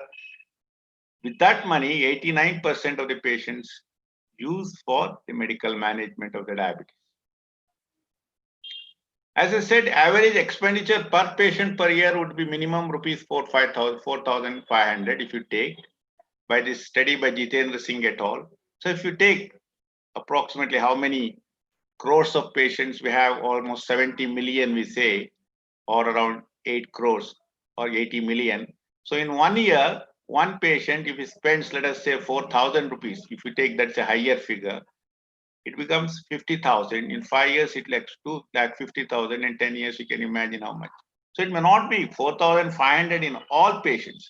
Patients who have got complications, they'll be spending more.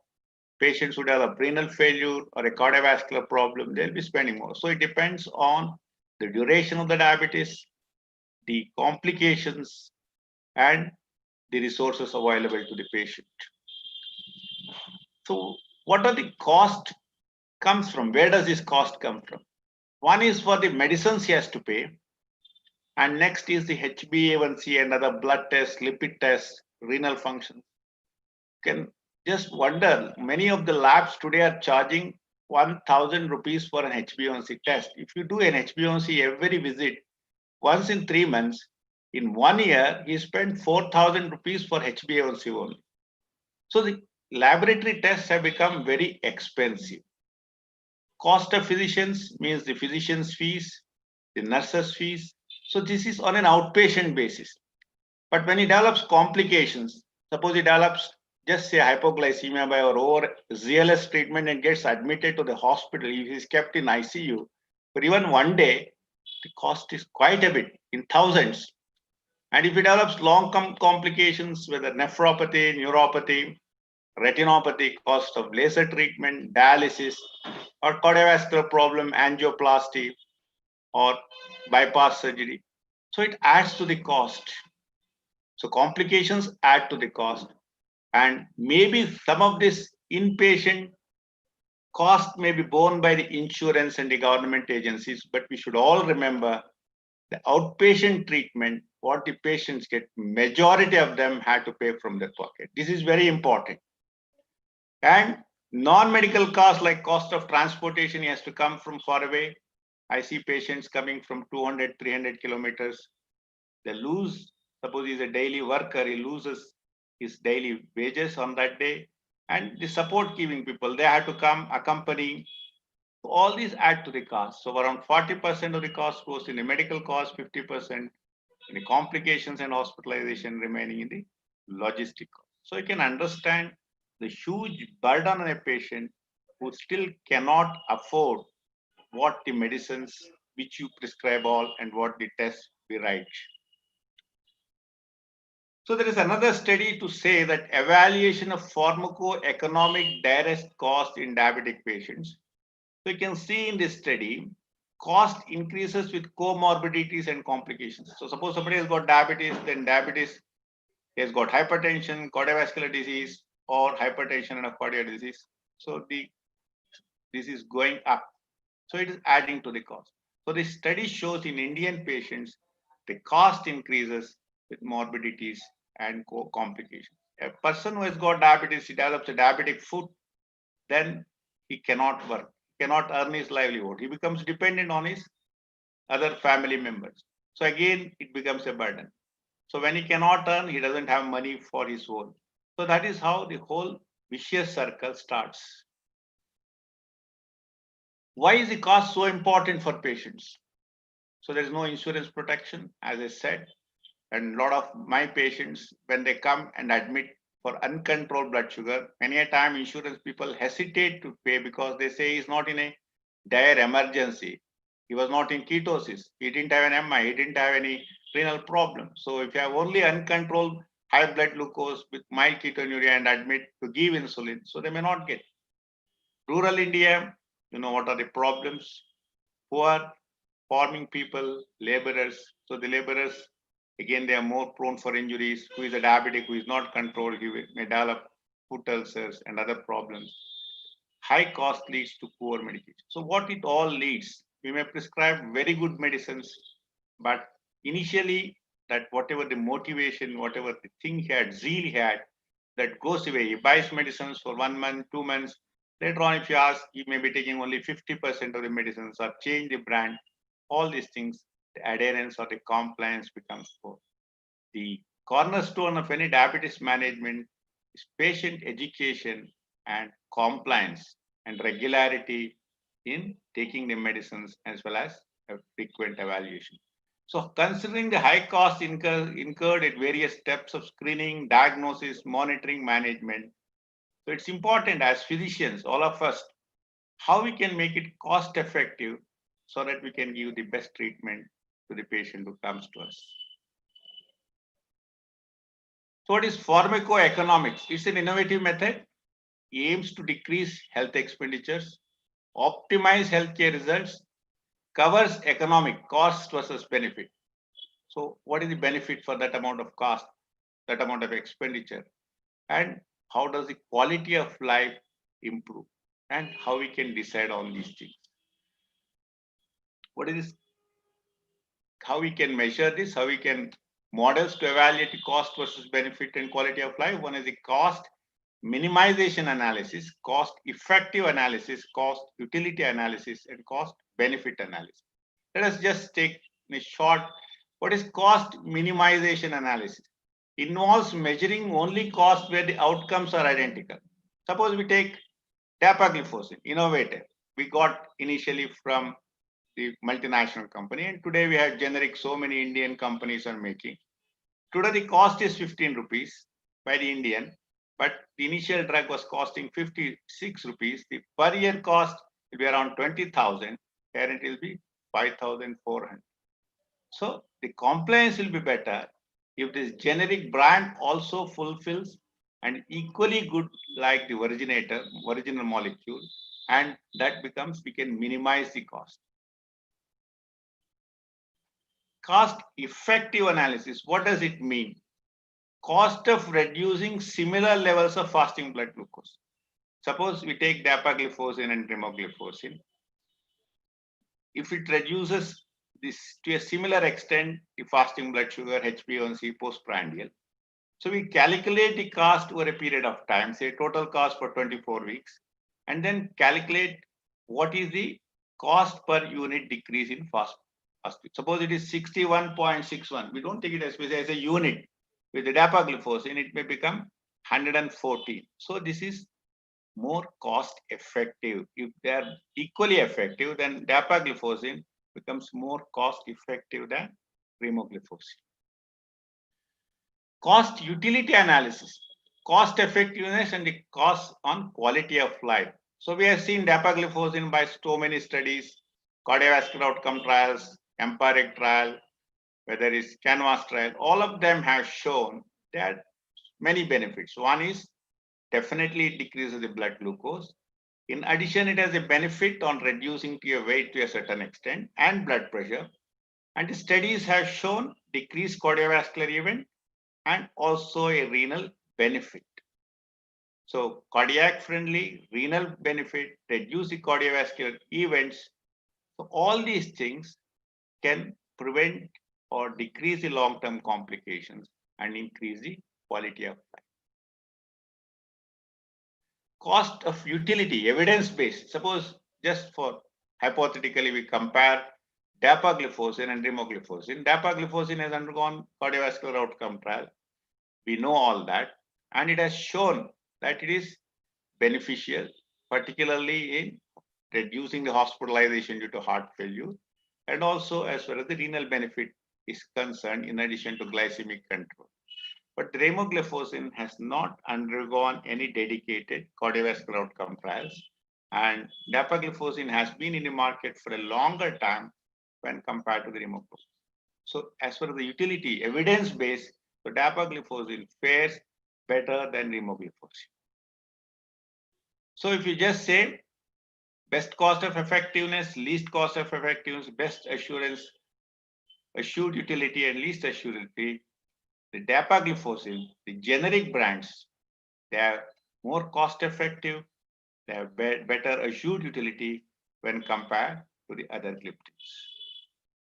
So just to summarize in my short talk, total annual expenditure by patients on diabetes care is quite high, which we all know and which we have seen. And my approach has been always how best I can do to the individual patients who comes to me. Majority funded by household income, like Dr. Vagishaya brought, that small dose of sulfonylurea with metformin is very effective. We always seen for a long time, reduces the blood glucose, minimal hypoglycemia, and is quite efficacious. So we have to think like that. The economy of diabetes is controlled by direct and indirect cost. It is not just the cost of medicine. We know what all other things are involved. Significant glycemic control, weight loss, and cardiovascular and renal benefits of SGLT inhibitors makes this class one of the most suitable drug of choice management type 2 diabetes wherever. If the particular patient, we have to look at the patient, and if he needs a drug like this, definitely it is good. Generic dapagliflozin has shown upper edge in cost-effective analysis and minimization analysis and cost utility analysis as compared to innovator and other SGLT inhibitors like rimogliflozin management of diabetes. I think that is the last slide, and this talk is mainly to emphasize the point that a lot of drugs are available. Now, the dapagliflozin is available more economically, and how best we can utilize it is not that every patient we have to give SGLT inhibitor. Wherever it is indicated, in addition to metformin, we can use this drug so that it's more cost effective and more beneficial to the patient. Thank you. We can take the questions if there are any. Thank you, Dr. Suman. Yes, sir. Thank you, sir. Thank you for the nice talk. It was very, brief and probably, touching upon a lot of things what we really, need to follow in our daily practice. Now we have with us 3 speakers who will be talking, we'll be taking up the questions. If there are any questions, you can post it in the question and session. Since there are no questions, I thought I'll just try and ask my question to Dr. Balaji. Balaji sir, I think probably in one of the studies, it was shown that, that in one of the Chinese studies, it was shown that the incidence of acidosis in the use of metformin was slightly more. No doubt it's not leading to any greater mortality, but definitely the acidosis was slightly more in the people who are on metformins. It was in a hospitalized patients, what I'm talking of. What is your take on that actually? Sir, I think you're muted. You're muted. Sorry. Yeah. Sorry. So that's a very good point that you've noted and you've mentioned. So definitely there are certain cautions that have to be exercised while giving metformin. Although in these studies they have used it in severe COVID-19 patients who are hospitalized, we also have to take into consideration patients who have hypoxia, patients who have multi-organ failure. So these are the cases where you should try and avoid. Even if a patient is hospitalized, renal function again, if it's compromised, if patient already is having GI symptoms, then these are those patients who have a higher risk of going into a lactic acidosis. So I would, although they have studies in severe COVID-19, I would still reserve the use of metformin for mild to moderate. Better to avoid in hospitalized severe COVID. Thank you, sir. We'll just ask Dr. Vagesh sir. Vagesh sir, what is the usage of insulin? You're really talking of low dose sulfonylurea has been really gone up. How about the usage of insulin in COVID patients, sir, actually? It is said off that, even the sugar really goes very bad and probably we need to use after the hospitalization, post-COVID, what we call it as. Yeah, I think whatever my talk was only for the mild COVID or asymptomatic or otherwise normal diabetics when we consulted. But when it comes to the managing COVID inpatient, especially they are pounded with lots of steroids and all, insulin is the mainstay of a management. And the worst thing what we have seen, because we had a dedicated hospital for a 500 patients of a COVID in a St. John's, the outcome was seen that most patients, their glycemia goes so high, much worse than what it was seen earlier. They require much higher insulin levels. In fact, there was so much of surge of the patients, and most of our patients were managed by the non-physician doctors because the duty roster was so hectic. So we gave just a flowchart of the management, and everybody's in the end, all patients who had a high sugar had a bad prognosis. This is not from the physicians. These are the non-physician doctors who were managing COVID in a St. John's. Their outcome was, yes, diabetes was the hallmark, and most patients who succumbed to the COVID had high sugar, and many required insulin, and their glycemia worsened even a post-COVID state. Yes, insulin is the mainstay of a therapy in hospital, especially when they are given steroids. I think we have one more question coming in. If the patient is affordable, generic DAPA is better or a branded one is better, sir? Go to Suryanarayan, sir. If the patient is affordable, I think generic DAPA should be prescribed rather than the branded. It should be equally good. We should have a faith in our own companies and own this one. That's the first thing required. I think we should not doubt. We can prescribe in our patients and see over a period of 2-3 months, does it work like what it was working earlier, or does it do anything good or not? I think we should prescribe and see. There should be no harm. And if there is an indication for an SGLT inhibitor, and if you want to prescribe dapagliflozin, we can always do that. What is your percentage, sir? What is the percentage of putting people on branded versus the generic off late because of the cost factor? What I have seen, the branded ones, whoever was already taking that branded ones, they would affording and they are continuing. The compliance was good. I am continuing. And those patients newly whom I had to start, if they are from some public sector undertakings where they have already done bulk purchase or they got or they can afford, in those I give them. Otherwise, my routine patients who had to spend from their own pocket, I give them the generic ones. That's what I am trying to practice. What you said about the insulin, I just wanted to add. Recently, in COVID patients who are treated with steroids, they are finding mucormycosis. This is an important thing about, I think they are reported in Gangaram Hospital about 10 patients. 14 patients. 14 I think patients.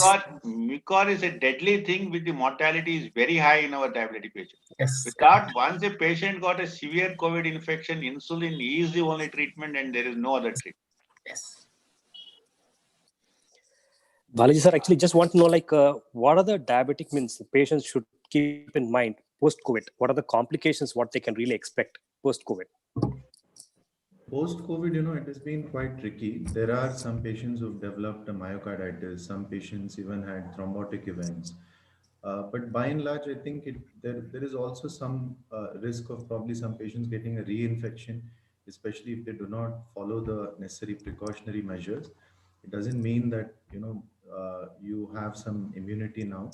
Still, there is a lot of debate about how long this immunity to COVID lasts. So I think patients should, wear a mask, maintain distancing, and sanitize. Try to prevent the possibility of a reinfection. Apart from that, it all depends what was the course of the stay of that patient in the hospital, because many of them they develop some complications in the hospital itself. So upon discharge, again, like let's say there is a worsening of nephropathy or neuropathy can worsen. So those are some of the diabetes related complications, but mainly thrombotic events, maybe myocarditis, these things we need to be watchful about. I think there are no more questions. I think it was really nice talking to all, and probably it was a fruitful discussion. I really thank Dr. Vagesh, Dr. Balaji, and Dr. Suryanarayan sir for coming with us. I think we just had one more small question. Can DAPA be combined with sulfonylurea? Both can answer. If somebody is already on sulfonylurea, if you want to add dapagliflozin, there is no problem, but you reduce the dose of sulfonylurea. That's what we try to do. If he is on 4 milligrams of glimepiride, give either 1 milligram or maximum 2 milligram, and then add a dapagliflozin or an SGL2. And if you still he develops hypoglycemia, then you can stop sulfonylurea if the duration of the diabetes is say 10 years, 15 years. I don't know, Vagesh, what you. Yeah, you combine low dose glimepiride with the dapagliflozin. That's my answer. Thank you so much, sir. Thank you so much. It was really nice. And I just pass on the mic to the organizers, Dr. Bhavna. Thank you, Dr. Suman, for that wonderful moderation. And thank you, Dr. Suryanarayan, Dr. Balaji, and Dr. Vagesh Iyer. So before we move on to the next session, let's take a couple of minutes to thank all the sponsors of ADORE 2020. So I request my team to play a small presentation for all of you.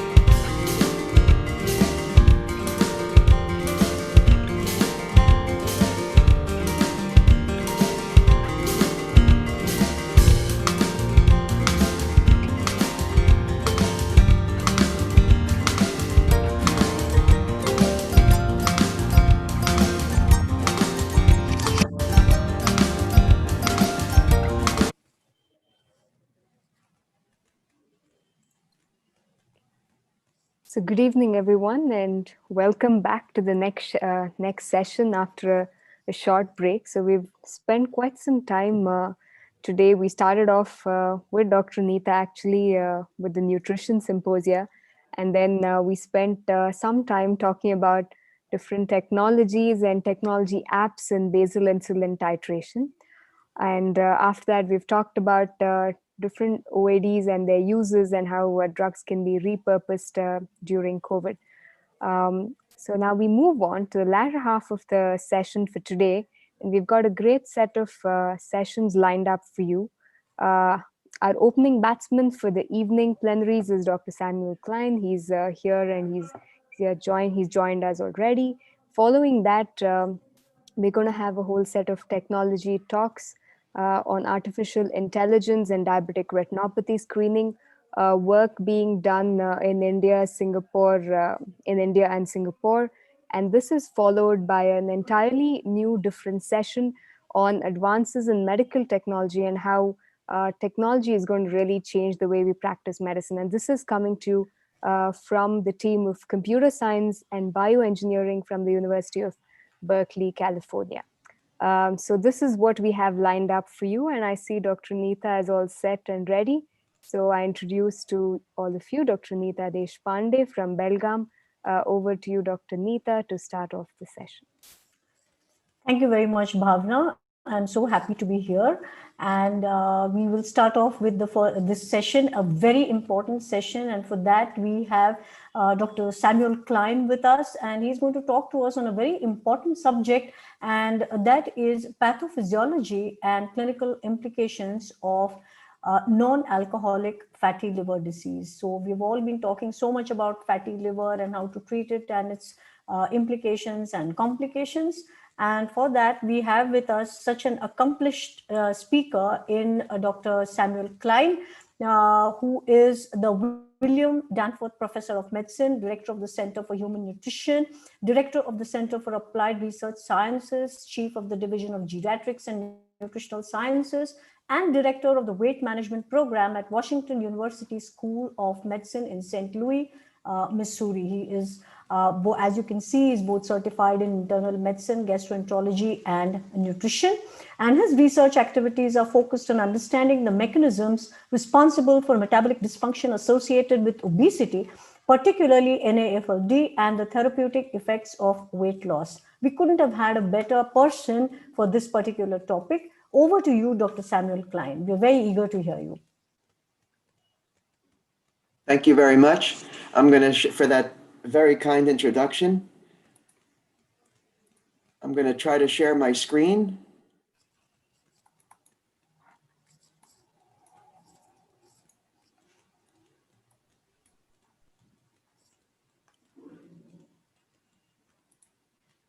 Can you see the screen okay? Yes. And hear me okay? Okay, yes, good. Yes, perfect. So thank you again for having me here. It's a pleasure to be at this meeting. I'm sorry I'm not there in person because I'm missing the good food. I'm stuck here with my food in St. Louis. But anyway, we'll review some of the clinical issues and pathophysiology of non-alcoholic fatty liver disease, which, as you've already said, is becoming a major problem around the world, but particularly in India. As you can see here, that the prevalence of non-alcoholic fatty liver disease in India, as identified by ultrasound, is about 33%.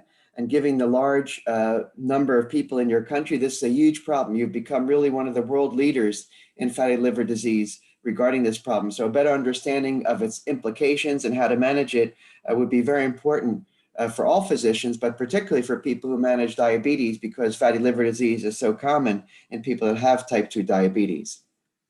And this is also just to show you that it's not just a problem in adults in India, but also a problem in adolescents and in children.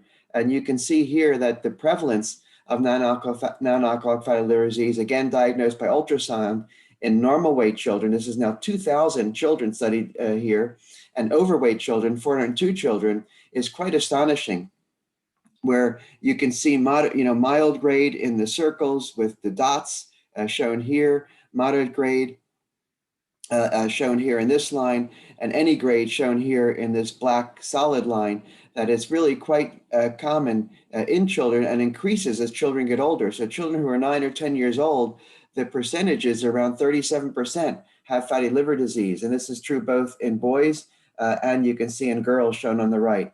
So this is an astonishing problem that occurs very early, particularly in places in South India. That is an important problem to address because these children with fatty liver disease this early on are going to have serious problems as they grow older if they continue to have fatty liver disease and the complications that are associated as this disease might progress. Now, we know that as people become obese from being lean, they develop a number of metabolic complications. And these are listed here on this middle part of the slide. And those metabolic abnormalities include insulin resistance and beta cell failure, which can cause type 2 diabetes, atherogenic dyslipidemia, which is really increased triglyceride, low HDL cholesterol concentrations, and non-alcoholic fatty liver disease. So the fatty liver is part of this constellation of metabolic abnormalities that occur in people who become obese. And these abnormalities are important risk factors, of course, for heart disease, heart failure, and stroke. It's believed that insulin resistance underlies the pathogenesis of these abnormalities, and that having insulin resistance is critical to developing diabetes, this dyslipidemia, as well as risk factors for heart disease and stroke as well. Now, people usually do not develop fatty liver disease unless they have insulin resistance. And so insulin resistance is probably required almost for most common cases of fatty liver disease, non-alcoholic fatty liver disease.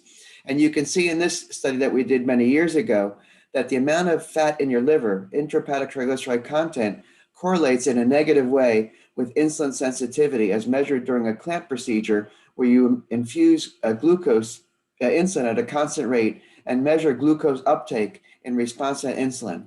And so the greater the glucose uptake, stimulated glucose increase, the more insulin sensitive you are, and the lower the glucose needed to maintain euglycemia, the more insulin resistant you are. And so you can see here this negative relationship. As you increase intrahepatic triglyceride content, insulin sensitivity on a whole body level gets worse and worse. Now, the prevalence of fatty liver disease, non-alcoholic fatty liver disease in adults is really associated with obesity, and this is now worldwide. Now, obesity defined in South Asia is a lower BMI than it is in the US among Caucasians and other ethnic backgrounds. But you can see if you're obese, about 65% of adults who are obese have non-alcoholic fatty liver disease. And if you have type 2 diabetes, it's also very common. About 65, 70% of adults with diabetes have non-alcoholic fatty liver disease, even of those who are overweight and who are not obese. The relationship between fatty liver and metabolic abnormalities is quite clear now. In this study, for example, from the Mayo Clinic, if you have non-alcoholic fatty liver disease and follow people for 5 to 7 years, you can see a marked increase in the prevalence of cardiometabolic abnormalities. So about 25% of these people will die from heart disease in the next 5 to 7 years, 25% develop diabetes, 25% develop dyslipidemia, and 25% develop hypertension. And so 90% of patients with non-alcoholic fatty liver disease have at least one metabolic syndrome criteria, and a third have metabolic syndrome. They have at least three criteria for metabolic syndrome. So there's a very tight relationship between metabolic complications, obesity, and fatty liver disease, which is why fatty liver is so common in people who have type 2 diabetes. The risk of dying from fatty liver disease is shown here in this slide. And as you increase your stage of fibrosis, the more severe one component of your liver in terms of fibrosis gets worse and worse, the greater is your increase in mortality. But this is all-cause mortality. Most people with fatty liver disease die from heart disease. They don't die from liver-related mortality. And here you can see that as you increase your fibrosis stages as well, your mortality from fatty liver disease also progressively increases. But doesn't really become a serious problem until you reach a fibrosis stage of 3 and 4. So stage 3 and stage 4 fibrosis, and stage 4 fibrosis is cirrhosis. You really increase your mortality rate from liver disease while having a marked increase in heart disease cause mortality as well. So non-alcoholic fatty liver disease is a major cause for mortality or associated with mortality relating to heart disease. But when you develop more severe fibrosis, then it becomes even more important because this is now you're having death from fibrosis itself. Now, it takes a long time to develop serious fibrosis. If you have non-alcoholic fatty liver without having fibrosis, you'll increase one stage of fibrosis every 14 years. So it takes a long time to progress to develop severe fibrosis. If you have non-alcoholic steatohepatitis, a more inflammatory form of fatty liver disease, you'll increase each stage of fibrosis by every 7 years. So a more rapid rate of increasing fibrosis. But there are people who are rapid progressors. It's believed that about 20% of people who have non-alcoholic steatohepatitis are rapid progressors. Well, they will go from stage 0 fibrosis to stage 4 cirrhosis in 6 years. This is a very, very rapid progression, and we cannot identify in advance which people will have this rapid progressive disease and which ones will not have this rapid progression. Now, this leads to an increase in liver transplantation from fatty liver disease, and you can see that the number of people getting liver transplantations every year in the United States progressively increases from 2003 to 2014 due to NASH, due to non-alcoholic steatohepatitis. This is the most rapidly growing increased cause of transplantation, where very soon it's going to overtake hepatitis C virus and become the most common cause of transplantation in the United States. So this is really having a serious impact, not only on having disease that causes metabolic complications, but also having disease that causes requirement for liver transplantation besides the mortality that occurs as well. So what are the factors that cause non-alcoholic fatty liver disease? What's the pathogenesis and pathophysiology of NAFLD itself? This slide, this cartoon here depicts what these issues are. And you can see there that if you divide this in half, there are a lot of physiological factors that cause increased triglyceride in the liver and cause non-alcoholic fatty liver disease itself.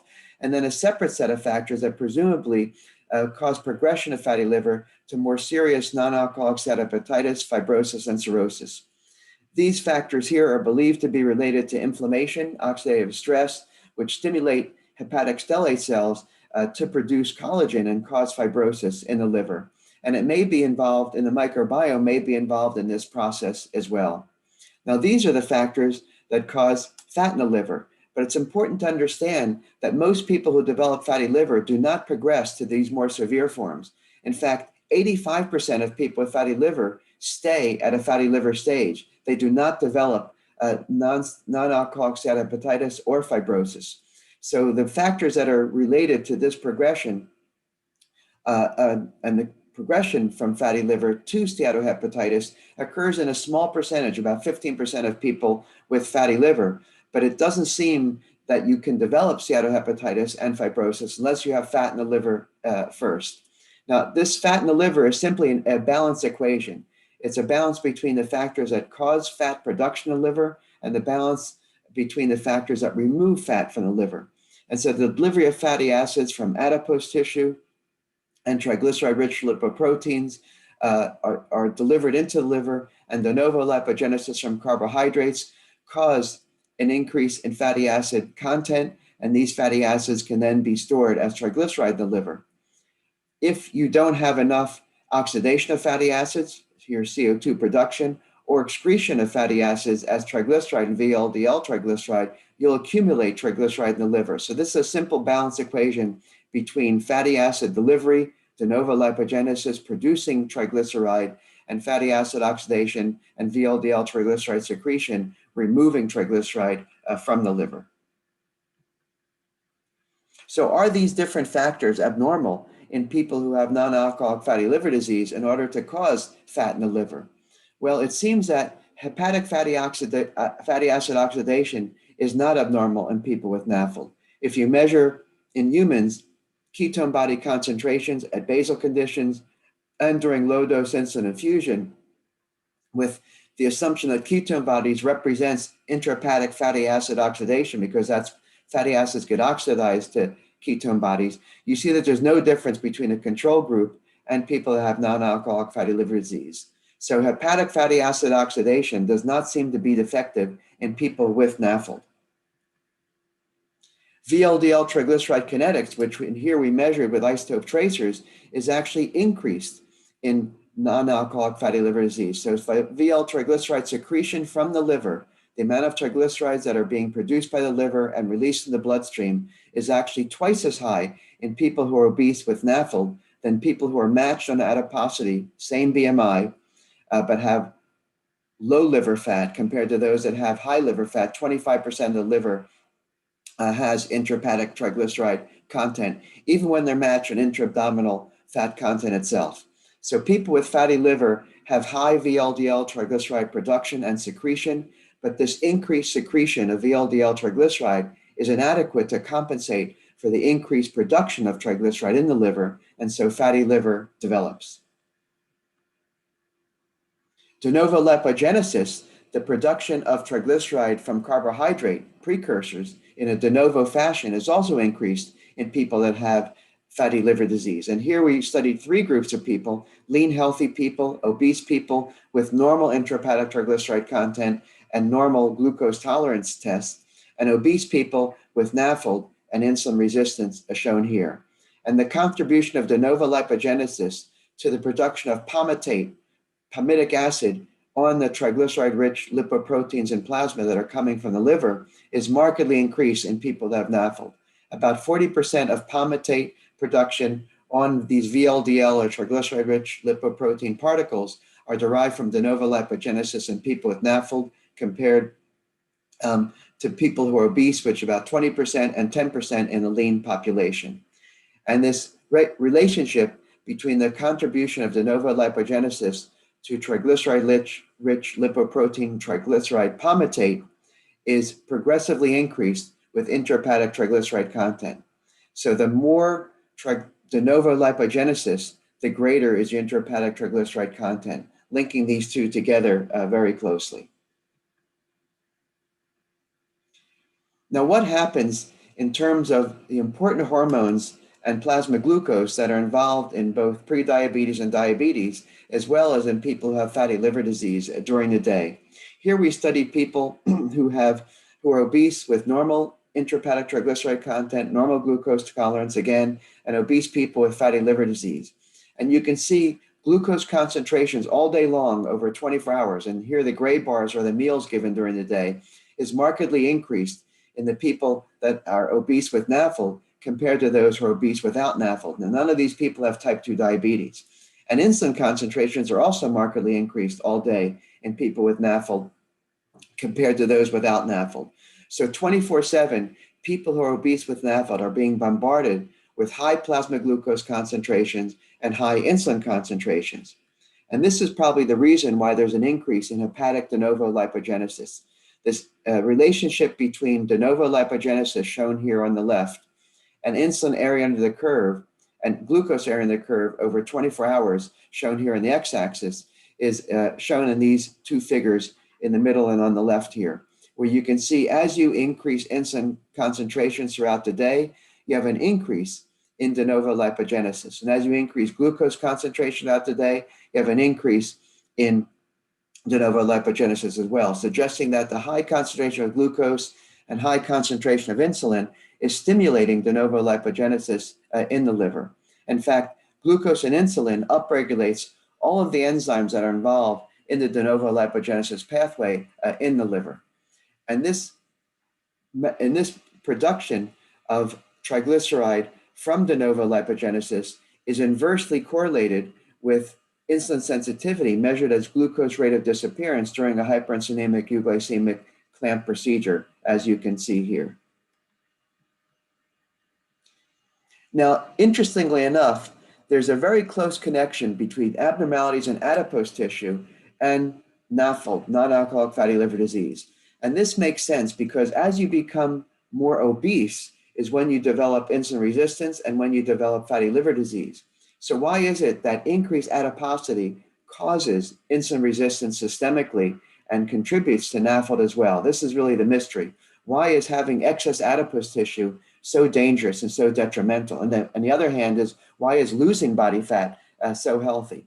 And here we measured collagen synthesis rate using a stabilized hope tracer method, where you can see obese people with NAFLD have an increased production of collagen in adipose tissue. This is now adipose tissue measurements, and increased gene expression of collagen as well in adipose tissue. And you can see if you measure connective tissue growth factor, a regulator of collagen production in the liver, it's markedly increased in obese people with NAFLD than it is in lean people in their adipose tissue. And this composite collagen expression is negatively correlated with insulin sensitivity, again measured by glucose disposal during an insulin clamp procedure, as shown here. And the final thing about the relationship between adipose tissue alterations and NAFLD is adipose tissue immunology. People with NAFLD have increased macrophages in their adipose tissue, and they have an increase in the macrophages that are more angry macrophages, the pro-inflammatory macrophages called M1-like macrophages. So obese people with NAFLD have increased M1-like macrophages in their adipose tissue, much more than obese people without NAFLD and more than lean people. And you can see the progressive reduction in the M2-like progression of the M2-like macrophages, which are the non-inflammatory type of macrophages. And macrophages in adipose tissue that are more inflammatory are negatively associated with glucose rate of disappearance during a clamp procedure. Again, insulin sensitivity measured here. And the non-inflammatory macrophages are positively associated with insulin sensitivity, as shown here. And so there's another abnormality. You have fibrosis and inflammation in macrophages and upregulation of all inflammatory markers in people who are obese with NAFLD. Now, how these relate to having increased fat in your liver is not clear, but it may be that there are things being secreted from adipose tissue, potentially exosomes, which has been shown in rodent models, that really are delivered to the liver and can stimulate an increase in triglyceride in the liver, as well as inflammation and fibrosis in the liver in these rodent models. But I'm going to skip this one.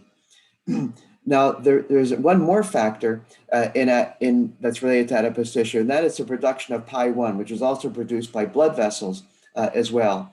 And you can see PI1 in our people with NAFLD. Our people with NAFLD in black are shown here, obese without NAFLD in gray shown here, and lean white circles as shown here, that this is directly correlated with insulin sensitivity. So the more PI1 you have over 24 hours in your plasma, the more risk you are of being insulin resistant and having non-alcoholic fatty liver disease. So there are circulating factors that are produced by blood vessels as well as produced by adipose tissue that are associated with insulin resistance and NAFLD. And the question is, are they cause and effect or simply just an association? Now, the treatment of NAFLD is difficult because we don't have drugs that have been approved that are really directly related to reducing fibrosis in the liver and reducing NASH, non-alcoholic steatohepatitis. But one treatment that's very potent, but much more difficult to implement, is weight loss. In this remarkable study from Cuba, they took people and put them on a weight loss diet for a year and had liver biopsies performed before and after completing this one-year intervention. Now you can see here, of these 300 patients, very few people actually had significant weight loss of 10% or more. Only about 10% of the total 300 subjects actually had this significant amount of weight loss. And most people had less than 5% of weight loss, as shown here. But some had more progressive amounts of weight loss, 5 to 6.9%, 7 to 9.9%. And so if you stratify these groups and look at their liver biopsies at the end of 1 year, you see that the reduction in steatohepatitis progressively increases with progressive increases in weight loss, as shown here. And 90% of people who lost 10% or more of their weight had a decrease in steatohepatitis and NASH. Non-alcoholic, the NAS activity score is shown here. Also, this progressive improvement with progressive weight loss. steatosis, 100% resolution of steatosis with 10% weight loss, ballooning, which is a marked feature of an inflammatory process in liver cells in people with NAFLD, also markedly reduced with progressive weight loss, lobular inflammation as well, but by fibrosis was more resistant to this weight loss changes. And so until you reached about 10% weight loss in this particular study, you did not really have an improvement in fibrosis scores. You really required about 10% or so to see a reduction in fibrosis or regression at the end of 1 year. Now, this study was not really geared to study fibrosis very well because people with stage 2 and stage 3, the more severe fibrosis, only accounted for 30% of the population, and only a few small percentage of people actually achieve this 10% weight loss. But we have other data from surgical studies as shown here. This is a remarkable study just recently published in Gastroenterology that shows the effect of bariatric surgery and different kinds of surgeries as listed here on NASH. And these people lost approximately 25% of their body weight at 1 year and maintained, close to that amount of weight loss about 5 years later. And biopsies were obtained at baseline, at 1 year after surgery, and then 5 years after surgery. Really a remarkable study. Now you can see here that 5 years after surgery, that there's a remarked resolution of NASH. And this means that in white is no NASH and no worsening of fibrosis. It doesn't mean that the fibrosis went away, but the NASH went away completely compared to the baseline assessment where everybody had NASH. And then if you look at the change in fibrosis scores over these 5 years, you see also a very interesting finding that fibrosis improves within 1 year of weight loss. And you can see here, F4 is cirrhosis. That doesn't change very much at all over 5 years. But F3 is a very serious form of fibrosis, which progressively reduces over time. So it improves at 1 year, but improves even more at 5 years after having this surgery. So there's a progressive improvement in this histology assessment of fibrosis, and stage 2 and stage 0 as shown here also progressively improves with stage having no fibrosis. 0 increases progressively as well. So 1 year is not enough to see the full benefit of weight loss. It really takes years for this fibrosis to resolve. And here's the percentage of people that had 0 fibrosis at the end of 5 years.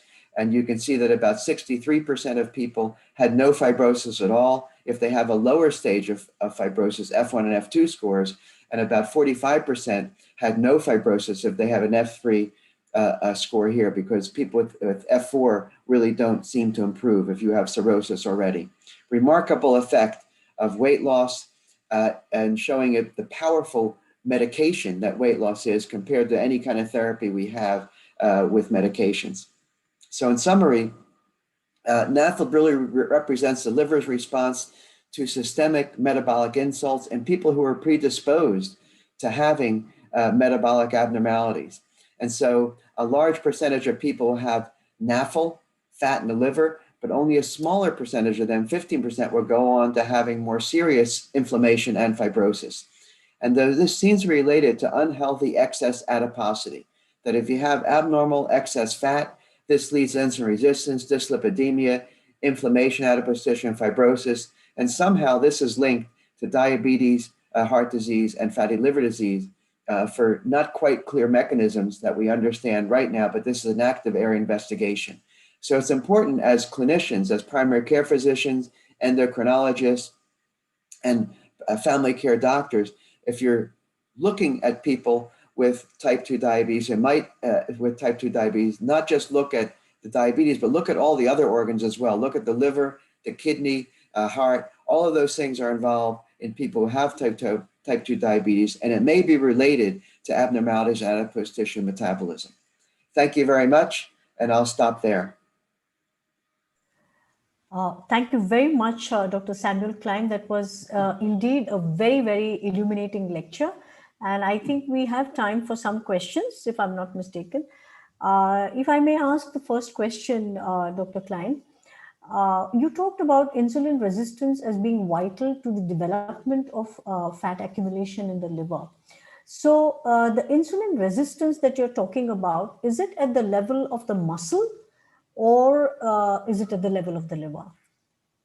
Yeah, so this is a very good question. So this insulin resistance that I showed you measured was a whole body insulin resistance. But if you look at individual organs, liver insulin resistance, which means the inability of insulin to suppress glucose production by the liver. Adipose tissue insulin resistance is the ability of insulin to suppress lipolysis in adipose tissue, and muscle insulin resistance, the ability of insulin to stimulate glucose uptake. All of those are involved relatively equally. And so despite having increased fat in the liver, you don't just have insulin resistance to liver, but it's a multi-organ system insulin resistance. Right. The other question that I wanted to ask you was, since you admitted that weight loss, although it's the best kind of treatment, is one of the most difficult unless you actually go for bariatric surgery. What would be second best? Yeah, so right now we have more and more. So one is lifestyle therapy, if you can try to incorporate that. And so at least physicians need to learn the principles of lifestyle therapy and behavior change and try and incorporate them in very brief visits with their patients. So it's very difficult to do, or refer them to a specialty clinic that treats obese patients with lifestyle therapy. But then we have medications, and I'm not sure which ones are approved in India compared to the US, but there are medications approved to treat obesity that are hardly ever used. Less than 2% of the people who qualify for medications because they're obese, weight loss medications, get them. But there are newer medications now that are approved for other uses that have profound effects in causing a reduction in body weight and reducing fat in the liver. So GLP-1 agonists is what I'm thinking about, and also SGLT2 inhibitors. Both of those medications reduce body weight. They treat people with diabetes. SGLT2 inhibitors have very modest effects on body weight, but these more potent GLP-1 agonists are impressive. They can cause about a 12% weight loss in people, 12 to 15% weight loss in people with type 2 diabetes, in fact, which are more resistant to weight loss. And if you add that with other medications now being studied, like amylin, you can get a 15 to 17% weight loss in people who are obese. So you're beginning to get surgical types of weight losses with medicines. Now, as you may know, recently in the New England Journal of Medicine, they published a paper of semaglutide, which has very potent effects on body weight in treating people with fatty liver disease. And semaglutide had very powerful effects in reducing fat in the liver, inflammation in the liver, and ballooning hepatocytes, but did not have a very powerful effect on fibrosis. Now, this was a 60-week study, so maybe if you follow these patients longer term, you'll see the effect on fibrosis, but very surprising that there is no benefit in fibrosis compared to the control group, with remarkable benefits in all the factors that produce fibrosis, inflammation and fat in the liver. Right. Thank you very much for that. And I don't see any questions in the chat box unless Dr. Bhavna want to ask. Go ahead. I just have a question. Hello, Dr. Samuel Klein, and great to see you, and so very sorry for disturbing you early in the morning. It is very early in the morning, and it's a weekend. Okay. Don't worry, sorry. No, I just want to ask you. You owe me a beer at the next ADA in person. Yes. What is the role of saraglitazar, which is actually a product which just came out of India? Initially, it was tried for type 2 diabetes, but then now FDA has approved it for biliary cholangitis. And I was told that there are trials going on in NASH with saraglitazar, which is an alpha gamma agonist. So your take on saraglitazar for NAFLD? Yeah, so I plead ignorance. I don't know the data on that with NAFLD, so I'm not sure until it's approved by the FDA. I wouldn't take it at the moment because there are other medications that we know are potent, like GLP-1 agonists and other weight loss medications that I would use first. Something as cheap as even phentermine, which is very, at half a dose has zero complications and side effects, could be useful in treating people with fatty liver disease, although that has not really been studied well. I would use those medications first. Thank you for that. You did speak about the lifestyle changes and obesity management. all of us are very good with our lifestyle till the dinner time comes or the lunch time comes or the holidays arrive. And how do you handle that in the US? I'm sure there's craving for food for people, so it's so difficult to actually diet all the time. Yeah, it's a major public health problem, a very difficult problem. And it's not given the attention that it needs because it's a major cause of all of these diseases. It's easier in the US than in India because the food doesn't taste as good here for you. And I've had dinners with you and I've seen how much you can eat in the evening, very impressive quantities of food. And also, the other people from India that I've had dinner with as well, and myself. So, but I think what it requires is really a daily awareness of what you're doing at every meal, being ever vigilant, and always remembering to push yourself away from the table when you feel that because we eat beyond feeling full when the food tastes good, and so it's really trying to train yourself to stop eating when your body gives you your signals that you've had enough food, even when the food is good. But it's very difficult when you're socializing, which is very common in India around food, and drinking alcohol, which is very common for you as well. It's very difficult to control yourself when it comes around food. And I've seen what you order, and you've actually forced me to eat a lot of food. Even when I wasn't hungry, you would say, here, let's order this, and try that. So peer pressure is another problem to try and withstand during this problem. Thank you. Thank you so very much. I think back to Neeta to wrap up the session if there are no questions on that. Yeah, I don't think there are any more questions. And thank you for a wonderful lecture, Dr. Klein. It was really very nice. And I'm very thankful to you. And I'm thankful to the ADORE team for giving me this opportunity to chair such an important session. Thank you very much. And I hand it back to Bhavna. Yeah, thank you. 1 second. Before Bhavna comes on, I just would like to request Klein that there are going to be sessions on technology starting from now. It's all about artificial intelligence and machine learning in terms of making a diagnosis of diabetic retinopathy, followed by transforming clinical care with technology from the Berkeley team. And this will go on for about an hour and a half from now. So in case if you have time, please stay back with us. Otherwise, we'll let you go.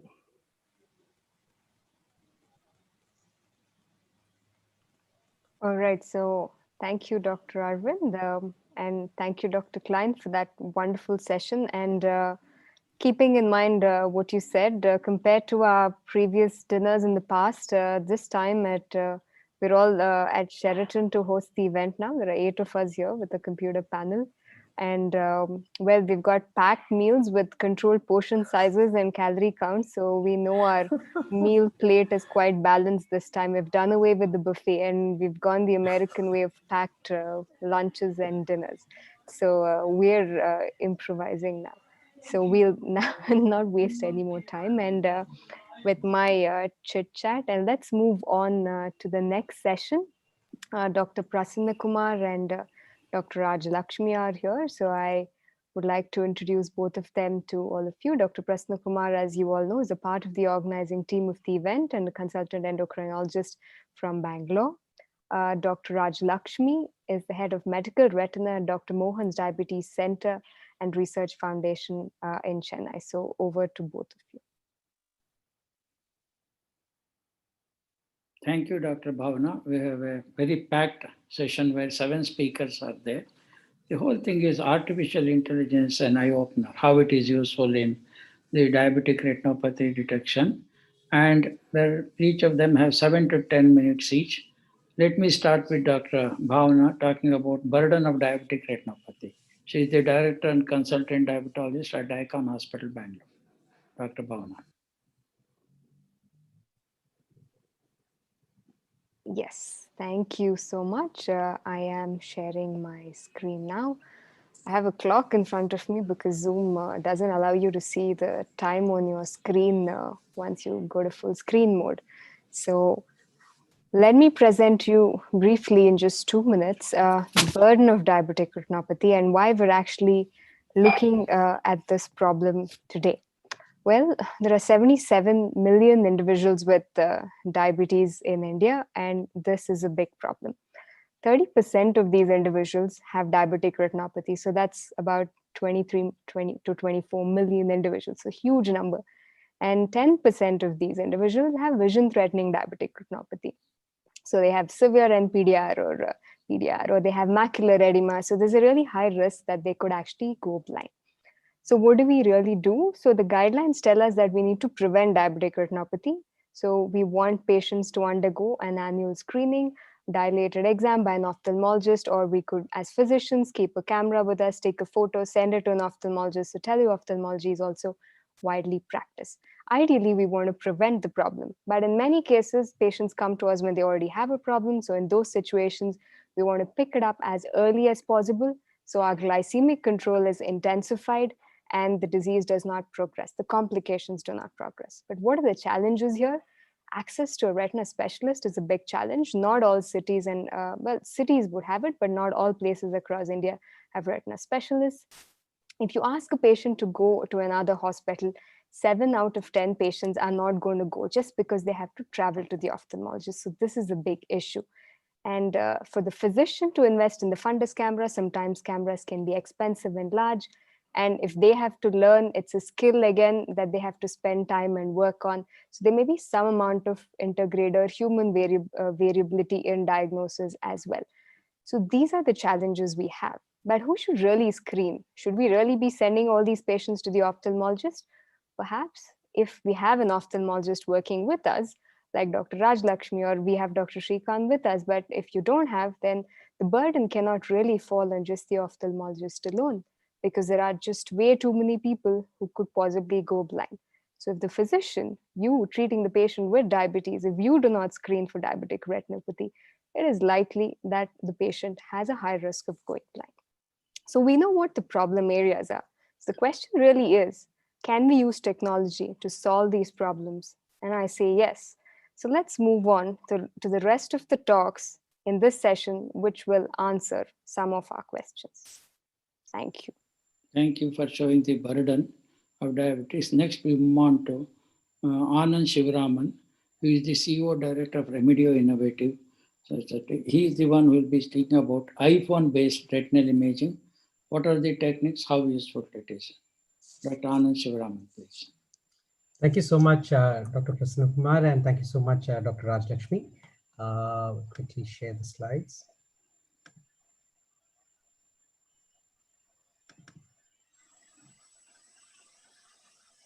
Okay, so a significant portion of the talk would be on current and possible future indications that we see in research for smartphone-based retinal imaging for diabetic retinopathy screening.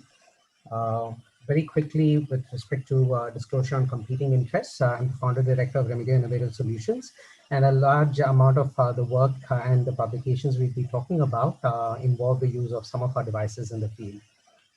I think Dr. Bhavna has actually laid the groundwork in terms of the burden, so would not get back into detail on it, other than the key take-home message being it's one of those ocular disease conditions that if picked up early, especially before there are vision-threatening symptoms, it's something that can be prevented, and vision loss can definitely be prevented before it becomes too late. I think one of the most important aspects of diabetic retinopathy screening is from a public health perspective, we've had the UK NHS actually show that you can have a screening program that can be used to ensure that you can have population-wide screening for diabetic retinopathy of patients with diabetes. And we've in fact had a very successful program that has happened at NHS where nearly 2.14 million people have been screened, 82% of those with diabetes, and they're being covered through physician clinics. And today, diabetic retinopathy or maculopathy is no longer the leading cause of certifiable blindness in the working age group in UK. But now if one were to think in terms of applying the same models in India or in any other developing world context, there are certain challenges that we may need to upfront address. First is, of course, affordability of the entire process, including the cameras. The second is the simplicity of use of many of these devices, given the fact that we do have an infrastructure that may not have trained technicians, and the need for specialist graders in order to apply similar teleophthalmology principles. And I think there'll be talks talking about how artificial intelligence may be an answer to the need for specialist graders. And this talk will primarily be focused on the hardware, on opportunities for us to move away from traditional retinal imaging systems that may be both expensive and complex to use. So one of what we've been working on is being able to move from bulky devices with complicated designs to portable devices that are simple to maintain and easy to use. The intent is to, however, preserve the same quality of image as what you would get from high-end devices and desktop devices, while incurring a much lower capital equipment cost, so that it allows for the diffusion of the technology to public health and other contexts. How does this differ from other smartphone-based retinal imaging systems? First is, of course, the field of view. The second is what we call corneal or Perkins reflex artifacts, where oftentimes with other smartphone-based imaging systems, it becomes a little difficult to eliminate the corneal reflex artifacts unless and otherwise you separate the illumination and imaging paths. And finally, the ability to start looking at how do you actually look at non-mydriatic imaging that requires no pupil dilation, and compared to traditional non-infrared based dilated examination that may be still possible with certain smartphone based technologies. At the same time, the technology that we've developed differs from other portable retinal imaging systems, primarily in being able to use a principle which is at least around 40 to 50 years old from a physics perspective, called the Gulfstrand principle, where you separate the illumination and imaging parts that ensures that you may not need the use of polarizers to eliminate corneal reflexes. That then gives you much greater detail in the retinal vasculature compared to what you would get if you were to primarily use a spot-based illumination systems that result in non-uniform illumination. We validated this system across multiple peer-reviewed publications and clinical studies, one against the Topcon TRC50DX, an FDA-approved traditional desktop-based retinal imaging system, showing very high sensitivity and specificity of the device and accuracy for various grades of DR. And we similarly also validated where we've looked at, this was a study led by Dr. Mohan's Diabetes Center, looking at the stages of retinopathy and the sensitivity and specificity against a traditional Zeiss desktop camera. I think what has been heartening is the ability to create access globally as a result of the use of these devices, where we've so far been able to impact nearly 7.5 million patients across 20 different countries. But what I want to quickly segue to is certain models that have been implemented that are possibly very new and offer a significant opportunity for us to think in terms of scaling diabetic retinopathy screening. First is the model with the government of Kerala and the government of Tamil Nadu, where today public health centers in these two states actually use these devices and through teleophthalmology are able to pick up those having referable diabetic retinopathy. In fact, initial data from the 150 PHC show that there's a 31% detection rate for diabetic retinopathy that has now enabled the move from screening to care continuum to now happen to Trivandrum through the Regional Institute of Ophthalmology. Similarly, there is hub and spoke models that have been done by Dr. Mohan's Diabetes Center that was recently published last year, where nearly 18 to 23,000 screenings were done, and there was a 22% detection rate and 7% that was actually sight threatening that could have resulted in vision loss if, let us say, they had not been picked up. And a similar hub and spoke model has also been established with these devices with vision centers, in this case with Arvind Eye Care, where there was a very interesting study that was done where they used cameras in 7 vision centers that had these cameras and 7 that did not. And it was very interesting to find that the proportion of referrals due to fundus photography findings, especially for non-urgent referrals, increased threefold, while the urgent referrals increased marginally, showing that most cases people were coming to get screened only if there was a vision loss, not as a result of them doing it as a need for an annual screening for those with diabetes. Finally, this is not about an India model alone. The same devices have now been placed across 200 primary care offices in the US through teleophthalmology models using existing reimbursement codes that are feasible in the US. I think the field's evolving where today we have a move towards national DR screening programs, especially with the All India Ophthalmology Society now coming up with a task force that has come up with guidelines on how cameras of many different sorts can be used to implement public health screening models for diabetic retinopathy, but work may still need to be done in terms of raising awareness among patients on the need, as well as among primary care providers and general physicians and diabetologists. Uh, on the technology side, we are seeing the move towards what we like to call larger or wider fields of imaging device, such as what you see here. One which we are working on, and the other that I have actually articulated here from a publication on CellScope from the Daniel Fletcher's group at Berkeley, that allows us to think in terms of 7-segment ETDRS, which is considered the gold standard in screening, as being possible with a single shot of the retina. I think what this does clinically is reduce the case of some PDRs that we may miss, though you never expect to see PDRs in screening, but we have over experience seen that there are cases of PDRs that you tend to pick up during screening, and these can sometimes be missed if the peripheral retina is actually not imaged.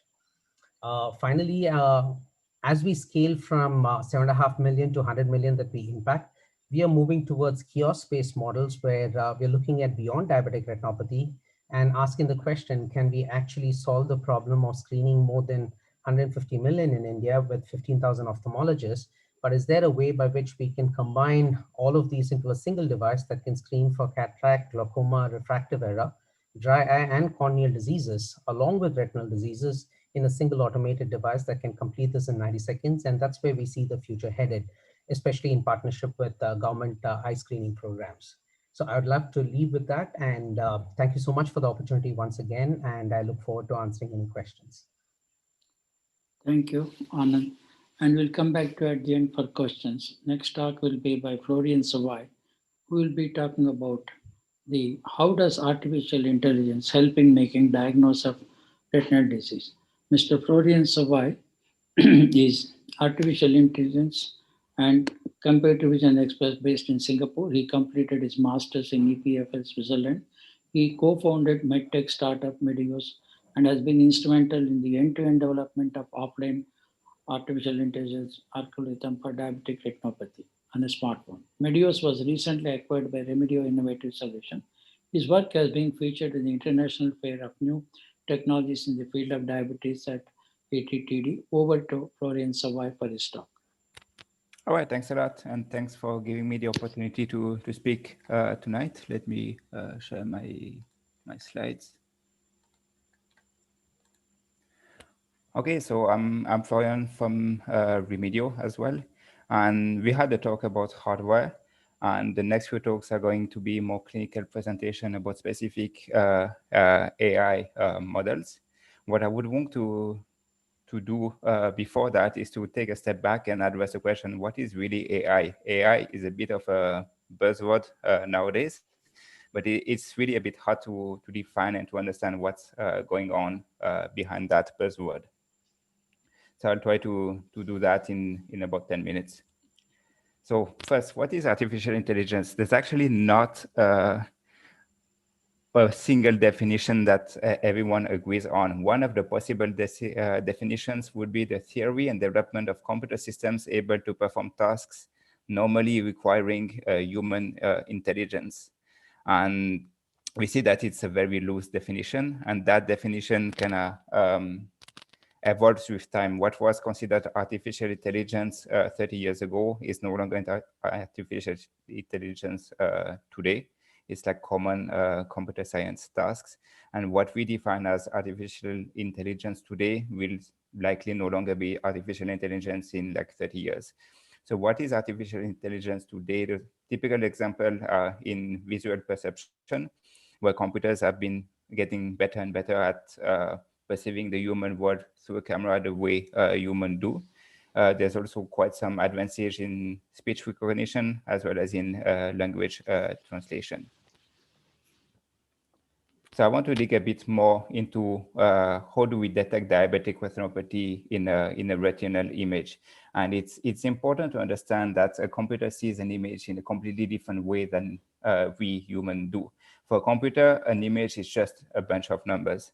I don't know if you can see my my cursor, but Yeah, if you can look at one tiny lesion here, and you magnify this. An image on a computer is composed of pixels. Those are the building blocks of an image, all of which are consists of 3 color channels, red, green, and blue.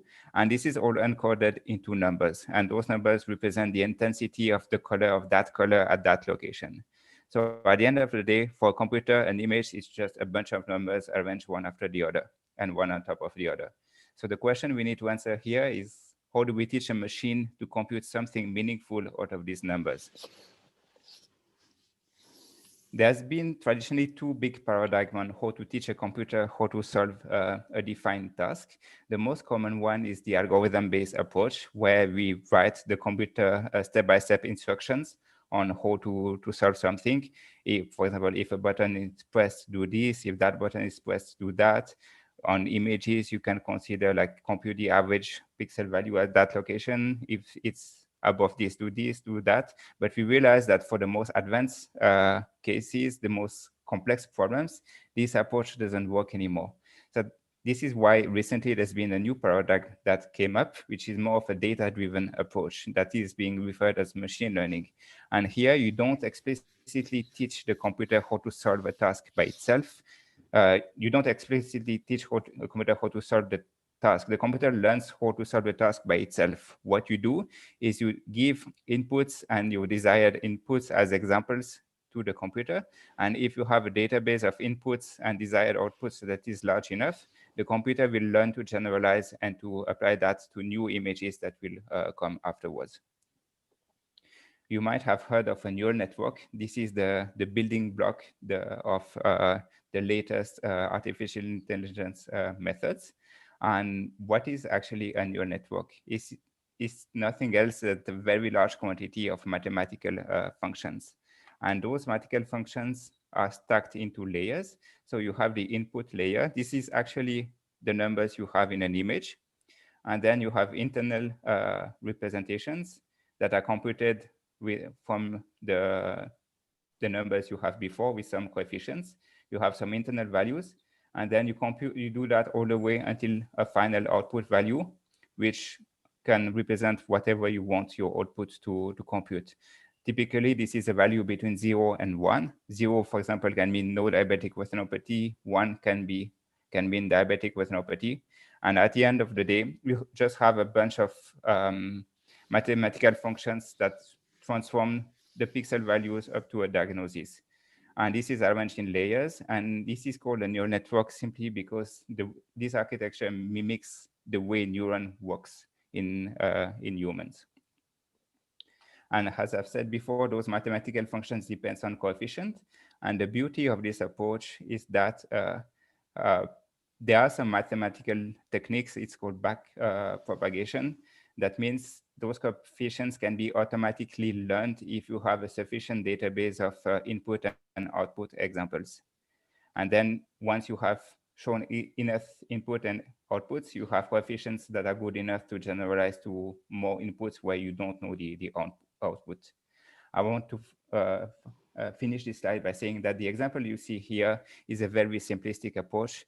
And when you have a neural network to detect diabetic retinopathy, those are more than 100 intermediate layers, and there's more than 1 million coefficients in between in the different equations. Now, those methods are somehow a natural fit for ophthalmology, because in this field, there's a really extensive use of imaging modalities. You have fundus imaging, you have OCT, and so on. There's also somehow a limited availability of specialists. And that's why AI is very well positioned to do a lot of impact in early screening in the field of ophthalmology. The research on AI in ophthalmology has been booming recently. That might be one of the fields in the medical world where AI is really, you see a lot of research happening. For the moment, there's been robust classification performance in detecting several diseases, DR, ROP, retinopathy of prematurity, glaucoma, age-related macular degeneration, and so on. The first ever FDA-approved AI was in the field of ophthalmology. It was the DR screening program from IDX.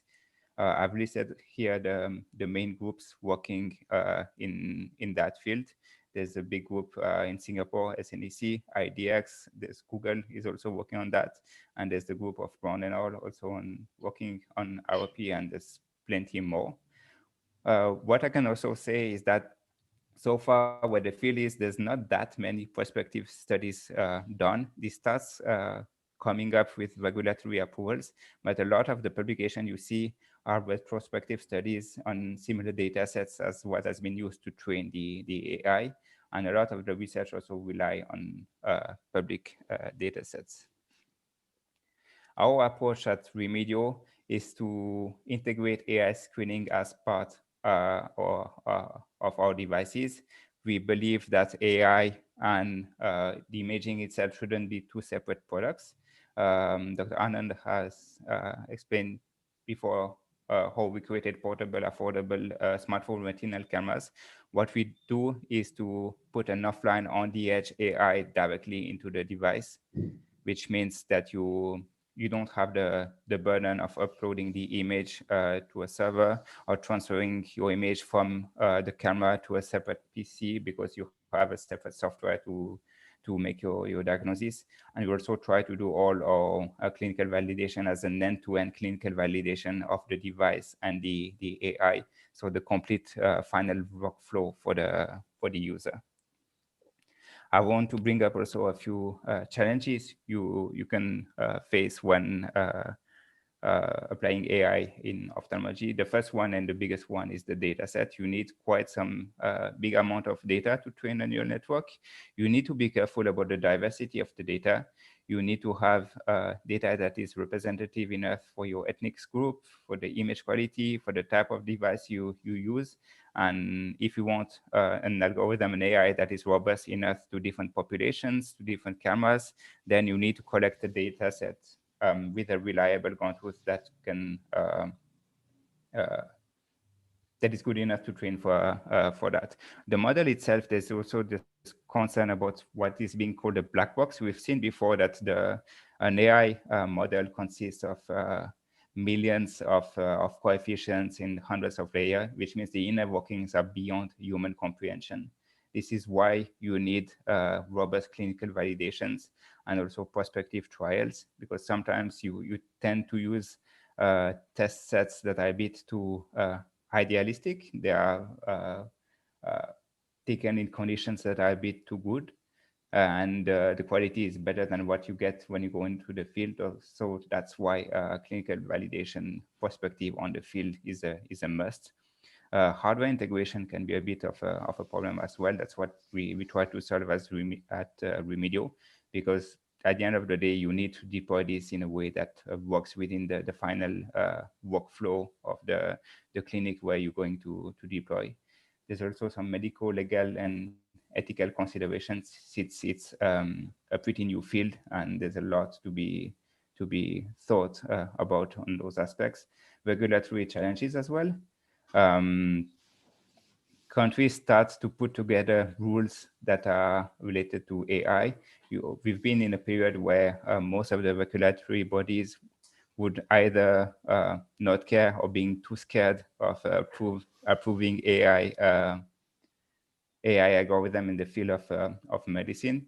We are slowly moving away from that. The FDA is coming with guidelines and specific protocols for AI regulations. But this is somehow also a bit of a challenge. And the last challenge is also acceptability by the patient itself. You need the patients to be comfortable being read by those by an AI instead of a doctor, and the patient also needs to understand that it's a trustable solution. So with that, I'd like to thank for your attention. Thank you, Florian Savai. Now I hand over the next session to Dr. Rajlakshmi. She will carry over from the subsequent talks. Dr. Rajlakshmi, please unmute yourself. Yeah. Next, that was a nice talk, Florian, on AI and ophthalmology. Now we are going to listen to Bhargav Sosale. Bhargav is a computer science engineer from Singapore. He co-founded the med tech startup Medios, and they've been developing the smartphone offline AI-based algorithm for detection of diabetic retinopathy. And his startup has been acquired by Remedios Innovative Solutions. He has been working in the field of DR, and his work has featured in the International Fair of New Technologies in the field of diabetes at the ATTD. Over to Bhargav. Good evening, everyone. Thanks a lot for the opportunity. And I think Bhavna, Dr. Anand, and Florian have set the context very well. Let me just quickly share my screen. Hopefully everyone can see my screen. Now, yeah, can I have some confirmation? I think my screen should hopefully be visible. Yes. Yeah. Okay. So while everyone now is speaking a lot about how we can use AI in diagnosing diabetic retinopathy, about the burden of DR, and while many papers in the past have spoken about how AI can actually help in diagnostics, I wanted to talk a bit more about why AI can be useful in healthcare beyond just diagnostics or even therapeutics for that matter. Now, the first thing that comes to people's mind when you talk about AI in health, it's usually disease diagnostics and often imaging-based diagnostics. Now, this is not a surprise because it's what companies like Google and INOC or IDX publish about quite often. It's also true outside of eye care, such as in fields like radiology. However, AI in health is not always about automated diagnostics, unlike what people tend to perceive. Now, you might be thinking, okay, are you talking about therapeutics? There are apps such as Wellty and MySugar that use AI to help patients manage their diabetes better and provide therapeutic recommendations. But that's also not what I'm talking about. Now, there are more uncommon examples of therapeutics, such as an Apple Watch application that monitors your sleep and generates vibrations to prevent nightmares that has been FDA cleared for assisting PTSD. Now, that's also not really what I'm talking about. These are still more clinical applications. There's also a lot of work done using AI for disease prediction. For example, Google has shown that you can look at fundus photographs and you can predict, whether a patient is going to have heart attacks within a period of 5 years. Again, these are also very clinical driven applications. So I want to kind of push to kind of think beyond this. Now, are there other healthcare problems that we think AI can solve? Now, before that, I want to start with a story. Now, this is Rekha. She works at a diabetes hospital in Bangalore, and she was specifically trained to capture retinal images of patients. Now, she does a great job at it. It's what she's been doing for 2 years. She does this almost full time. And Rekha is part of the hospital's everyday workflow. Unfortunately, about 6 months ago, Rekha quit her job because she was moving somewhere else, and there was no one to replace her. Now, what happened during that period?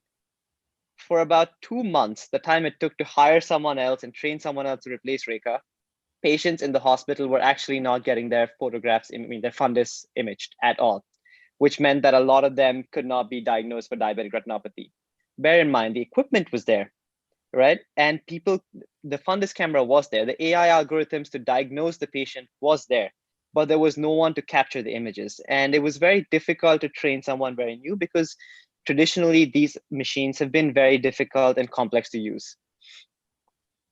Now, there are 15,000 eye doctors and eye practices in the country, and you've got 1.3 billion people that need to get their eyes checked at least once a year for all various eye conditions. In the real world, we can have eye doctors or trained specialists like on the left here doing fundus exams, or on the right, we can have people like Rekha doing fundus exams. What do you think is the more common? What do you think is the more common case? That's right. Because of the sheer ratio of the number of patients to eye doctors, it's always going to be people like Rekha who are going to be doing the eye exams. So can AI help make that job a little bit easier? Can we prevent situations where if Rekha leaves, there's no one else to take eye images? So we decided to attempt this. We trained a model to actually assist retinal imaging by auto-capturing the retina itself. So we actually trained this with over 10,000 labeled images from the Remedio FOP camera. The frames from the camera were actually fed into an AI, and the frames had, various distances from the eye, various angles of alignment, and different lighting conditions. And an AI model was trained to detect whether or not it was the right moment to capture a retinal image. The output of the frames, when deployed, the output of the frames are actually continuously analyzed, and capture is automatically triggered when there are 5 consecutive good frames. And when the model was finally deployed, it kind of looked like this. The retinal camera is going near the patient's eye. The blinking capture button means it's analyzing. You can see that it actually says over here that it's bad. However, when it switches to good, it automatically captures the image of the retina. Let me just replay that again real quick. So in case you guys missed it, you could see it one more time. It says bad. The camera is going near the patient, and all I'm doing is moving the camera near the eye. The second the analysis is done and it goes to good, the capture is triggered. And we actually have a full field of view retinal photograph that is captured. So while it's still early days, we have seen that this actually helped reduce both the training time for an unskilled technician. And I'm speaking from experience, I couldn't use the device until I had this algorithm. But also the time taken to capture fundus photographs for a patient has also greatly come down. So what does this mean for the future? I wanted to just highlight that AI can have a lot of value beyond just diagnostics and therapeutics in the field of healthcare. It can be used in many ways to actually still enable better patient experiences, better user experiences, and help eye care truly scale. It's not hard for us to really imagine a future where we could now have smart hospital rooms, just like how we have smart homes. It's not hard for us to have virtual nurses, like how we have Siri or Alexa at home. I can totally imagine there being virtual nurses to help with the patient. And even surgeries can actually greatly benefit from using the AI. For example, we could have augmented reality kind of guiding the doctor and telling the doctor where exactly to make an incision or a cut.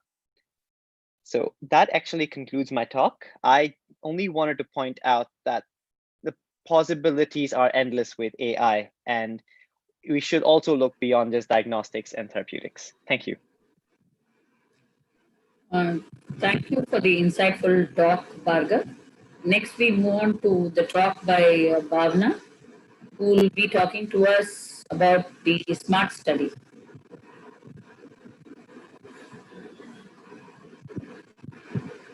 Bhavna needs no. Yes. Oh, sorry. And over to you, Bhavna. Thank you, Dr. Raj Lakshmi, and thank you, Bhargav. That was interesting. This is the first time you've actually spoken about the auto capture, and I can definitely tell you it's going to benefit a lot of people taking fundus images. Because even with the iPhone cameras, and compared to your previous digital cameras, we see a huge difference if the phone can just autofocus and auto capture. So why not think of new ways to help technology improve our lives? So let's move on now to the SMART study. And there was also a couple of questions in the chat box, and some of our viewers asking us, how does this smartphone-based fundus camera and the AI actually work? What's the efficacy of this particular device, and how accurate is the device? So I'm going to be taking you through the data over the next 5 to 6 minutes. And we had the exact same question. So the question we asked was, how does the offline smartphone-based Meteor's deep learning system compare with professional human graders, that is ophthalmologists trained in medical retina or vitreoretinal surgery, and how did it compare with these professional graders in the diagnosis of diabetic retinopathy? So the SMART study stands for a simple mobile-based artificial intelligence algorithm in the screening of diabetic retinopathy. So we did a small study first with 300 patients, where we looked at mydriatic images and 3 images per eye, and we compared it to the diagnosis of 2 retina specialists And after that, we did a larger study of 900 individuals where we took non-mydriatic images and 2 images per eye, compared it with the diagnosis of 5 retina specialists. What you bear in mind here is the diagnosis of the retina specialist was considered the final diagnosis. In ophthalmology lingo, that's called ground truth. And the retina specialists were blinded to the diagnosis of the AI and to each other's diagnosis as well. And it was only at the end that for adjudication and discussion, and then the consensus was reached. So what did we do? We took images using of the patient's eyes using the Remedio Fundazone phone camera.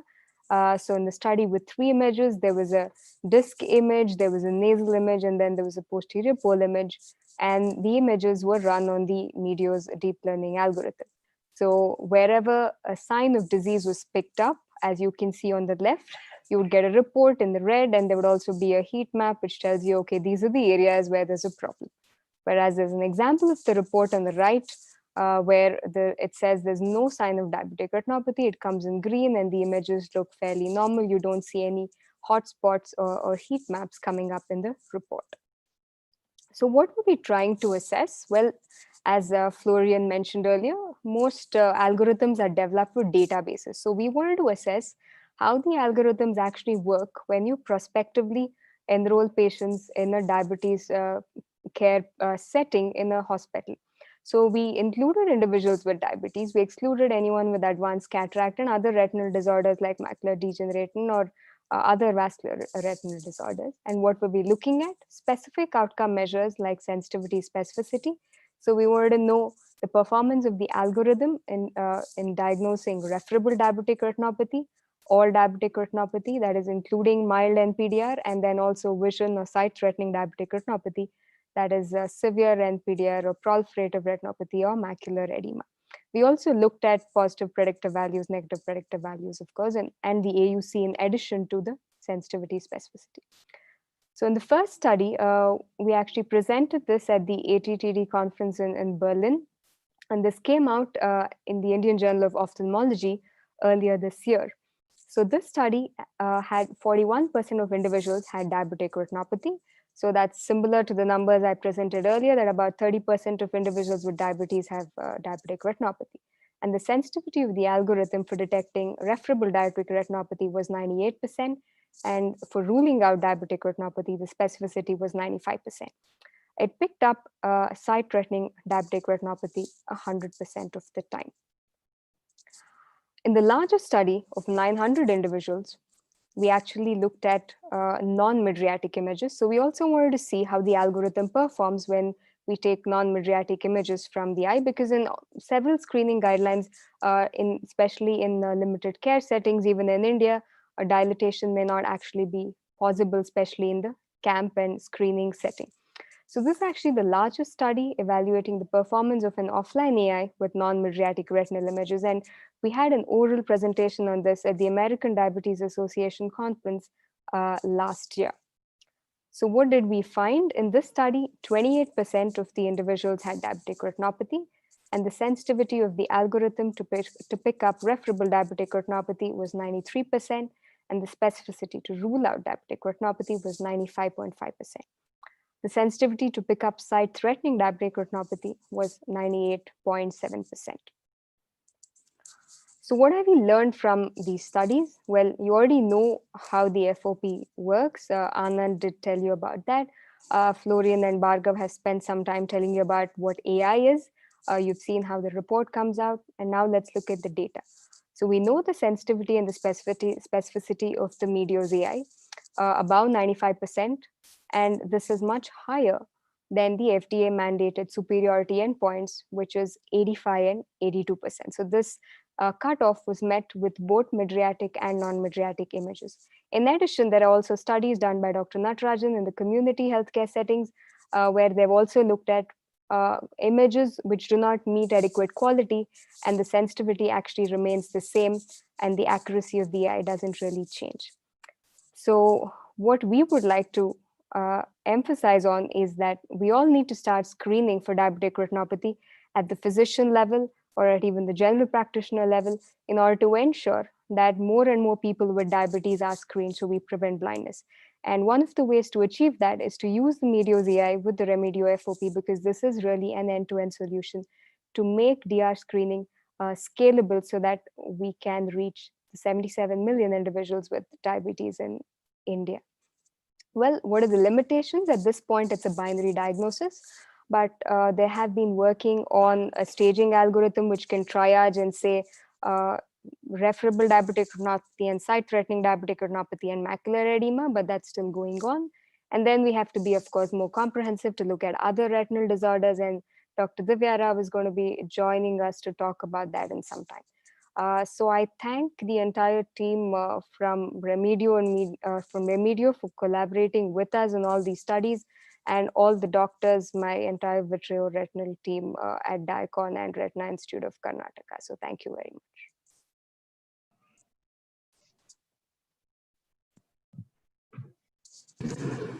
Thank you, Bhavna. Those results from the SMART study look very impressive. And now we'll next move on to Divya Rao, who will be talking to us about intelligent smartphone beyond diabetic retinopathy. Dr. Divya Rao is an ophthalmologist and a glaucoma surgeon. She leads the efforts of developing AI solutions for various ophthalmic pathologies at Remedio. And her work was presented in ACTORS and ARVO conferences. And she is working towards launching of offline glaucoma AI on smartphone-based fundus camera. Over to you, Divya.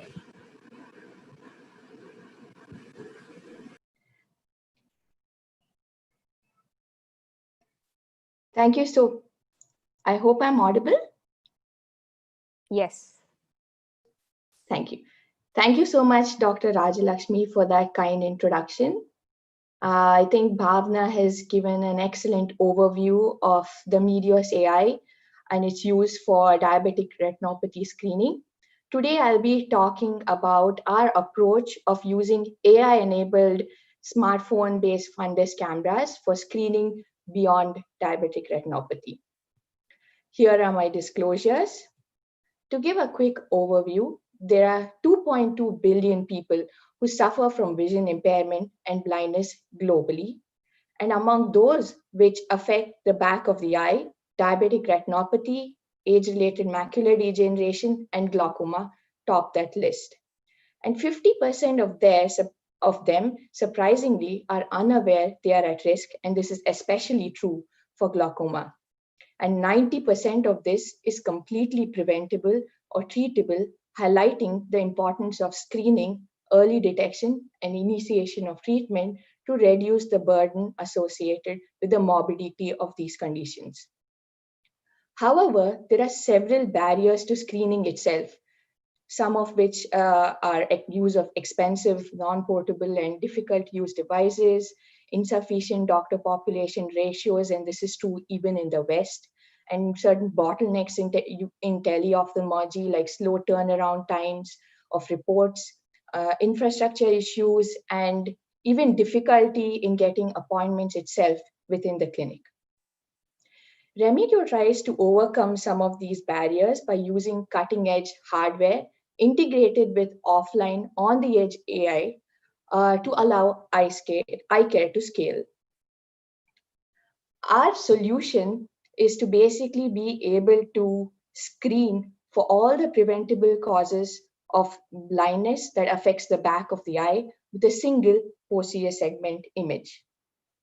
So what was our strategy when we looked at developing a glaucoma AI screening tool using fundus images? We used a very diverse data set coming from 4 different sources and different ethnic groups. There were close to 6,000 images, out of which close to 60% were referable glaucoma, and images were captured on Asian as well as Caucasian eyes. For reference standard, for a proportion of the images, the diagnosis of glaucoma came at the end of a comprehensive evaluation by a glaucoma specialist, and this includes the full battery of tests which are done in the clinic for glaucoma evaluation, right from IOP, gonioscopy, fundus imaging, OCT, and visual fields. And for a proportion of the images, the diagnosis of glaucoma was made by glaucoma experts who were evaluating fundus images looking at features which are clearly present on fundus images and using criteria that have been widely accepted in population studies. So the features included things like cup to disc ratio, retinal nerve fiber layer defects, neuroretinal rim changes, peripapillary atrophy, and disc hemorrhages. And 80% of this data set was used for training and 20% of this was used for testing. So we developed two complementary models. The first one was an automated cup to disc ratio model through a segmentation AI. We used a deep learning approach. As you can see, the AI model automatically delineates the cup outline as well as the disc outline and gives an output of a vertical cup to disc ratio. It is well known that a higher vertical cup to disc ratio in relation to a disc size is a risk factor for glaucoma. The second model is a binary classifier model, which would give a referral for glaucoma or no referral for glaucoma evaluation based on the suspicion for glaucoma features, which are seen on the fundus image. As you can see, it looks at features much beyond cup to disc ratio, such as retinal nerve fiber layer defects, which are clearly seen on a ret-free image, as well as neuroretinal rim changes on the optic disc. And this is highlighted by activation maps, which basically triggers, which basically shows the features which are triggered to give the diagnosis. So in essence, when an optic disc-centered image is fed into the system, the inbuilt quality check model says whether the image is of sufficient quality or not to make a glaucoma diagnosis. An automatic localization of the optic disc is made, and a cropping is done to focus on the region of interest in glaucoma being the optic disc itself and the retinal nerve fiber layer surrounding it. The segmentation model runs on these ROI images to give a disc and cup outline to output the vertical cup to disc ratio, and the glaucoma binary classifier model also works on the ROI images to give a referral for glaucoma or not based on the suspicion levels along with activation maps. As you can see in these activation maps, it clearly highlights the features or the areas which are triggering the diagnosis. Like for example, in this, we can see a notch with retinal nerve fiber layer defect, and here an excavation with retinal nerve fiber layer defects, and even neuroretinal rim thinning with an increased cup to disc ratio, and so on. These activation maps are not just useful for the operator to understand which regions are actually triggering the diagnosis, but this is also useful for patient education. So we validated this cup to disc ratio model on a test set of 345 images captured on the target device, that is the FOP itself. And the ground truth or the reference standard was made by manual annotation by glaucoma specialists. The overall mean absolute error was found to be 0.041. And as you can see, 71% of the images had an error between 0 and 0.05. And when you compare this to an acceptable standard of 0.2 vertical cup to disc ratio, we are well within that. We validated the glaucoma binary classifier on two different test sets. The first test set consists of 626 images with a large proportion of referable glaucoma, over 60%, was captured on the target device itself on Asian eyes. The reference standard for this was a final diagnosis that came from the fundus image itself by glaucoma specialists. The overall sensitivity and specificity was found to be high. And what is interesting is the sensitivity in picking up likely glaucoma was as high as 97% with an area under the curve of 0.97. We also validated this on a second test set of 389 images which are captured on Caucasian eyes. And here the reference standard was the diagnosis that came at the end of a complete glaucoma evaluation. Again, the performance was good. The sensitivity was 96% and the specificity 82%. And interestingly, again, the sensitivity in picking up likely glaucoma was as high as 98% with an area under the curve of 0.93. When we compared these results with existing literature, the Meteos AI performance was on par, and hence with these promising results, the next step is to do a prospective clinical trial in real-world settings. Beyond diabetic retinopathy and glaucoma, we are also developing AI screening tools for age-related macular degeneration. The approach has been very similar, where we are now looking at developing a binary classifier of non-referable and referable AMD. In fact, we already have a prototype ready, and this is looking at classifying into non-referable and referable AMD, where no and early AMD come under non-referable category, and intermediate and late coming the category of referable AMD. So in conclusion, integrated solutions of a portable device with offline on-the-edge AI can help scale screening. AI has shown clinically acceptable diagnostic performance in detecting retinal diseases beyond just diabetic retinopathy, and it can definitely be an aid in screening and triaging patients with retinal pathologies. And hence, it's definitely shown the potential to revolutionize ophthalmic practice and healthcare. I'd like to thank my team and our collaborators, without whom this would not have been possible, and also the organizers for giving me this opportunity to speak today. Thank you for your attention. Thank you, Dr. Divya, for this insight on use of AI in other disorders other than retinopathy, that is talking in terms of glaucoma, as well as talking in terms of using contrast images for AMD, etc. And now for the questions, Dr. Prasanna. Yeah, there are 3 questions. This question, I think, is directed to Florian Savai because he raised this point. One of the questions is, with artificial intelligence fundus camera, what is the present medical legal situation authenticity?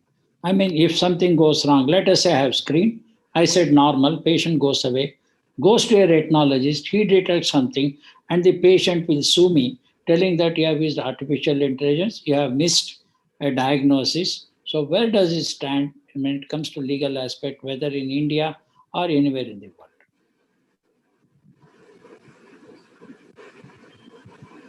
Yes, yes. I think it's important to understand like that with any medical device or diagnosis tool, the accuracy is not perfect. It's not 100%.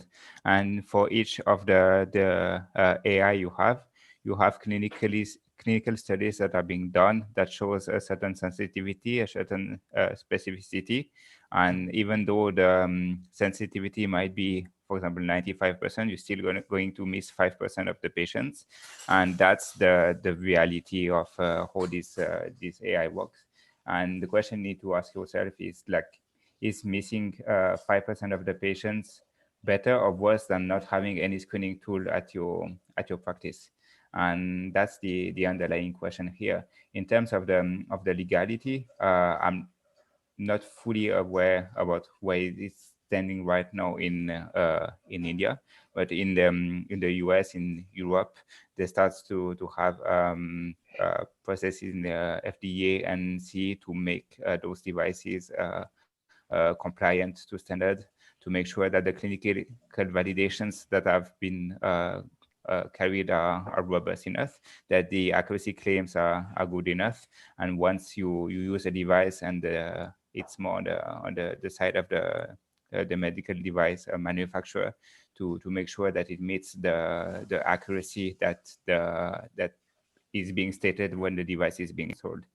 Maybe on India side, maybe Divya, if you want to add something, or Dr. Anand. Dr. Divya, what's your take on?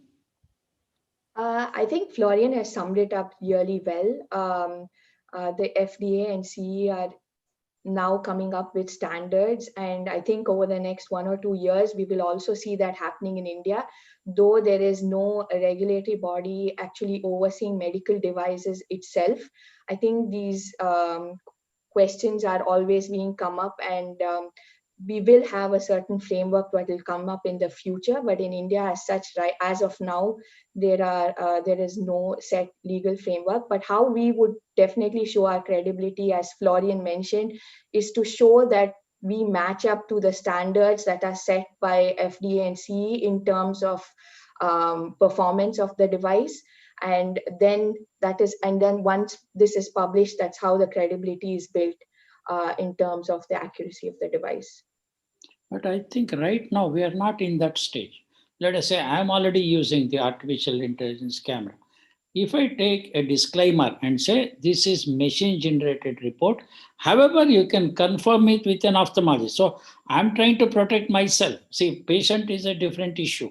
I say, let us say ECG. Most often ECG says consider inferior infarction and all. Doctor, this ECG says that I had a heart attack. No, strike it off. This is what the machine says, that is machine learning. But I overrule that and say ECG now. Here that is not possible because we don't have an ophthalmologist. That's why it is screening.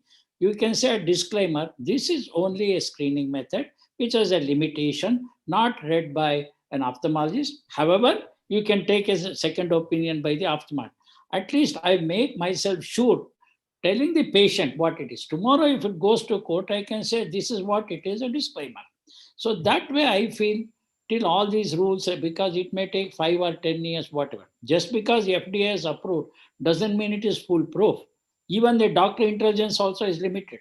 Let us say doctor makes a mistake. We all make every day. Tomorrow issues in the court, he will say, sorry, this is deliberate or not deliberate. Most often at the highest level, everybody is made to pay. Though the judge clearly knows that it is not a mistake of the doctor, on compassionate grounds, most often they say, okay, you pay 5 lakhs, 10 lakhs, anyway, that fellow has died or suffered. You see, even a dentist last week making a mistake.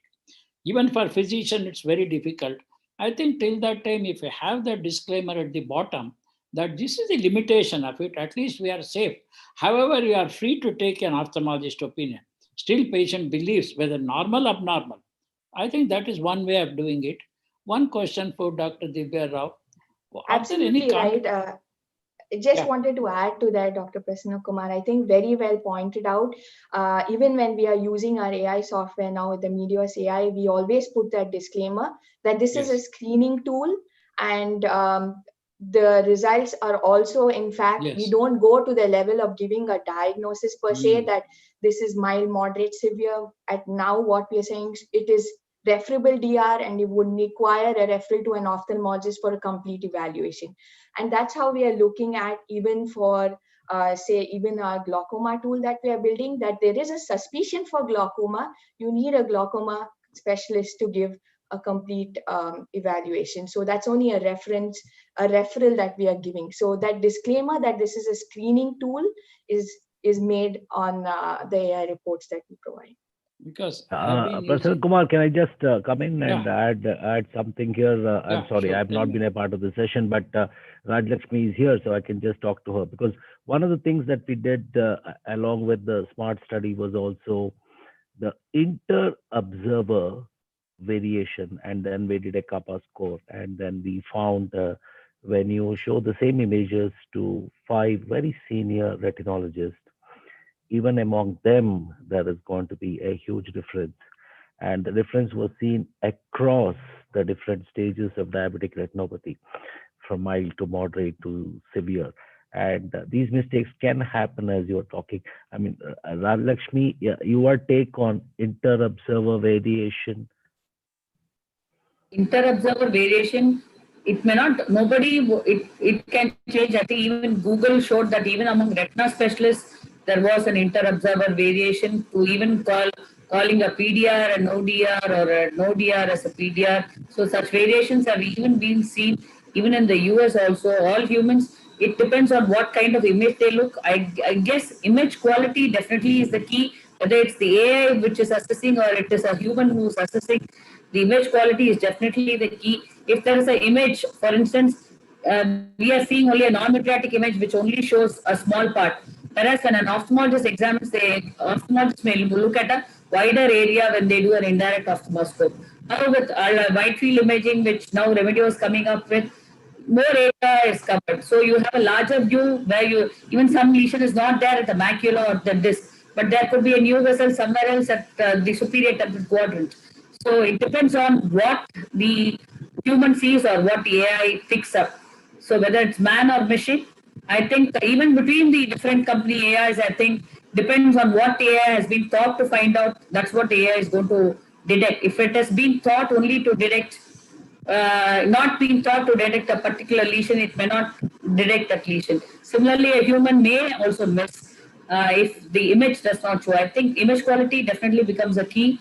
An integrator variation is definitely agreeable. It depends on the machine doesn't become tired. A human who sees the image at the fresh start of the day may not miss, whereas at the fag end of the day, the human may tire out, because of which also they could possibly miss some lesion there. They could miss a new vessel and call it moderate NPDR instead of PDR and things like that. Tiredness and variation. The same individual grading the same image on a different day could give a different diagnosis also. See, even otherwise, forget artificial intelligence fundus camera. There are a lot of studies which shows a diabetologist, general ophthalmologist, and retinologist. Between the three also. That's why last 20 years back, I have never seen fundus. I said, why should I give a substandard opinion? Whether I'm in a medical college and think somebody who can afford to see me can afford to see retinologist. I will say, I will not dilate the fundus. I will not do a half-hearted job. You better go to ophthalmologist every 6 months, take an opinion so that I am safe, rather than me trying to see the fundus and give an opinion normal. Somebody you pick up and sir, you missed it and Dr. Divya picked up or Dr. Rajlakshmi picked up. Instead of that, that's how I have been practiced. Now the thing is, this is a screening method where I feel we have moved away from what we had usually was cloud-based, where you used to have an image, send it to retinologist, maybe 1 hour, 2 hours later you used to give. Now this machine, at least as you have shown there, that it is offline, whether it is helpful or when I've tried it in camps also, 100, 200 people are waiting there. Ophthalmologist. Today, even the qualified ophthalmologist is not interested in seeing 100, 200 patients. It reduces the burden of an ophthalmologist so that he's very happy initial screening. Even if 2 or 3% of my patient shows abnormality, I'm happy referring to a retinologist. What I feel to avoid this legal problem, let us say ECG does not give diagnosis. ECG gives me that what is the P, this one I have got, what is the QRS complex, and just gives the finding rather than diagnosis. If next phase of artificial intelligence, from general artificial intelligence, we move away to super artificial intelligence, if they can give me all that in one area, how many microaneurysms are there, all these details without diagnosis, I think that will be next step where these are the finding of artificial intelligence. I should refer to a retinologist, whatever it is. Still, we have not reached that stage. Initially, it said normal, abnormal. Now it is showing what is the abnormal area. Next phase is to make out that, then it will be, I think, much better. There are some other questions, Krishna. Sana, can I come to your question? Krishna what has a is question. ophthalmologist opinion view in using artificial fundus camera? Does it require ophthalmologist review and reporting? This is to Dr. Divya Rao. I think we covered a bit of this already. I think, in my opinion, that if we need to screen a population of 2.2 billion who are having visual impairment, we need to understand that there are several barriers, and one of them being such a low doctor population ratio. It's not possible for us to screen the whole population, and for this to happen and to reduce the burden of blindness, we need to have technology to come in to help with this. And I think we need to be open for that and ensure, but however, while bringing in technology, we need to ensure that certain standards that are laid out by regulatory bodies are met before we accept this. Krishna, you have a question. Yeah, I actually have a comment also, because I think sometimes we tend to oversimplify both the legal and the medical and the ethical aspects of AI. I don't want to sound like we are into singularity, but one of the things we must remember is that as AI progresses into ML and now deep learning networks, the ethical issues do continue. From a legal standpoint of view, I think what even the FDA has not. It's a nice thing that the FDA has come up with with a draft document, and now we have these 501k approvals, none of which are similar in India. But it's important to understand for the person who's using this that there is that the liability is not a shared liability. In fact, one of the things that physicians must do when they come into agreements with the AI companies is to understand what percent of where is the company's share on the liability. Are they providing it as an as-is-where-is solution? Are they willing to take part in the liability is a question that needs to be answered, especially when you move away from, remember, Prasanna, to answer your questions of will it show microaneurysm and stuff like that, remember that, what the pixels are interpreting and what the doctors are interpreting are two different things. They may come to the same opinion, but what it sees and what you see are completely different. Also, there is this question of the black box. Now for example, I could feed a whole bunch of data, and remember that pixels are just the low-hanging fruit. As we go further, and I work with some that look at diabetes algorithms, as data flows in, there are ways by which a whole bunch of data is put in, right? And then an output is given, but you don't know what has been factored into the output. This is what we call the machine learning black box. Where that comes, there are a whole bunch of issues that come up. We can talk about it in the technology session again, but remember, one of the things that happened is recently we knew that Google's algorithm was slanted against a particular race. This was one part. The second thing is that, for example, in some end-of-life machine learning algorithms, people were asked to turn off the ventilators for people who actually a doctor would never have done. So remember that this is we are so fascinated by technology and so fascinated by how it is going to change the lives of 1 billion people. I think it is also important to spend some time, especially in meetings like this, looking at the ethics and the ownership and the regulatory aspects of these, because they are as important. It is not to remove the enthusiasm that goes into startup companies. It's not the enthusiasm to go with that has young people taking up this, and it's very, very important that this proceed. But also there needs to be an important look at the ethics, because a lot of us older physicians don't really get this, that what the computer sees and what you see are completely different. But that is the truth. And it's very, very important that this has a nuanced discussion.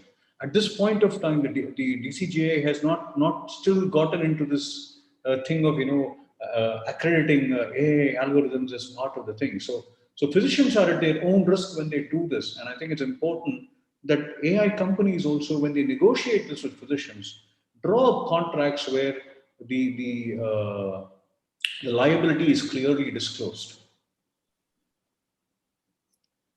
Any other questions? Yeah. One more point to add will also be the data privacy issues, particularly with the government coming up with a data privacy bill, which is going to be is being placed by the government. Then what happens to the data privacy of the patient when it is being, what happens to those platforms and those servers are also an important thing that all physicians need to bear in mind.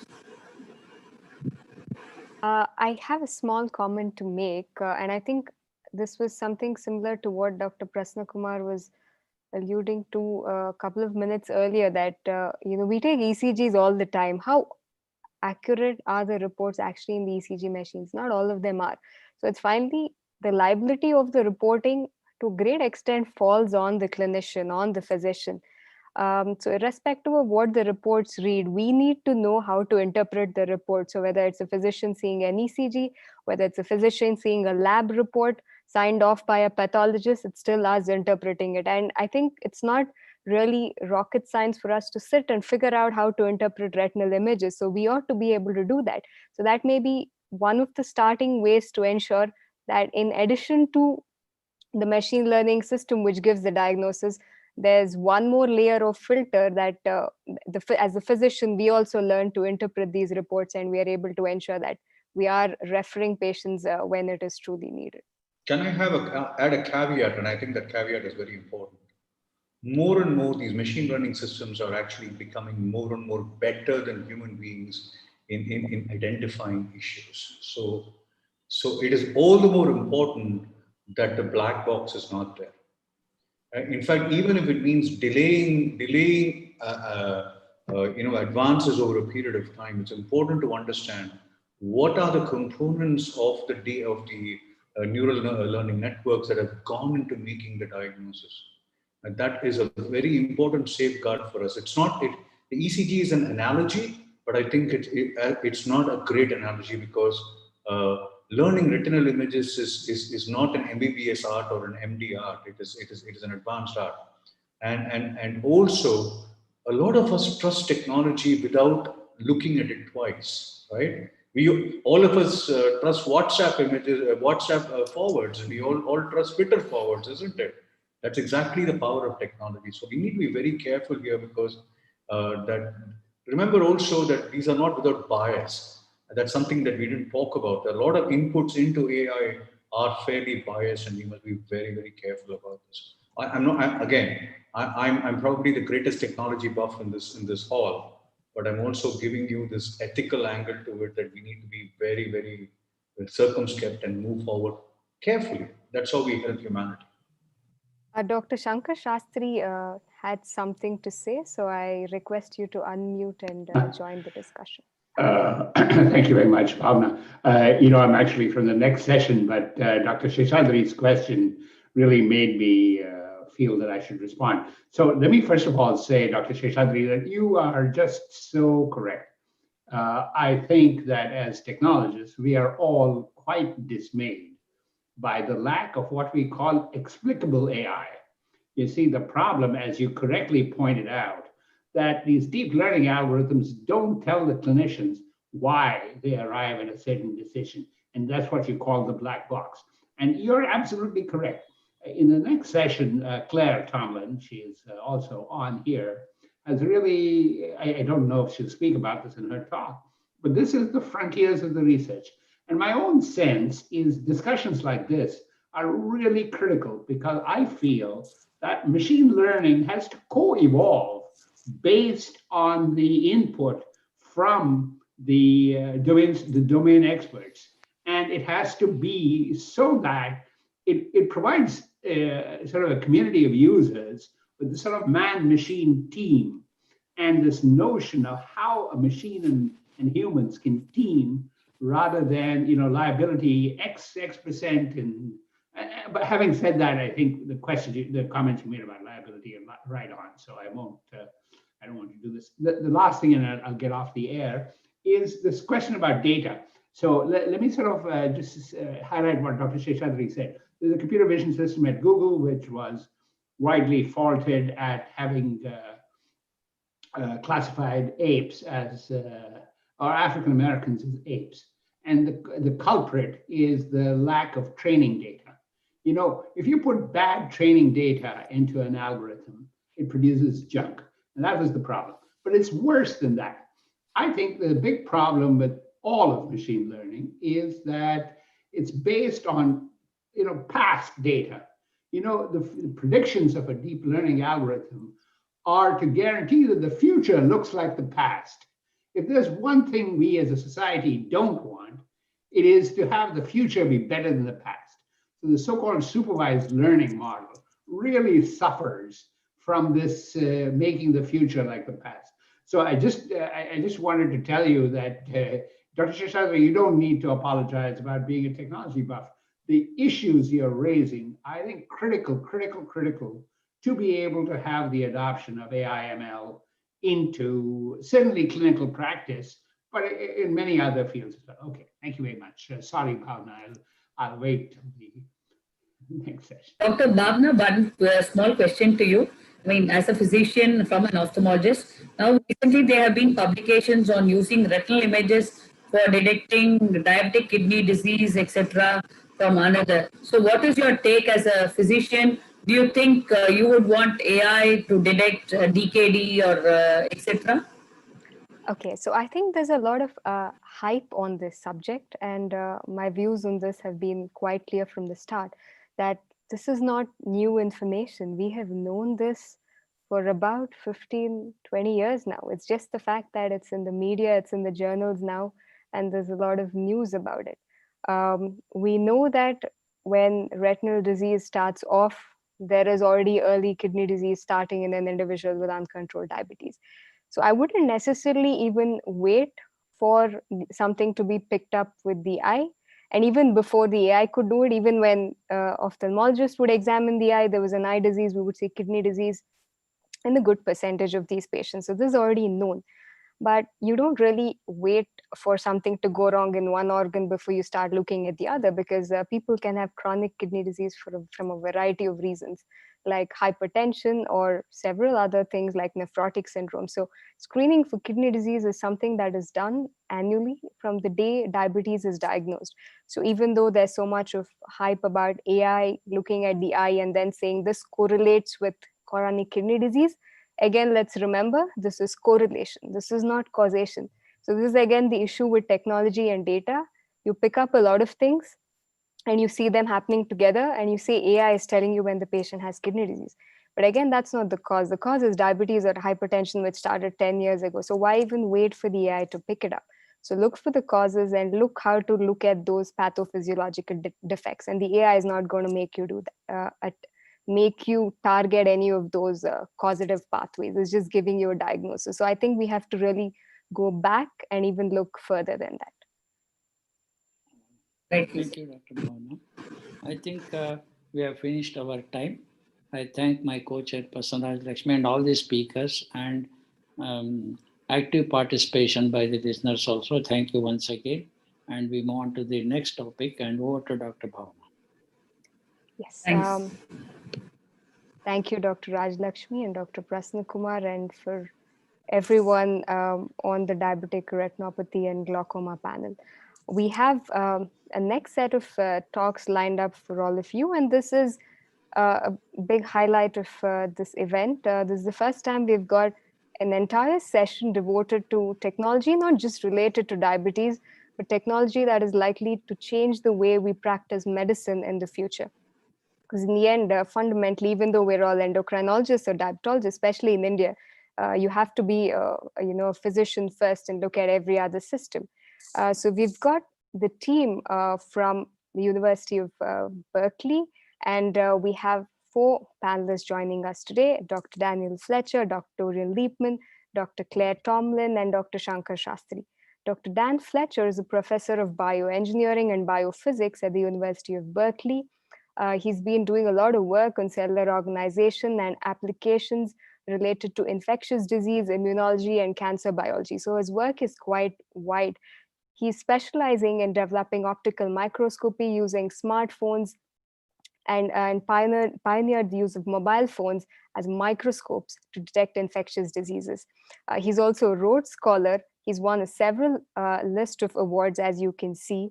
He's also a Chan Zuckerberg BioHub investigator, and he's also been an advisor in the White House at the beginning of the Obama administration. So what I would like to do is I would like to introduce all the panelists, and then we'll let Dr. Dan Fletcher give us his talk on the cell scope. So I would next like to introduce and welcome all of you, of course, Dr. Dorian Liepman. He's a professor from the Department of Bioengineering and Mechanical Engineering at the University of Berkeley. And he specializes in drug delivery systems, so microfluid dynamics and MEMS design. He's been involved in microfluidics research for several years now, and he's currently working on the application of MEMS to biological and medical problems, with a major part of his work focusing on novel approaches for improved healthcare and drug delivery systems based on MEMS-based biosensors. So we welcome you, Dr. Liepman. So the third faculty I would like to introduce today is Dr. Claire Tomlin. She's a professor of electrical engineering and computer sciences at Berkeley, and she holds the Charles A. Deser Chair in Engineering. She's also been a professor at Stanford earlier before joining Berkeley. She works in hybrid systems and control, and has been figuring out ways to integrate machine learning models and theoretic modes in the field of safe learning. She's also worked in air traffic systems, unmanned air vehicle systems, and today she's going to be talking about something related to medicine, of course. So she's going to be talking about mathematical modeling in relation to breast cancer, with a focus on her work and work with some of her collaborators and colleagues. I would also like to introduce to you Dr. Shankar Shastri, who's the former Dean of Engineering at Berkeley. He's actually from Bangalore, and he completed his engineering at IIT Mumbai, and later on moved to the US and completed his PhD at Berkeley. He's currently a professor of electrical engineering and computer science, and a professor of bioengineering and a faculty of the Blum Center for Developing Economics at Berkeley. So what you see here is throughout the day, you've heard a set of talks, a large number of them initially by nutritionists, doctors, and then we've got engineers, and now we've got computer science engineers, electrical engineers, we have mathematicians, statisticians, bioengineers. So this is going to be a great learning for us, physicians especially in the audience, to really understand where we are today in terms of technology and what is possibly going to be the future of medicines, especially for someone young like me in like 50 years. So I now request Dr. Krishna Seshadri to moderate the rest of the session, and I welcome all of you to ADORE 2020. Thank you, Bhavna. We're here for a really dazzling session, and it's a delight for a person like me who knows more about everything else than medicine to be part of this session. And I welcome each of these speakers, and I hope that we can have lots of fun in the end. So one of the requests is to please stick to time. Let's start, Bhavna. Yes, I now request Dr. Dan Fletcher to come on, and he'll be talking to us about transforming healthcare using mobile phones. Okay, thank you very much. It's a pleasure to be with you today. And in light of the previous discussion we just heard about ethics and AI, I want to talk to you not about how machine learning can help in the healthcare field, but rather new ways of gathering information that then can be used by physicians or AI or a combination of the two. So I'd like to frame the talk as a new method, new types of methods for collecting data that can be relevant to healthcare, and in particular focusing on mobile phones. It's worth remembering that not too long ago, the primary means for getting healthcare information was this device, which we would probably consider today to be very old technology. But we would need to use the phone to call a physician, make an appointment. We got our healthcare information through very simple means. Today, that has dramatically changed. The ways in which we can collect healthcare information has extended to a broad range of technology solutions. And these are solutions that include the use of mobile phones in very novel ways, as well as other wearable electronics that provide information on our healthcare. This sort of extension of technology into healthcare comes with many opportunities as well as many risks. And the opportunities are essentially to increase access to high quality healthcare. And it's that that motivates my work and my hope that technology, and in particular mobile phones, can make it possible to obtain treatments and information about your own health that will improve quality of life. It's been interesting to observe that many companies that aren't normally associated with healthcare are now moving into healthcare. And I think it's an example of how technology is having such a dramatic impact on healthcare and the ways that information and information processing is central to the way that we think about healthcare now. But we can't forget that where that information comes from is also critical. And if there is a bottleneck in how we collect that information, then we're going to be limited in how many people we can reach and what kind of access individuals have to quality healthcare, especially individuals in low resource settings. So I want to focus today on a very basic healthcare tool, and that is the microscope. Now, microscopes have been around for centuries, and they have been a critical tool for healthcare and for physicians. Primarily, microscopes allow us to learn about structures that are below what the eye can see. In these examples from the CDC, these are images taken under microscopes of infectious diseases.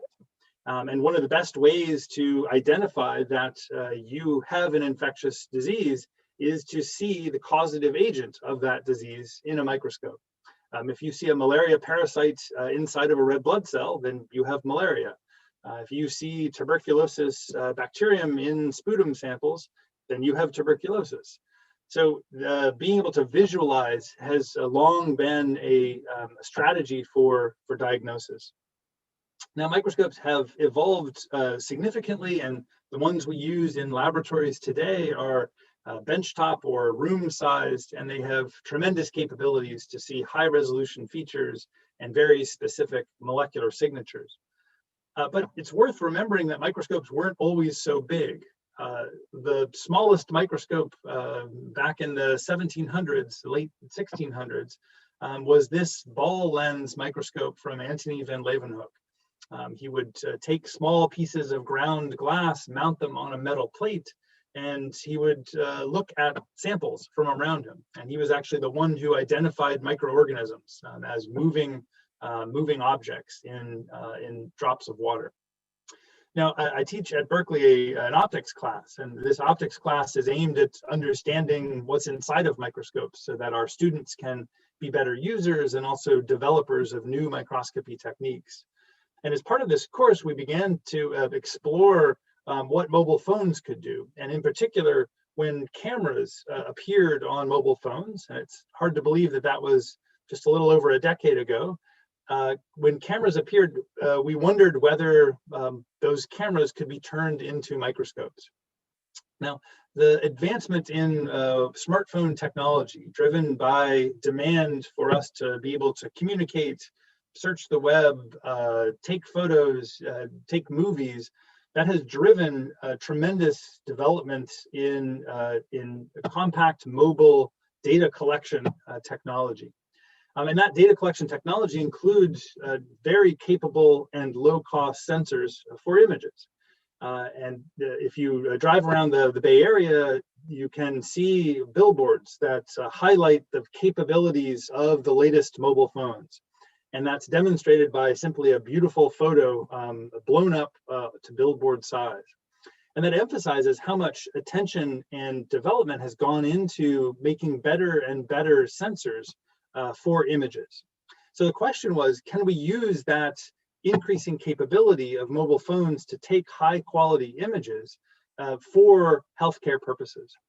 And when we first got into this, Nokia was making the best mobile phones or the mobile phone cameras. And so not so much today, but Nokia made high quality couple megapixel cameras that we were able to demonstrate could be converted into microscopes that take high quality images.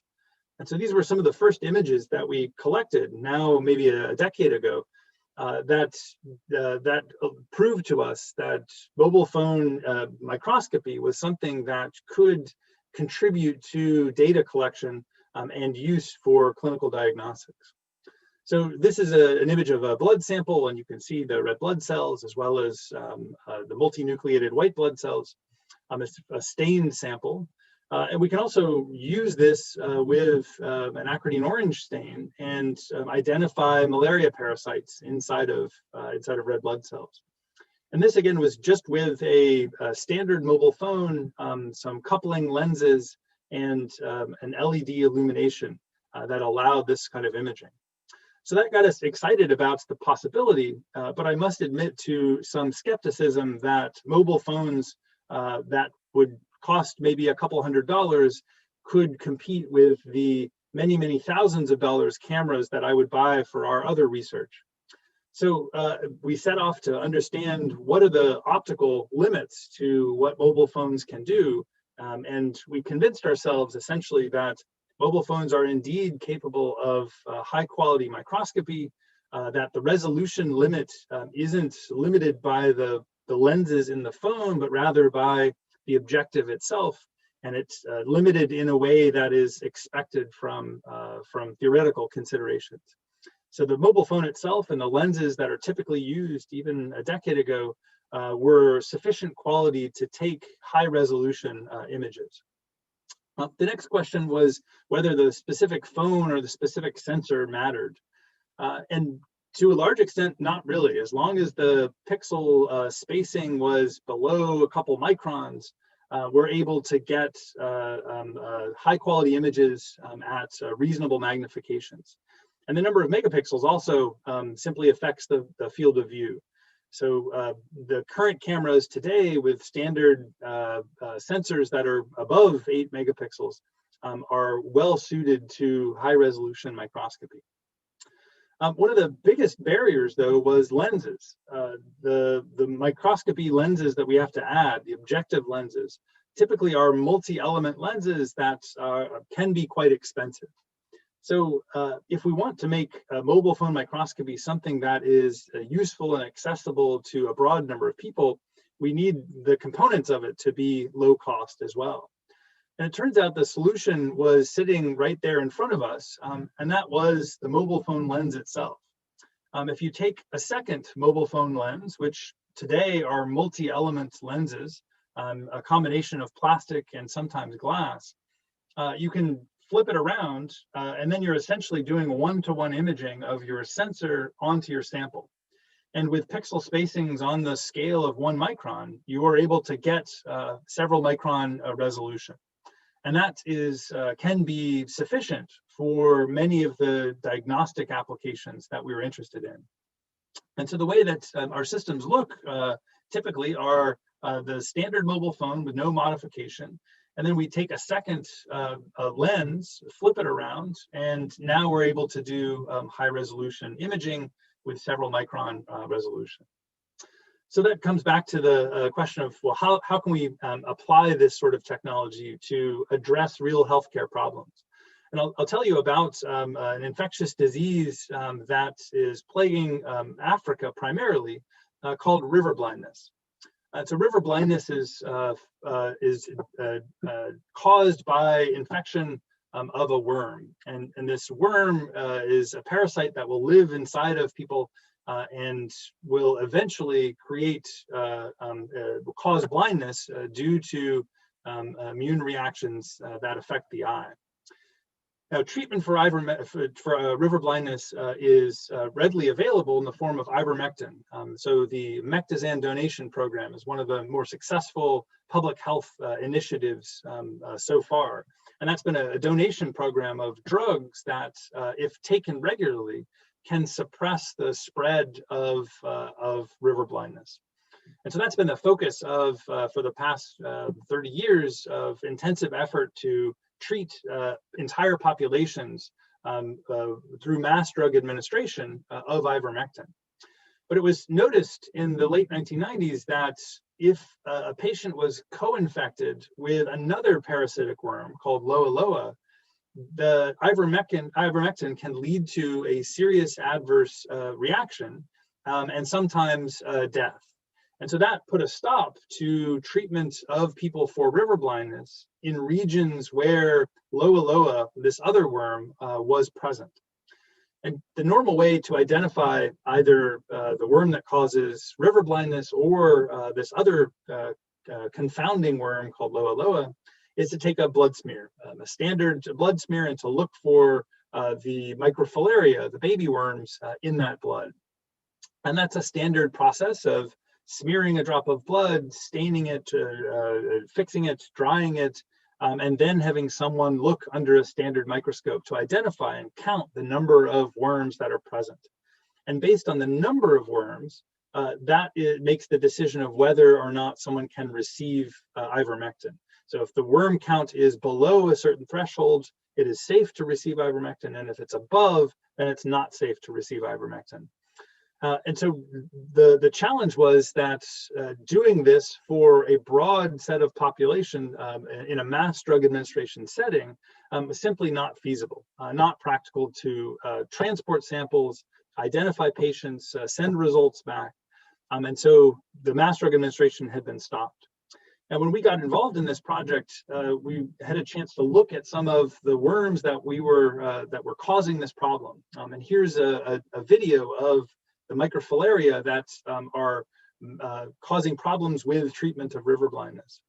And what we noticed was the motion could provide an additional signature of their presence that could be picked up by simple image processing algorithms. So if we're able to take images, then maybe we could identify the presence of these worms based on their motion. And what's more, maybe we could do it in whole blood, so we wouldn't have to prepare the sample in any particular way. And so you probably can't tell, but this is on the upper right is a movie playing. And in that whole blood sample are several worms that are wiggling around. And if we do some simple image processing of that same video, you can make out the presence of motion that is highly localized, and that's the worm. So based on this idea, we put together a device that's based around a mobile phone that uses this reversed lens for imaging and includes automation to move a sample of blood so that multiple fields of view can be captured. And here's a simple video of that process. Once you insert the blood sample in the capillary in the upper right, press the button, the entire rest of the analysis is automated.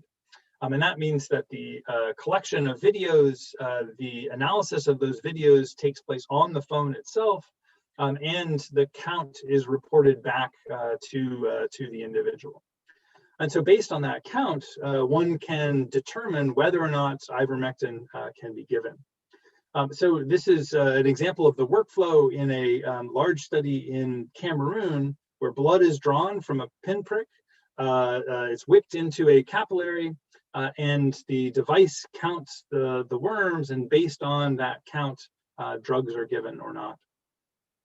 And so that's that example of use of mobile phones has allowed a restart of mass drug administration in parts of Cameroon, and we're now planning to expand that to other countries that where mass drug administration has been limited and river blindness hasn't been treated. We've been interested in how mobile phones can be applied to a broad range of other problems. I won't go through these in detail, but I'll show a few highlights. Related to the topic of this meeting, retinal diseases are an area where mobile phones are already having an impact. And we worked on the development of a device that has a large field of view that is driven by directing the eye in different orientations and then merging images together on the phone. And so this allows for imaging of the retina and identification of different conditions. And so here are some examples of images of patients with the device. And it suggests that, again, the quality of mobile phone cameras is sufficient to capture images that are useful for diagnostic purposes. Another example of the kind of applications that mobile phones can take, and this was one of the earliest ones that we investigated, and that was simply using the mobile phone as an otoscope. When I was a kid, I had ear infections quite regularly, and so we would have to go to the doctor's office whenever we had an ear infection, and they would simply look at my eardrum and decide whether or not I needed antibiotics. It seems silly for transport to be needed for us taking a simple image. And so by adding a small set of lenses to the end of a mobile phone centered over the camera, it's possible to take those same images at home. And so this is another example of where imaging, high quality imaging with phones, together with image processing to help guide diagnosis of ear infection, can simplify or increase access of healthcare. I'll end with our latest project in this area, and this is work that's aimed at addressing some of the concerns about the current pandemic, and that is, how do we get reliable diagnosis of the presence of SARS-CoV-2?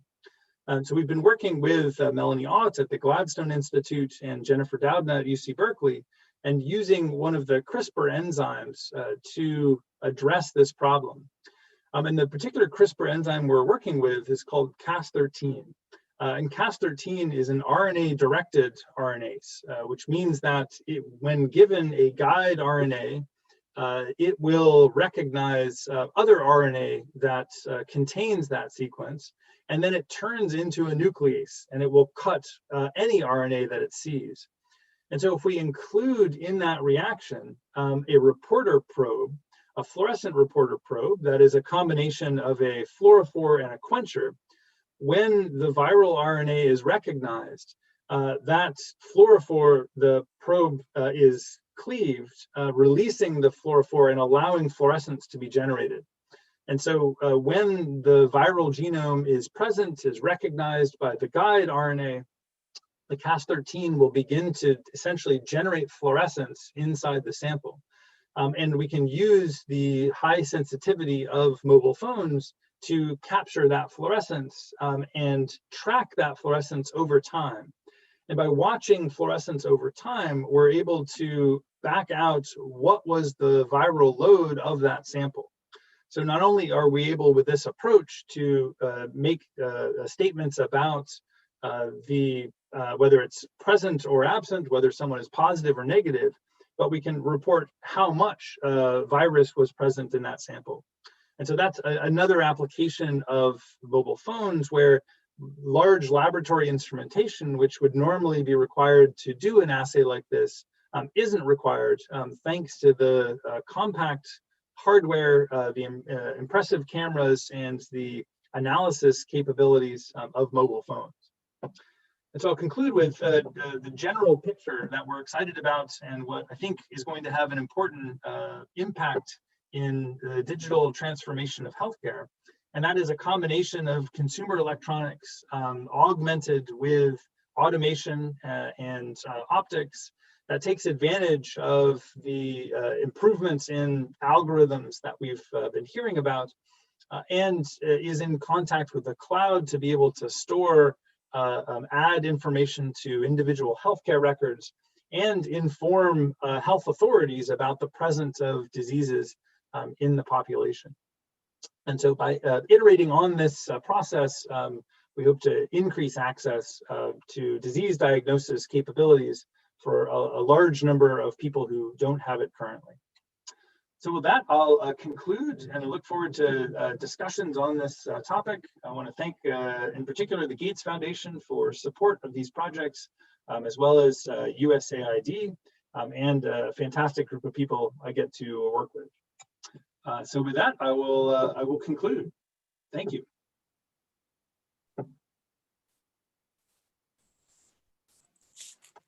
Thank you so much, Dr. Fletcher. We'll take questions at the end once everyone is done with their talks, if that's all right. So yeah, so I now request Dr. Dorian Liepman to come on and he'll be talking to us about MEMS-based drug delivery systems and how technologies have evolved. So over to you, Dr. Liepman.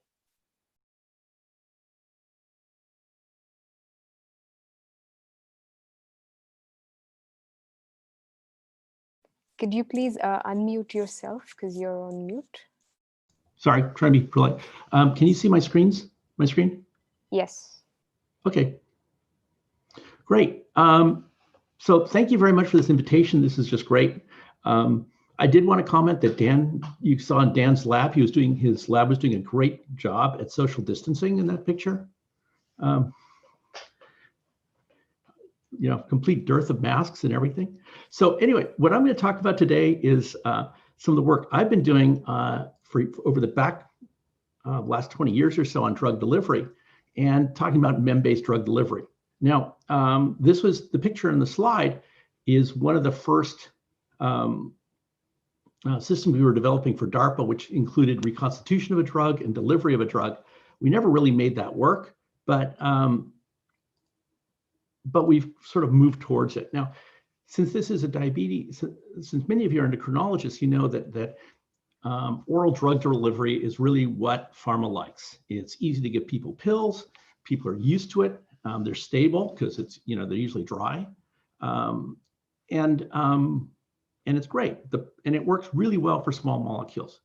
Of course, the problem with that is that it goes through the liver first, the first pass, which removes a lot of your drug. and can also cause problems for liver toxicity and things like that. And there are also many drugs that fail because you can't take a drug this way. You know, obviously insulin, and so we have insulin pens. And this is, as you know, especially with type 2 diabetes, this is a huge problem because no one likes needles, and this is a problem. This has become even more important as we start getting better and or sort of newer drugs are coming on board, which are larger and larger molecules. They don't survive passage through the stomach, and then they don't absorb very well in the intestine.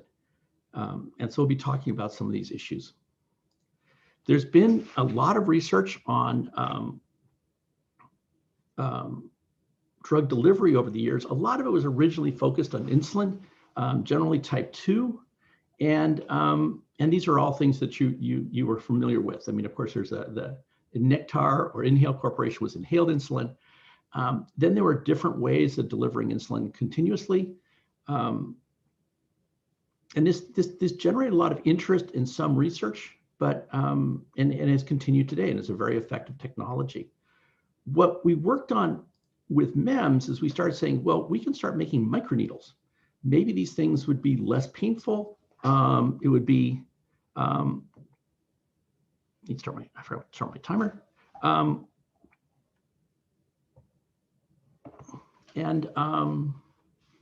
it would hurt less. So this work actually started way back in the before 1989 as solid needles, and these are autoplane solid needles made out of silicon. These were done first by Ken Weiss at University of Michigan, and they're used a lot for neural studies. So it's not really good for drug delivery. Then later people said, well, we can start building structures on top of these needles, and they made hollow or microneedles at least that had channels in them, and out of multiple materials. And then later we started making arrays of microneedles, and these were actually probably the best ones for delivering drugs, but they have their problems too. So some of the first ones we made at Berkeley, we were working with Becton Dickinson. This is work largely with Al Pisano, by Al Pisano actually. And we made molded polysilicon microneedles. The reason we molded them is because we needed to make them cheaper. And we were hoping that molding them would work. And this is actually a picture of one of the microneedles. And this is the inside skin of a pig, where they actually were able to deliver insulin using the microneedle. The problem was these things tended to break, and they're fairly brittle, and the structure isn't great. The great thing about them was the fact that you could actually make different shapes of needles and even have multiple needles together. This is on a penny. And so we worked on this for quite a while. The structural problems are the fact that these things just break, and that was going to be, that was a problem. So working again, talking with Becton Dickinson, sorry, my cursor is not moving here. 1 second, there we are. Is we decided to start making microneedles that were normal to the surface. And the idea here is that the stress concentrations, you know, where the things broke, were they connected here at the base? And so we made those broader and also had multiple needles. And so this would be a better way of delivering drugs just under the skin. To actually make these work, and a lot of people did this, you have to make them a little bit longer. And then there are several other groups also started making needles this way. The great thing about this is if you put them on the skin, there's a lot of, if there's any sort of forces, the needles are relatively strong that way. And also you have many of them. So any sort of failure rate would be reduced. The goal was to hit the drugs just under the, was to access just under the stratum corneum. And so the idea here is in the interstitial fluid, we could both deliver drugs. It'd be minimally invasive and low risk. And the other thing possible would be biomedical sensing. And initially we were worried mainly about drug delivery and not sensing, but we were able to do some sensing with this. So first we had to show that we could actually deliver a drug this way. So one of the nice things about being near University of San Francisco is you find faculty who can do all sorts of things, including doing experiments on people. And they were interested in the microneedles. And so we were actually able to show that we could deliver a drug, which we used just nicotine, and actually measure the increase in blood flow velocity in the arm. And we were able to show that we can actually deliver drugs, even with relatively short microneedles. these microneedles are only a couple hundred microns high. And so it's very unlikely they actually got through the skin, but they were still able to get the drug through there, which was kind of neat. Where this was headed to was the idea of a MEMS syringe. The idea is that we could take these microneedles and put them in a flexible container and then just press these on the skin and deliver. We were focused on vaccines. Now, vaccines are great drugs to say you're going to use because, one, you can't deliver too much. And we weren't sure how much drug we could actually deliver. The other thing is that we thought we could actually deliver a lyophilized drug and avoid reconstitution, which is a huge problem when you're really trying to distribute these things. And so the idea is that it'd be single dose, which we actually found out because we sent some students to Kenya, and what they were most excited about with this technology was the fact that it was single dose and they didn't waste medicine.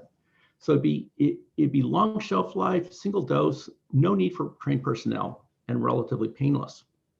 Though the painless was not. And this was sort of a picture of the systems that we developed. Unfortunately, these systems ended up not being as useful as I would have liked. It's when we first started this, the idea was that chips would eventually become, silicon would eventually become cheaper and cheaper. And unfortunately, the silicon has sort of stayed at 5 cents per square millimeter as a cost. And that means one of these syringes would cost a few dollars. And that's way too expensive for any sort of disposable vaccine system. You know, Becton Dickinson makes, you know, syringes for like 2 cents. And for doing anything like vaccine delivery, we need it to be much cheaper. So people have continued to work on what they worked initially on how did you actually make these small microneedles out of plastic? And that really didn't work very well. So what happened instead is that people started working on different ways of delivering the drugs. Alza came up with a company they spun out called Zazano, which essentially used a whole bunch of little microneedles that they could coat with a drug. And then you could put this on and the drug would be delivered. Of course, you have a limited amount of drug, but it is being sold and it works. The next step was actually to make dissolving microneedles. The idea is that you could actually, well, if you think about lyophilizing a drug, you're often using sugar. And so sugar is, you know, relatively rigid. And so you could actually form a microneedle out of the sugar. And the idea is you put it on the skin and then slowly the drug would dissolve. There's no question that it's great because it's lyophilized drug, so it's fairly stable. They had ideas of using vaccines are actually, they're doing a flu vaccine with this, or they're doing tests on that out of Georgia Tech. I'm not sure about some of these other drugs. Insulin is probably the real disadvantage of these things, and the Zozano is that you just can't deliver a lot of drug because, you know, you're limited by the size of your microneedle.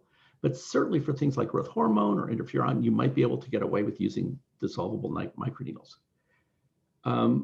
Other work has been done where you can actually get metal microneedles. This is also done. This is done actually by one of the guys who did the first microneedles. He's figured out how to make them out of nickel.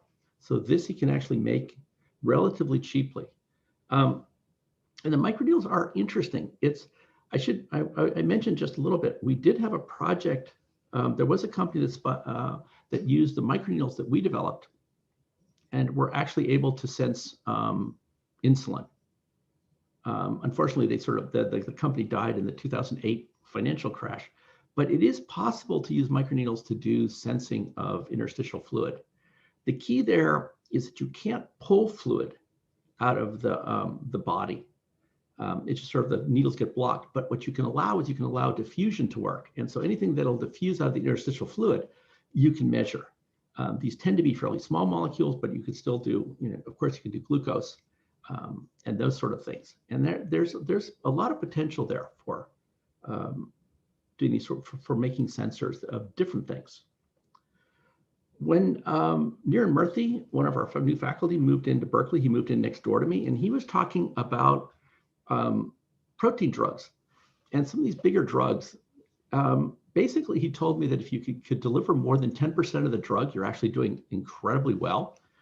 Generally, these drugs you get 5%. And of course, what you do is you chemically protect them from the stomach, and then they get to the intestine, but they don't absorb very well. So we came up with this idea of actually using a jet to deliver drugs. Now we're going back to our essentially a pill formulation, but it was sort of a different way of using a micro device to deliver drugs. These are also made out of plastic, which avoids some of the problems we've had with that we talked about with silicon being expensive. The idea is that we have a container that has a region where we can generate a power, which is essentially pressure.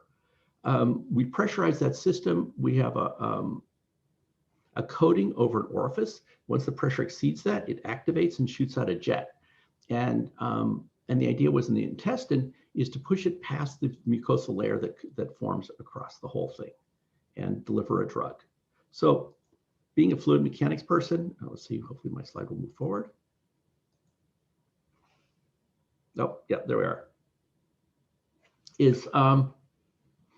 The key is actually to, it's not shooting the drug through the tissue, though we could probably do that. The idea was to shoot the drug, and so this is a model of the mucosal layer on the edge in your intestine, or actually layer on your cheek, is to shoot the drug in and have it stay in this mucosal layer in contact with your endothelial cells, and this way it doesn't get washed away, which is what happens with many of the big drugs. So it'll stay in contact with the endothelial cells and slowly be absorbed by the body. And it turns out that the pressures matter, because if you have lower pressure, it actually stays where you want it to be. The way we looked at this, hang on one second. For some reason, my PowerPoint has decided it doesn't like me.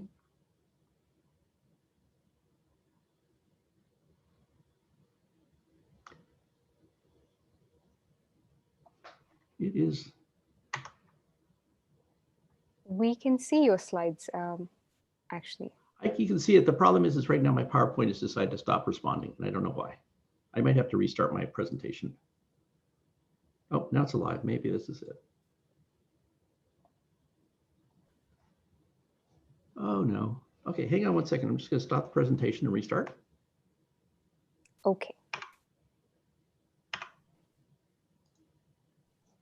This is really weird.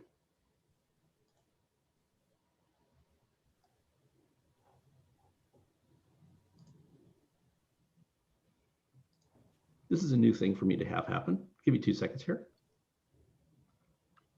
That's all right. You can take your time, and PowerPoint can hang sometimes. Yeah.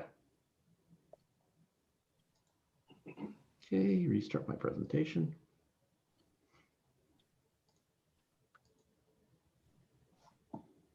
Okay, and hopefully we're back.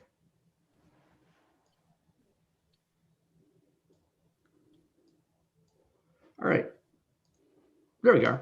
So we had a bunch of different variations of this program, of this device, but really what we worked on was we have a power reservoir, which is in here, a drug reservoir, and sort of a piston which we could 3D print. And then we had orifices on either side. The idea is we don't know which direction the pill was going to be. And what we used for power, originally we were using just a phase change, because we've done that in MEMS before, which was just a hydrocarbon that would turn into a gas at body temperature. But we changed it later to be citric acid and sodium bicarbonate. Essentially, this is vinegar and baking soda. And the idea is that if we have holes in this outer section here, water will absorb in and start the reaction. We can coat these pills with Utrigit, which is a polymer that's been used for years. And it's really a strange polymer because it dissolves. It actually doesn't dissolve at pH 1 or 2 like in the stomach, but dissolves when you're at pH 7 in the intestine. So once the pill gets to the intestine, this pill absorbs water. This starts generating gas in here and builds up the pressure. And then across these orifices, we tend to have a simple coating. We actually, in ours, used a fingernail polish. And what that does is it allows the pressure to build up. The pressure releases once the membrane breaks, and we generate a jet. So this was pH activation. We also later worked on having a timed system where basically we have the water inside with a polymeric membrane. And so you click it together, and then the pill will activate after a little while. We decided we had to do some in vivo experiments. We did a lot of ex vivo experiments that showed that this worked for intestines from pigs and things like that. We wanted to do some in vivo studies. Niren's good at that. So the biggest animals we have at Berkeley are rabbits, unless we go to primates, which I didn't want to do. And we were able to show that we could give the rabbits the pills and not have problems. The big problem is that rabbits are ruminants, and so the pill would go through, but it would sort of hang out in the stomach for up to 20 hours. And we had no idea when the pill would shoot off. So that didn't really work very well. However, one rabbit we found had hidden the pill between its cheek and gum. And that gave me the idea that maybe we could deliver a drug there. And actually what I was thinking about was one of my grad students had a cat who was diabetic. And I figured that'd be a great way to deliver insulin. But we were looking more at vaccines at the time. It turns out that the inside part of your cheek has a mucosa layer on it as well. And it's actually a great place to deliver vaccines if we wanted to, or drugs. And so we decided to try to deliver a vaccine here. The reason we did a vaccine is because it's really easy to measure. So you deliver a small amount of drug and you get a big response. So it's an ideal sort of test case for this. And there had been some recent work with microneedles, putting microneedles on the inside of the upper lip with rabbits for delivering drugs. And so we were looking at that and saying, well, maybe the mucojet would work better. So basically all we do is take the mucojet, hold it up against the inside cheek, and it shoots off. We did 2 studies. We did a first vaccine dose at week 1 at 0, and then a booster at 4. And we got a really, really strong immune response, which means we are actually successfully delivering the drug. I thought was really neat part of it is that we both got, we have responses in the Peyer's patch and in the lymph nodes. So that means we probably have both systemic and mucosal immunity developed. We look at the tissue and there's no damage from the jet because it's not that high pressure. And so this looks like a pretty cool way to actually deliver vaccines and possibly drugs. There are still some things we can work on this. We still need to sort of optimize the jet parameters. Right now, we're just sort of using what we had first, which means we're incredibly lucky, or it has a really wide range of parameters we could play with. There's no question we can modify the flow rate and the maximum. And the nice thing about these systems, both for oral and for using the cheek, is that we're not limited to volumes that were a problem with the other microneedle systems. So hopefully this will work. There have been some other technologies being developed that are a little scary, I think. Rani technology has something similar to ours where they basically goes into the intestine using Utrojet. It absorbs water, there's a force, and it shoots out these microneedles, which are actually made of a drug. And so then they break off in the intestines and then leave the drug there to be delivered. And they've actually done some interesting trials and shown that they can deliver insulin this way. MIT came up with another system that is fairly similar. Though their newest system is a little bit more interesting, I think it's similar to us. These are for drug delivery systems that go into the stomach. And these are designed actually after the shape of these things is modeled after a turtle that tends to automatically right itself. And so these right themselves in the bottom of the stomach and then shoot out a dissolvable microneedle. Again, they're kind of limited in terms of how much drug they can deliver, but I think there's a lot of potential now for drug delivery across in many fields. And this doesn't tie into the IT technology aspects of it, but I think there are potentials here. And with that, I'd like to thank all the people who did work. Picture my nice building. And thank you very much for your attention. Yeah, let me stop. Thank you, Dr. Leeper. Yes. Well, we've just heard from 2 of our stars, Dr. Fletcher and Dr. Leapman, and we have the third star joining us today. So I request Dr. Claire Tomlin to come on, and she will be speaking to us about computational modeling in breast cancer.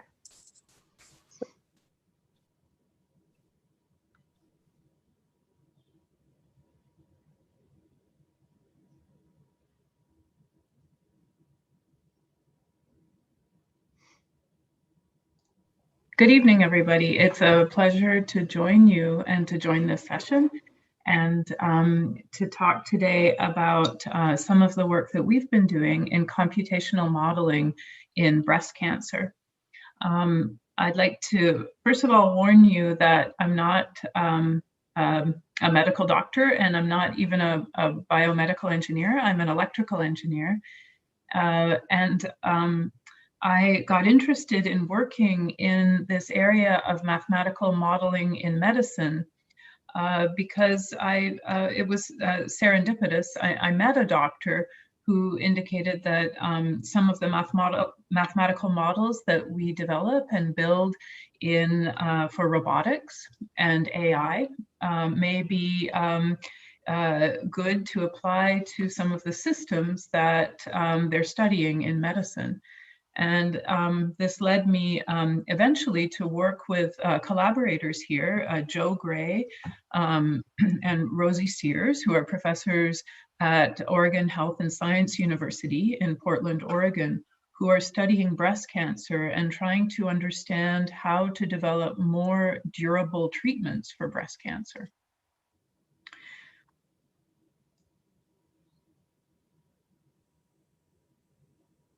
So the particular type of breast cancer that we're studying is, in this case, is called triple negative breast cancer. So it means that the type of breast cancer tests negative for some of the possible targets that drugs could use. And triple refers to negative for estrogen, progesterone, and HER2. So it's not a type of cancer that you can target by targeting some of these properties around the cells. It's also over the past several years, researchers in breast cancer have noticed that tumors that tend to have a high level of heterogeneity in their cell phenotypes, meaning that the tumors have a mix of different kinds of cells. And the particular cells that the group that we're working with are interested in are cells that are basal. This sort of describes where those cells kind of exist within the breast tissue. Basal, luminal, and mesenchymal are three different cell phenotypes commonly found in breast cancer. And so the other challenging thing about triple negative breast cancer tumors is that they're not only negative for some of these targets, they also have a large amount of heterogeneity of cell type.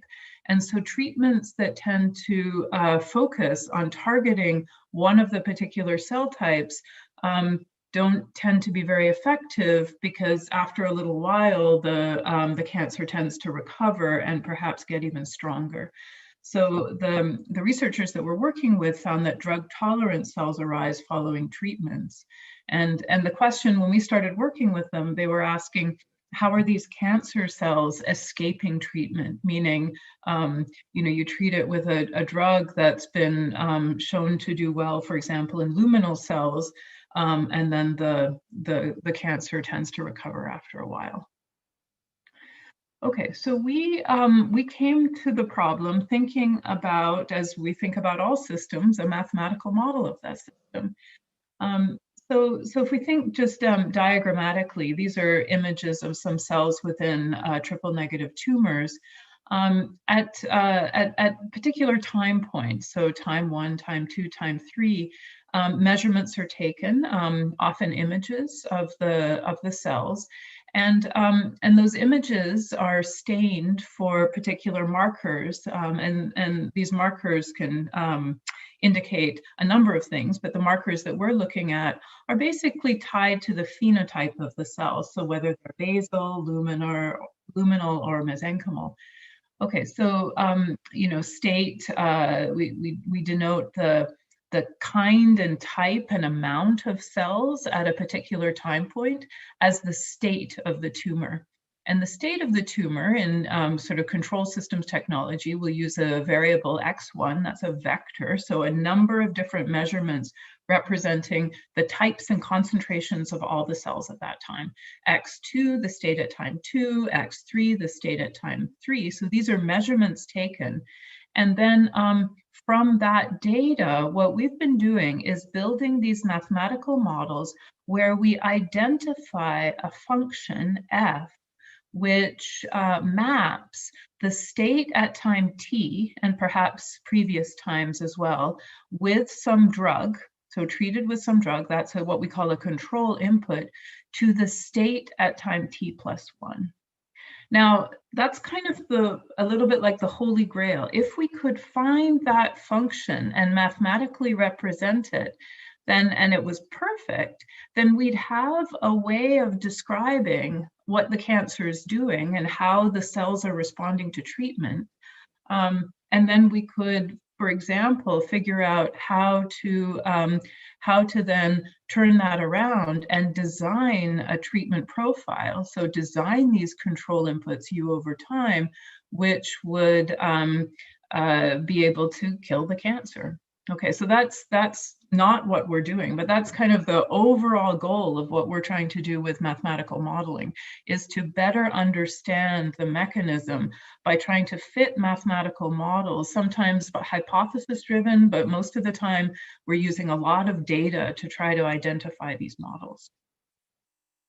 So in one case, we, and this is the project that we've published most recently, we did a very simple form of this where we looked at those 3 different cell types. And so these are markers. So K14 is a marker that when it's high, it indicates that the cell is a basal type cell. Vimentin high is a marker for mesenchymal cells. And this K19 keratin 19 is that when that's high, it kind of indicates that the cell is luminal.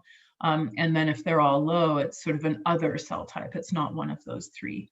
So, our collaborators can take those measurements over time points. And then in a different set of experiments, but coordinated, they can also measure the number of dying cells and the total number of cells at each time point. So we collect up this data and we built quite a simple model. This is in control theoretic terms, this is called a linear model. So the function f is just a matrix, which when you take the state at time t and you multiply it by this matrix, which can change over time, it gives you the state at the next time. So the idea is if we identify this from this matrix, or a variety of matrices from different treatments, with enough data and rich enough data, perhaps we could use these models for predictive purposes. We talked about that a little bit earlier at the end of the previous session, that the past doesn't predict the future.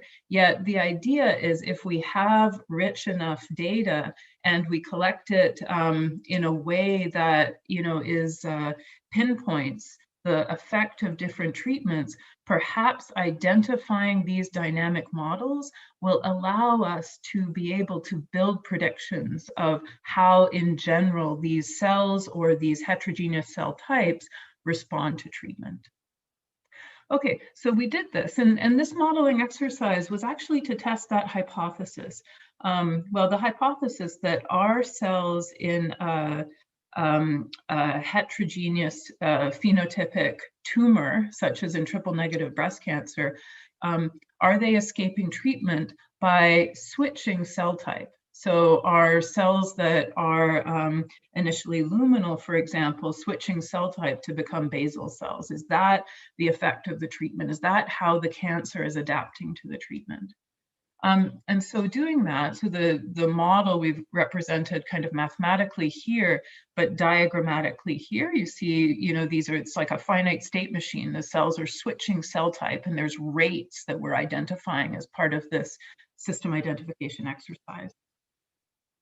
So the overall then pipeline becomes on the top left to collect the data, identify, so this is a standard least squares optimization method for identifying these matrices A as part of our mathematical model. Do the parameter identification, uncertainty estimation, and then go back and test with respect to data that you didn't identify on, so validate the model. Okay, so we doing this, and over a number of, well, actually a couple of years doing this identification, we came up with a number of insights, and just one of them pictorially. So we found that under a particular drug, which is used for triple-negative breast cancer, which is called trametinib. So trametinib is a MEK inhibitor, and it's quite a popular drug. But it's one of those drugs that when it's applied to these heterogeneous tumors, it's been observed that there's a kind of recovery of the cancer over time. The treatment is not durable. And so what was observed in experiment is that when tumors are treated with trametinib, you see there's a sort of tendency for those tumors to become more basal-like. The cells become more basal-like. And so in this model, we identified, so doing that identification, we found that under trametinib, what happens is that the rates, so if you look at the non-treated model compared to the trametinib treated model, there's an increased rate of transition from the luminal cell type to the basal cell type, and there's a reduced rate of transition from the basal cell type to the mesenchymal cell type. So this change in the rates of transition is, and identifying this, without putting this into the model, but allowing this as an outcome of that data identification exercise, led kind of increased strength to the hypothesis that cells are switching phenotype to escape treatment. Okay, so it leads us to ideas, and the idea here, I think the idea is stronger than the result, which is, could we use this hypothesis and perhaps the mathematical modeling that we've done to support this to think about new treatment paradigms? And these treatment paradigms are schedules. So currently in breast cancer treatment, there's patients will go on, depending on a kind of rough characterization of their cancer, they'll go on one treatment. And they'll stay on that treatment for a few months, and there'll be some checkups and measuring how the cancer is progressing or going down. And if it seems to be working, then that treatment's continued. But if not, a different treatment is tried. And there's sort of different, well-known schedules that have been developed over time in cancer treatment. So the idea here is to indeed schedule drugs, but to think much more precisely and much more hopefully personally about how to construct those schedules so that they're really attuned to killing the cancer or to bringing the cancer down to a manageable level. So the idea here might be apply trametinib. So trametinib, what does it do? It increases the basal phenotype so that, the heterogeneity gets reduced and you get more basal cells within the tumor, and then hit it with a drug that kills basal, that really reacts to that basal phenotype. Okay, so we started thinking more about how we might use not only the models we built, but kind of the optimization and control tools available to us as mathematical modelers and control engineers to think about designing these schedules. This, for us, this is it's a control problem. If we're given a mathematical model, and remember now we've got a bunch of different models representing one for each treatment. So here's the trametinib treatment. There's a bunch of other drugs we identified on, for example, BEZ, which is a PI3 kinase inhibitor. So they inhibit different pathways in the cancer is developing. then we could not only, identify those individual models, but we can switch those models and say, okay, we're going to apply this for a particular time frame, and then we're going to hit it with this drug. And so we can sequence those models together. I think the big thing that we've done this year, the most work we've done this year, is to recognize that once a cell has been treated with a particular drug, if you treat it after that with a second drug, that cell is not treatment naive anymore. It's the treatment with the first drug has changed the cell in a way that, the treatment naive models that we've been identifying are no longer valid.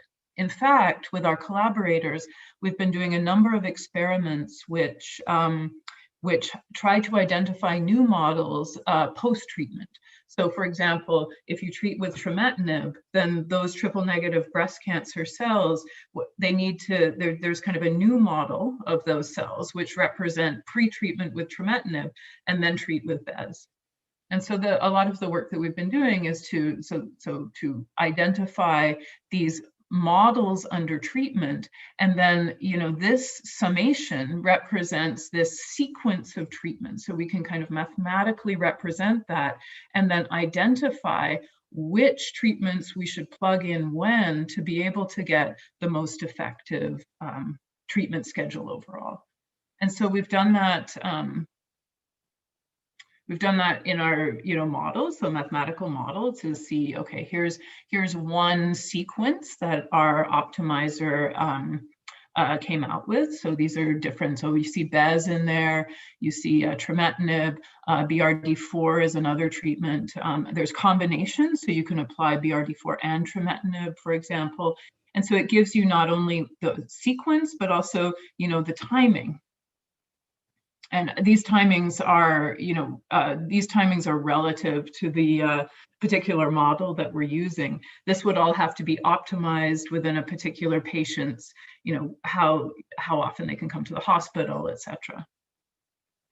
Okay, and then I think the exciting thing is then when we went back and actually tried with our collaborators, they tried these individual schedules on real cells. These are cell cultures. They're not done in patients. They're done in cell cultures of these different cell types in the lab. But these are showing, while we compare here the simulation line with the experimental line. So you see the models aren't perfect, but the trend is similar, where the simulation shows increase and then decrease. We show a bit of a bigger increase in the experiment, but overall the same trend. So this is promising, but it's still continuing. And we have, there's a lot of spread in the noise, because for, if the combination was in the data set, we get low uncertainty. But if the combination that we're predicting is not something that we had measurements for, the covariance of those measurements becomes very high. So this is really ongoing. Okay, so I'd like to conclude with just to discuss a very exciting program that's going on at OHSU, our collaborators at Oregon Health and Science University, which is related to this idea of drug scheduling. And it's called the SMART program, which stands for Serial Measurements of Molecular and Architectural Responses to Therapy, or SMART.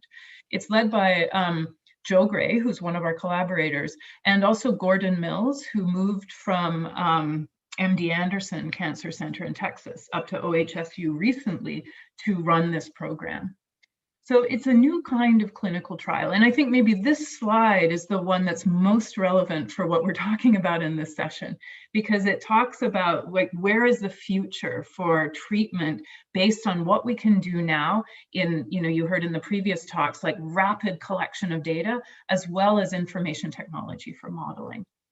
Okay, so a new kind of clinical trial. Profile each patient's individual cancer. So if a patient is enrolled in this trial, they get immediately, before treatment begins, their DNA, the tumor or their cancer is profiled for DNA, RNA, protein emissions, and the exact location in the body. In addition, a number of other tests, like analyzing the patient's immune system, CT scans, MRIs. And then there's a search. So search medical databases across the world to see if similar cancers have been successfully treated. And if not, so if it has, there's a protocol based on what was successful. If not, then this kind of drug combination comes into effect.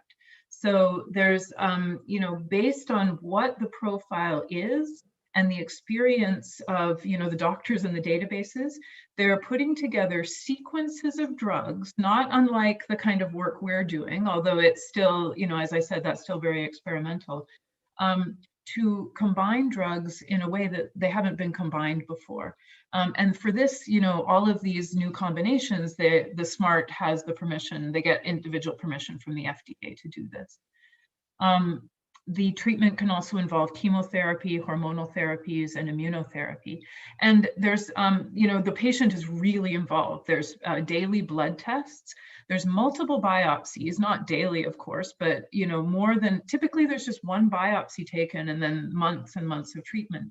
But here there's biopsies taken more frequently over the course of treatment because, the tumor adapts and changes, and then they have to change the treatment. But, this is what it is now. It's really starting in these past few years. The idea is that integrating new, less painful detection methods like imaging techniques that we've heard about will be the SMART of the future. Okay, so the idea is that this SMART will build a database of many different types of cancers and their DNA profiles and successful treatments, and then this will be shared globally. So the goal is, in the future, to have patients basically battle their cancers at home.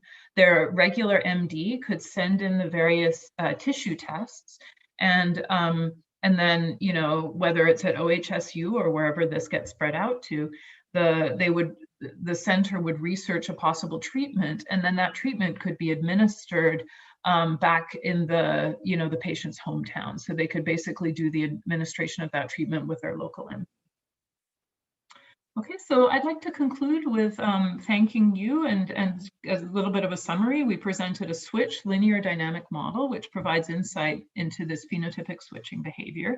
And that, for that mechanism, it says that the hypothesis that these phenotypic tumors are escaping therapy by cells switching phenotype, that lends support to that mechanism. And it's a simple mechanism. It suggests that other possible escape mechanisms are unlikely. So as I said, we're continuing the development of these, especially in the case of pre-treated cells. Our collaborators are working with these different BES and trametinib, as well as combinations of those. And we're doing, modeling and optimization into these scheduling treatment strategies. In particular, the order and timing. And I'd like to thank, of course, the folks that worked on this with me. Margaret, a PhD student who just finished, and she's now an assistant professor at the University of Toronto in Canada.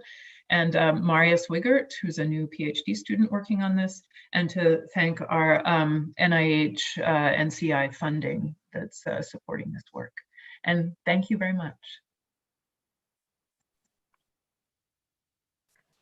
Thank you, Dr. Tomlin. So I would request all the panelists to stay with us to get their videos on, and Dr. Shankar Shastri to join us as well. So once everyone's video is on, we can start off the discussions. Dr. Sheshadri, would you like to start off the panel discussion?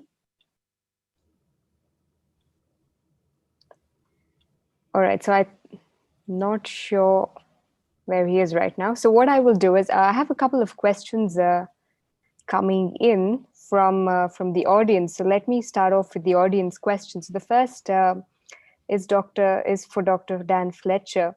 And this is a question from Anand, and he wants to know if there are any limitations to the use of mobile phones for low light applications. So as the pixel sizes reduce, is there any trade-off? Certainly there are, and that's for mobile phones as well as scientific cameras. The sensitivity is going to depend on pixel size, on dark noise, on a number of features of the camera. I think what I hope the industry moves towards is access to raw data from the sensors. For most applications for consumers, we want a nice looking image. And so there's a lot of processing that happens before we get the pixel values. And I think for use in applications for healthcare, it would be valuable to have the raw data, even if it's not normalized or not smoothed, especially to avoid addition of information that's not really part of the sample. So I think for low light sensitivity, the sensors are already back-thinned CMOS sensors, which are the sensors that I used to pay many thousands of dollars for in scientific cameras. But because of the mass volume, they're now much cheaper. So the limitation really is the processing, the software that's put on top of the sensors. And I think we need access to the raw data to do the most with it. So Anand, does that answer your question? You're here. So if there's anything else that you would like to clarify, why don't you come on and... Fully agree. I think the point on the processing is especially true because accessing the raw data tends to give you much better options. And I guess it's a trade-off where consumers like better resolution, but more light collection is oftentimes better as a trade-off to resolution. So, but I don't think we as healthcare application technologists drive the market as much as the consumer maybe. Well, that's a really good point, and I hope that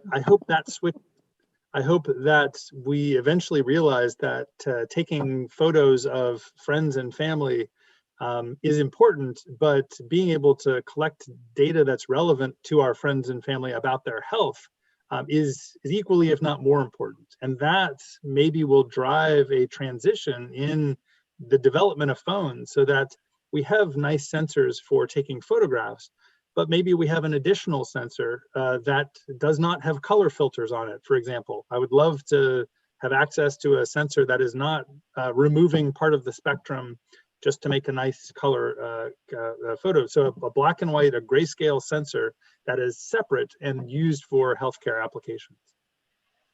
Dr. Bauman, can I come in and ask you something? So I was fascinated by your mathematical model, and was thinking about its application to diabetes. So in the typical history of it's not as fatal, but can cause as many problems. So in a typical diabetic's life, you would go on a diet and then start one drug and then add a second drug and then maybe a third drug and then insulin. Now, what something that you said struck me that when you're exposed to a drug, right, then that cell has been altered forever.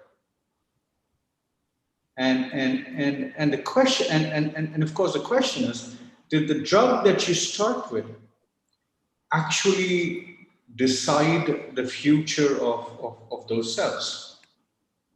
So do you think that a similar mathematical modeling can actually work for a disease that is much longer and drugs that take a longer time of action by using a similar model? Of course, I don't know if our patients are going to allow you to biopsy because it's difficult. But this is something that was striking me as you spoke. I think so. I think everything can, these mathematical models are abstract representations, and so I hesitate to say, we should, we're not describing things perfectly. We know we're not doing that. So we're trying to have develop models that are rich enough to describe the process that we're interested in, yet not so rich that they're so complicated that we can't do anything with them. So my answer is yes, I believe there is a similar mathematical model in diabetes. I do think, I do know from our experience in breast cancer that once you've touched a cell with a certain drug, it affects what happens after it. And we see that very starkly. However, I don't know how long that effect lasts. I think that its evidence is that it lasts for the course of treatment, but the data hasn't been taken. it's only recently that, you know, such detailed data has been taken of patients. And in our models, we're looking at, you know, days to months in terms of the time frame. So I don't know, typically the data that we have are of patients that are receiving, or, you know, we're looking at cell lines, but then from the SMART program, we're now getting, the nice thing about OHSU doing these tests is that we get access to this data. And so it's not for very long, but it's clear that in the near term, the drug you take first affects the, and the sequence itself affects the progression of the disease. Dr. Shastri wanted to chip in and add something. So can you come on? You have to unmute, sir. Please unmute, Dr. Shastri, you're muted. I was going to say, if Arvind has a intervention, I'm fine to wait for Arvind. No, I think it's just a quick comment on what Dr. Krishna Seshadri and Claire discussed. Claire, that was a wonderful lecture. I mean, first time we have been exposed to this kind of a thing. I just remembered Dr. John Buse's work on precision medicine in diabetes. And what he had to say was that we really don't have too many phenotypes that are very clearly defined in diabetes, and that seems to be the problem. And also, if you look at the subpopulation and the endotypes, probably needs a better clarity and more explanation before the precision medicine actually works.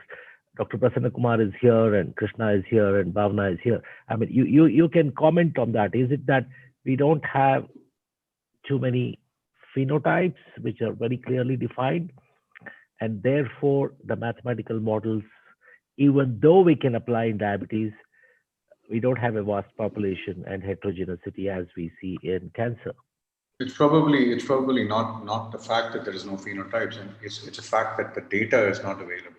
For example, you know, I think we've seen an example of that in the last 5 years. The Swedish study that clustered diabetes, and of course Mohan's work here. So I think it's just that it's not that the phenotypes are not there.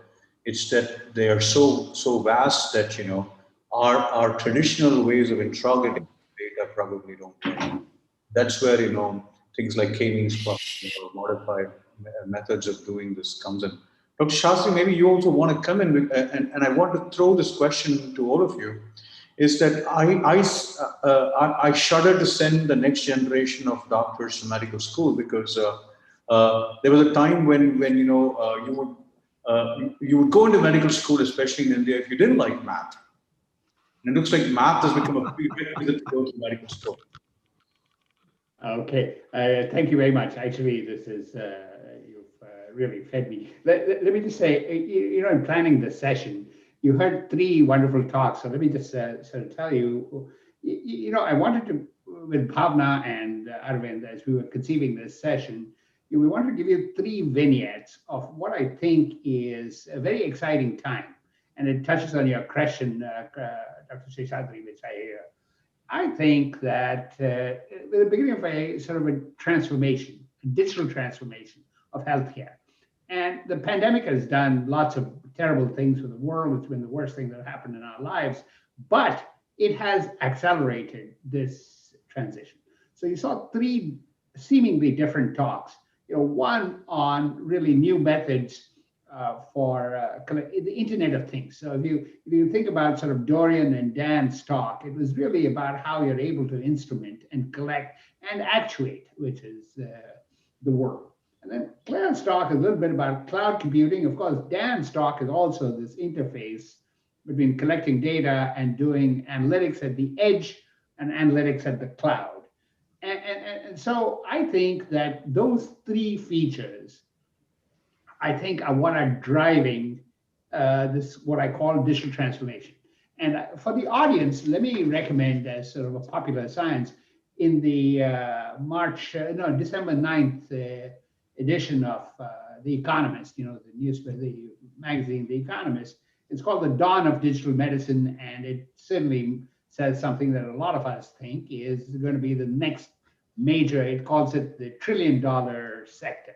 So what is this? I think it's exactly what you say, Dr. Sheshadri. I think that we're changing the way we both should teach, but also provision healthcare, in the sense that the healthcare of the future is to actually empower. So what is the shortage? There's a shortage of clinicians. You know, clinicians don't have enough time. There aren't enough clinicians. That's the big message of the pandemic. So we've got to make it so that clinician, we can optimize the healing powers, which I don't think can ever be done by a machine, of the clinical community, and to make life easier for them. So the questions of how we train the physicians of the future, how the clinicians, the therapists of the future, and how we as technologists actually sort of provide this digital transformation. In this Economist article, they say, we've been saying this every 5 years, and in a place like the US, new technology has become a synonym for higher costs rather than better clinical outcomes. And, you know, we can all relate to this, right? So I think, and you alluded to this in your remarks in the previous. So I do think that this needs to be a sort of a spiral development. So let me, I promise to shut up in a second, but, you know, the waterfall model is what we had used. There's science, there's technology, and then there's clinical practice. And see, that makes for too passive a role for the clinicians. I really do think it needs to be spiral, where clinicians, technologists have to be co-evolving the therapies of the future. And in particular, how we teach. The University of Illinois, Urbana-Champaign, really took the first step. They combined their medical school and engineering school. It's called the Carle School, C-A-R-L-E. I think that Kaiser Permanente, you know, our local healthcare provider, started a university like this in Los Angeles. Northwestern is now admitting undergraduates to do, you know, the pre-med is in engineering. So I do think how we educate. So, you know, to your point, I just don't think we can afford the luxury of saying this or that. Oh, yeah. I really think we have to put it all together. And so this digital transformation, I think it will be very, very profound, also for education.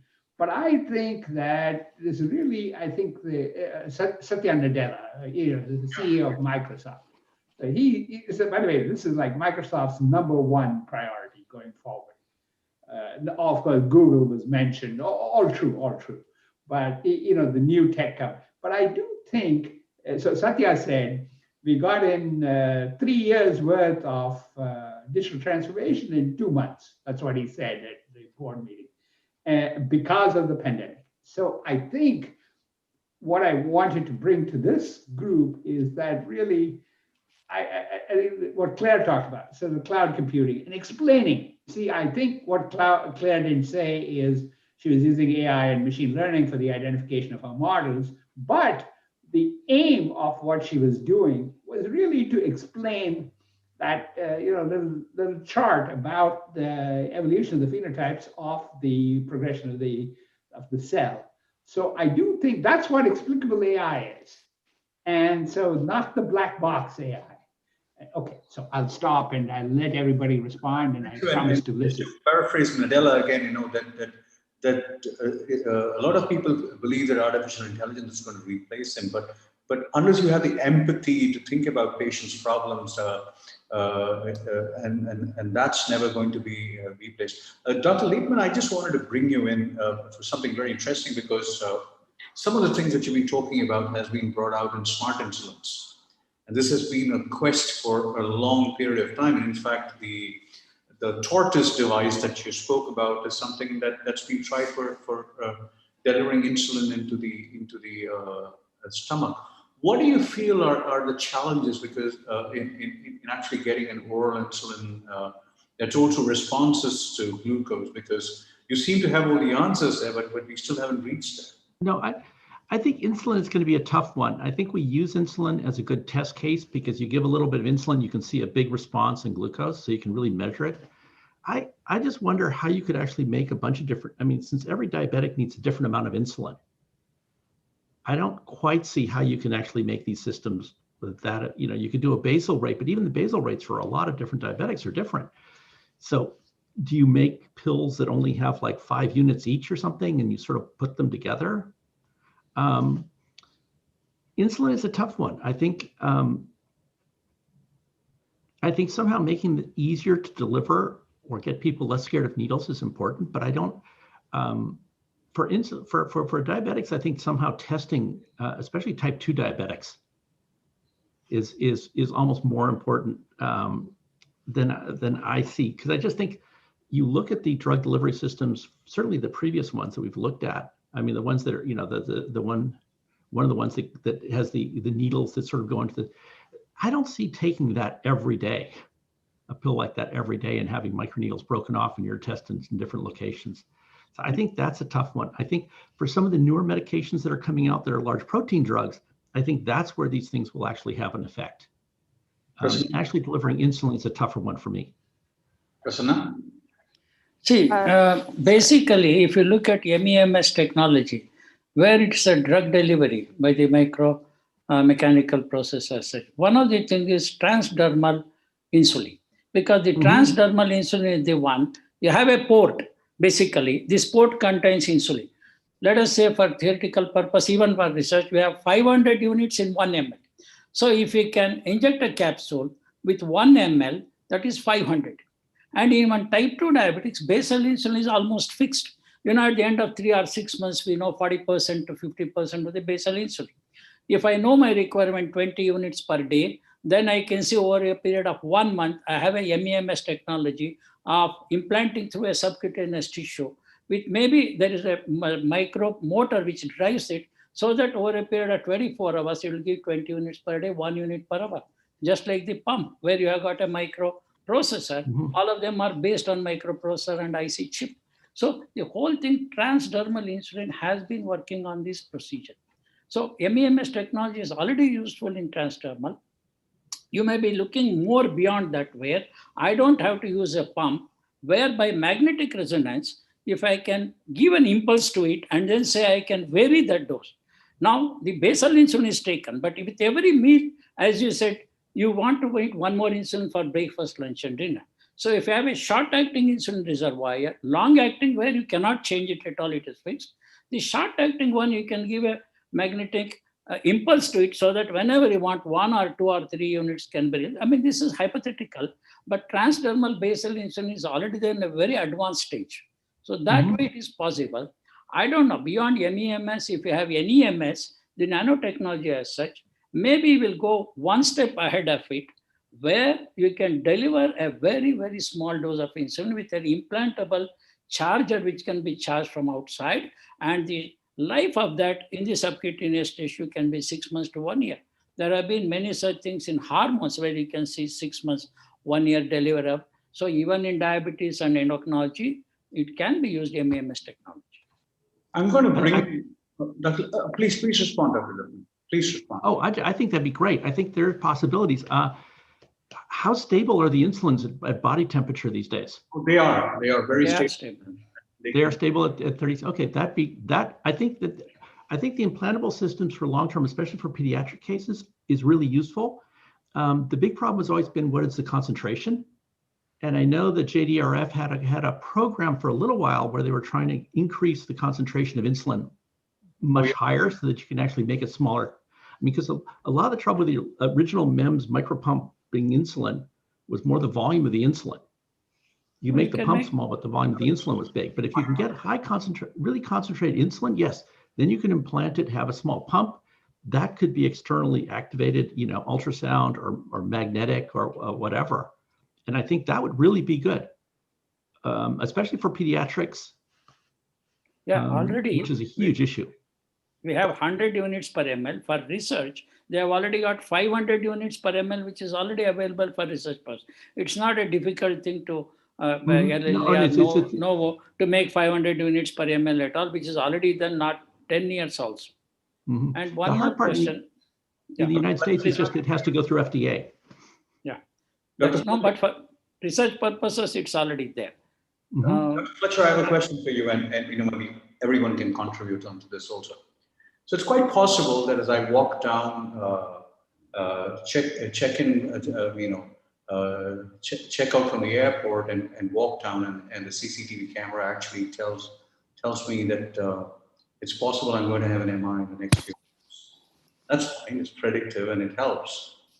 But what if it also tells people that I have a disease that I don't want to disclose? Or so where does the protective, where does autonomy begin? Where would you disrupt yourself and say, look, I don't want to go there, and this is where we need to draw a line? How does this work? How does privacy get protected? How do we stop becoming hell? It's a great question. I appreciate you bringing up the ethical considerations, because I think as more information about us becomes more public, these risks are real. I think the ultimate goal of making curation of our healthcare information personal will help to address some of those issues. Rather than having that camera in the airport, having that capability on your own mobile phone so that you have control over whether you figure out your risk, whether you have control over monitoring, you have control over the testing. It puts the choice about whether to know in your hands, and then your ability to share that information is also in your own control. Now that requires many layers of security and on mobile devices, and that's already a problem. But I think the more we personalize it, the better able we will be to make decisions, because we'll know what we're making decisions about. That doesn't mean that everyone's going to agree to take measurements or to know things that could impact public health. And that's, I think, where public policy comes in. Are there measurements that we decide as a society we're not going to allow privacy because it has such a dramatic impact on others? So I think that's where the divide comes. But by putting the control in the hands of the individual, I think we can address some of those issues. I think the fear is that it has to be, if it goes into the cloud, whether you maintain it or not. Because one of the other issues why you want to have this data is that you want, for example, if I have some problem, I have a stroke or I pass out, I want my doctors to know what allergies I might have to what medicines. I want them to have my medical records. And so that means they have to be able to access my data when I'm, out of commit, when I can't respond. And it's a question of how do you handle that data carefully? And it's going to be really interesting, because the thing is it's such a two-edged sword, because in some sense it's great for me. If I could be treated, especially now with international, if I go back to Bangalore and something happens, I really want to be able to have that hospital or those doctors access my medical records. And somehow we have to figure out ways to actually make that happen in a way that's secure. We see this a lot. We see a lot of problems in the United States right now, because even though we're moving towards electronic medical records, there are a zillion different methods. One of the problems in America is everything's sort of separate, and none of them talk to each other, which is the big problem. So somehow coming up with better solutions on this, so you can maintain your sensitivity that you just mentioned, Dan, but also mention, this idea of being able to access it is going to be a really interesting problem. And also you want to have this, I think having, what we've been working on a lot is this health at home, is be able to have people, if you think of why people are often in the hospitals, because they're being monitored, usually just sort of blood test sort of things. If we can move these home, where a lot of the stuff can be done with a drop of blood, so you don't need a phlebotomist there, all of a sudden we could get people out of the hospital and testing at home. But that data then has to be transmitted. And so there's a huge potential here for really improving healthcare and also extending hospital access. All these issues there. And of course, we don't want to work doctors to death, so we have to be careful there too. But it's an interesting question. I don't have the answer to that. I just think, but I think you're. Dr. Tomlin, your thoughts, and then we will have Dr. Shastri summarize and close. Yeah, I think when I think more and more about this and listening to this, it's been a wonderful discussion. I don't really get a chance to participate in discussions like this or seminars like this, and to, see my colleagues and others and the work in medicine. But it really points towards this, right? That this, we're kind of in an unstable situation now, and we have the technology to allow a much more distributed sensing and treatment of these diseases. And it's gonna be all crazy for a while. And I'm excited to see, the world in 30 years, what the stable equilibrium of all of this will be. And it's just, I'd like my children grow up and see, have a world where this is, streamlined and everything. And they look back at us now and think how quaint it was that we were struggling with this, because there's a solution, which is just a very robust, and privacy is a key part of it. So I'm excited for the future. We're still in the wild, wild west of this, isn't it? Exactly. It is the wild, wild west. Yeah. Dr. Shastri, yours to take home. As always, Dr. Sheshadri, you've hit the $64,000 question, which is about the use of the information. What we're talking about is really a collection of huge amounts of data, and who has access to what parts of it, the revelation, and sort of a system for valuing the information. The issues with privacy, I think, are not black and white. It's really, you just listening across, Dorian represented this point of view that patients love to tell their physicians everything. So TMI, they call it, too much information, because in the expectation of receiving information, in the expectation of receiving treatment. On the other hand, you're nervous of your employers knowing about, what there may be, and so this question, how do you design these portals to build in this utility? There is the need for public health. This contact tracing, which we are all trying to do. I think it's the Indian system is ADORE-2020, and we have something here. That has revealed some very, very interesting questions. People lie once they know. So, it's not like we put in a system and we expect people, people change their behavior, and you've got to model how they behave. As it turns out, that for public health reasons, you can actually work systems around the potential that people lie on their contact tracing for various reasons and still be able to extract. But how much lying is tolerable to be able to have the public health benefits? And in my other incarnation, I'm very interested in economic development of developing economies. And, society has almost always, collected information from economically disadvantaged parts of the society and used the information to enrich more privileged parts of the society. So there is some baggage about sort of this collecting information and using it for the good of society. So having a clear system whereby when some central information collects some information, you provide either financial or some sense of the utility of this information. So, and as Claire says, we are in the Wild West. You're exactly correct.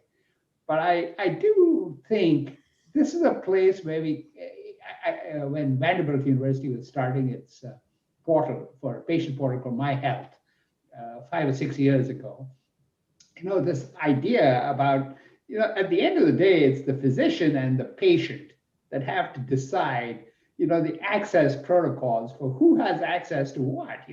Sometimes a patient doesn't want the family to know everything that is in this record, and sort of setting up a procedure whereby, I think this relationship between the patient and the physician is really quite sacrosanct in that reason. And I do think, it's important, and Dorian talked about EPIC and all these other systems. The problem to me of all of these, they don't have enough physician input. They really don't have enough physician and patient input in designing all these permissions. And so anyhow, I think, it's an exciting picture, but it really points to and if I could just say, I think if we could have venues like this, other ways for facilitating sort of quick transition of preliminary technologies to physicians and sort of have what I call spiral development, I think that would be huge. So thank you very much. I also enjoyed the session. With the reminder that Tuskegee was not too far long ago, thanks for that statement. Bhavna, all yours to take home. So thank you very much. I thank you all for joining in very early in the morning at your part of the world. And I thank everyone in the audience for staying with us throughout the day. So thank you all once again. We are coming to the end of day one of ADORE 2020. Just to give you guys an insight of what's coming up next. Tomorrow again, we start post-lunch at 1 p.m. We have sessions on different OADs, insulins, targeting the ominous octet, specific to diabetes. And then following that, we're going to be joined by faculty from Harvard Medical School, and we have sessions on translational medicine, stem cells, and where we are at achieving a cure for diabetes today. And we're then going to be addressing some of the questions that were actually pointed out in the discussion today, is that all diabetes is not the same. We do have different phenotypes, even in India. So we're going to have sessions on precision medicine and diabetes, and data from the West with Modi, and then also from India, and where we stand with cluster diagnosis to ensure that we actually give individualized therapy based on the evidence available.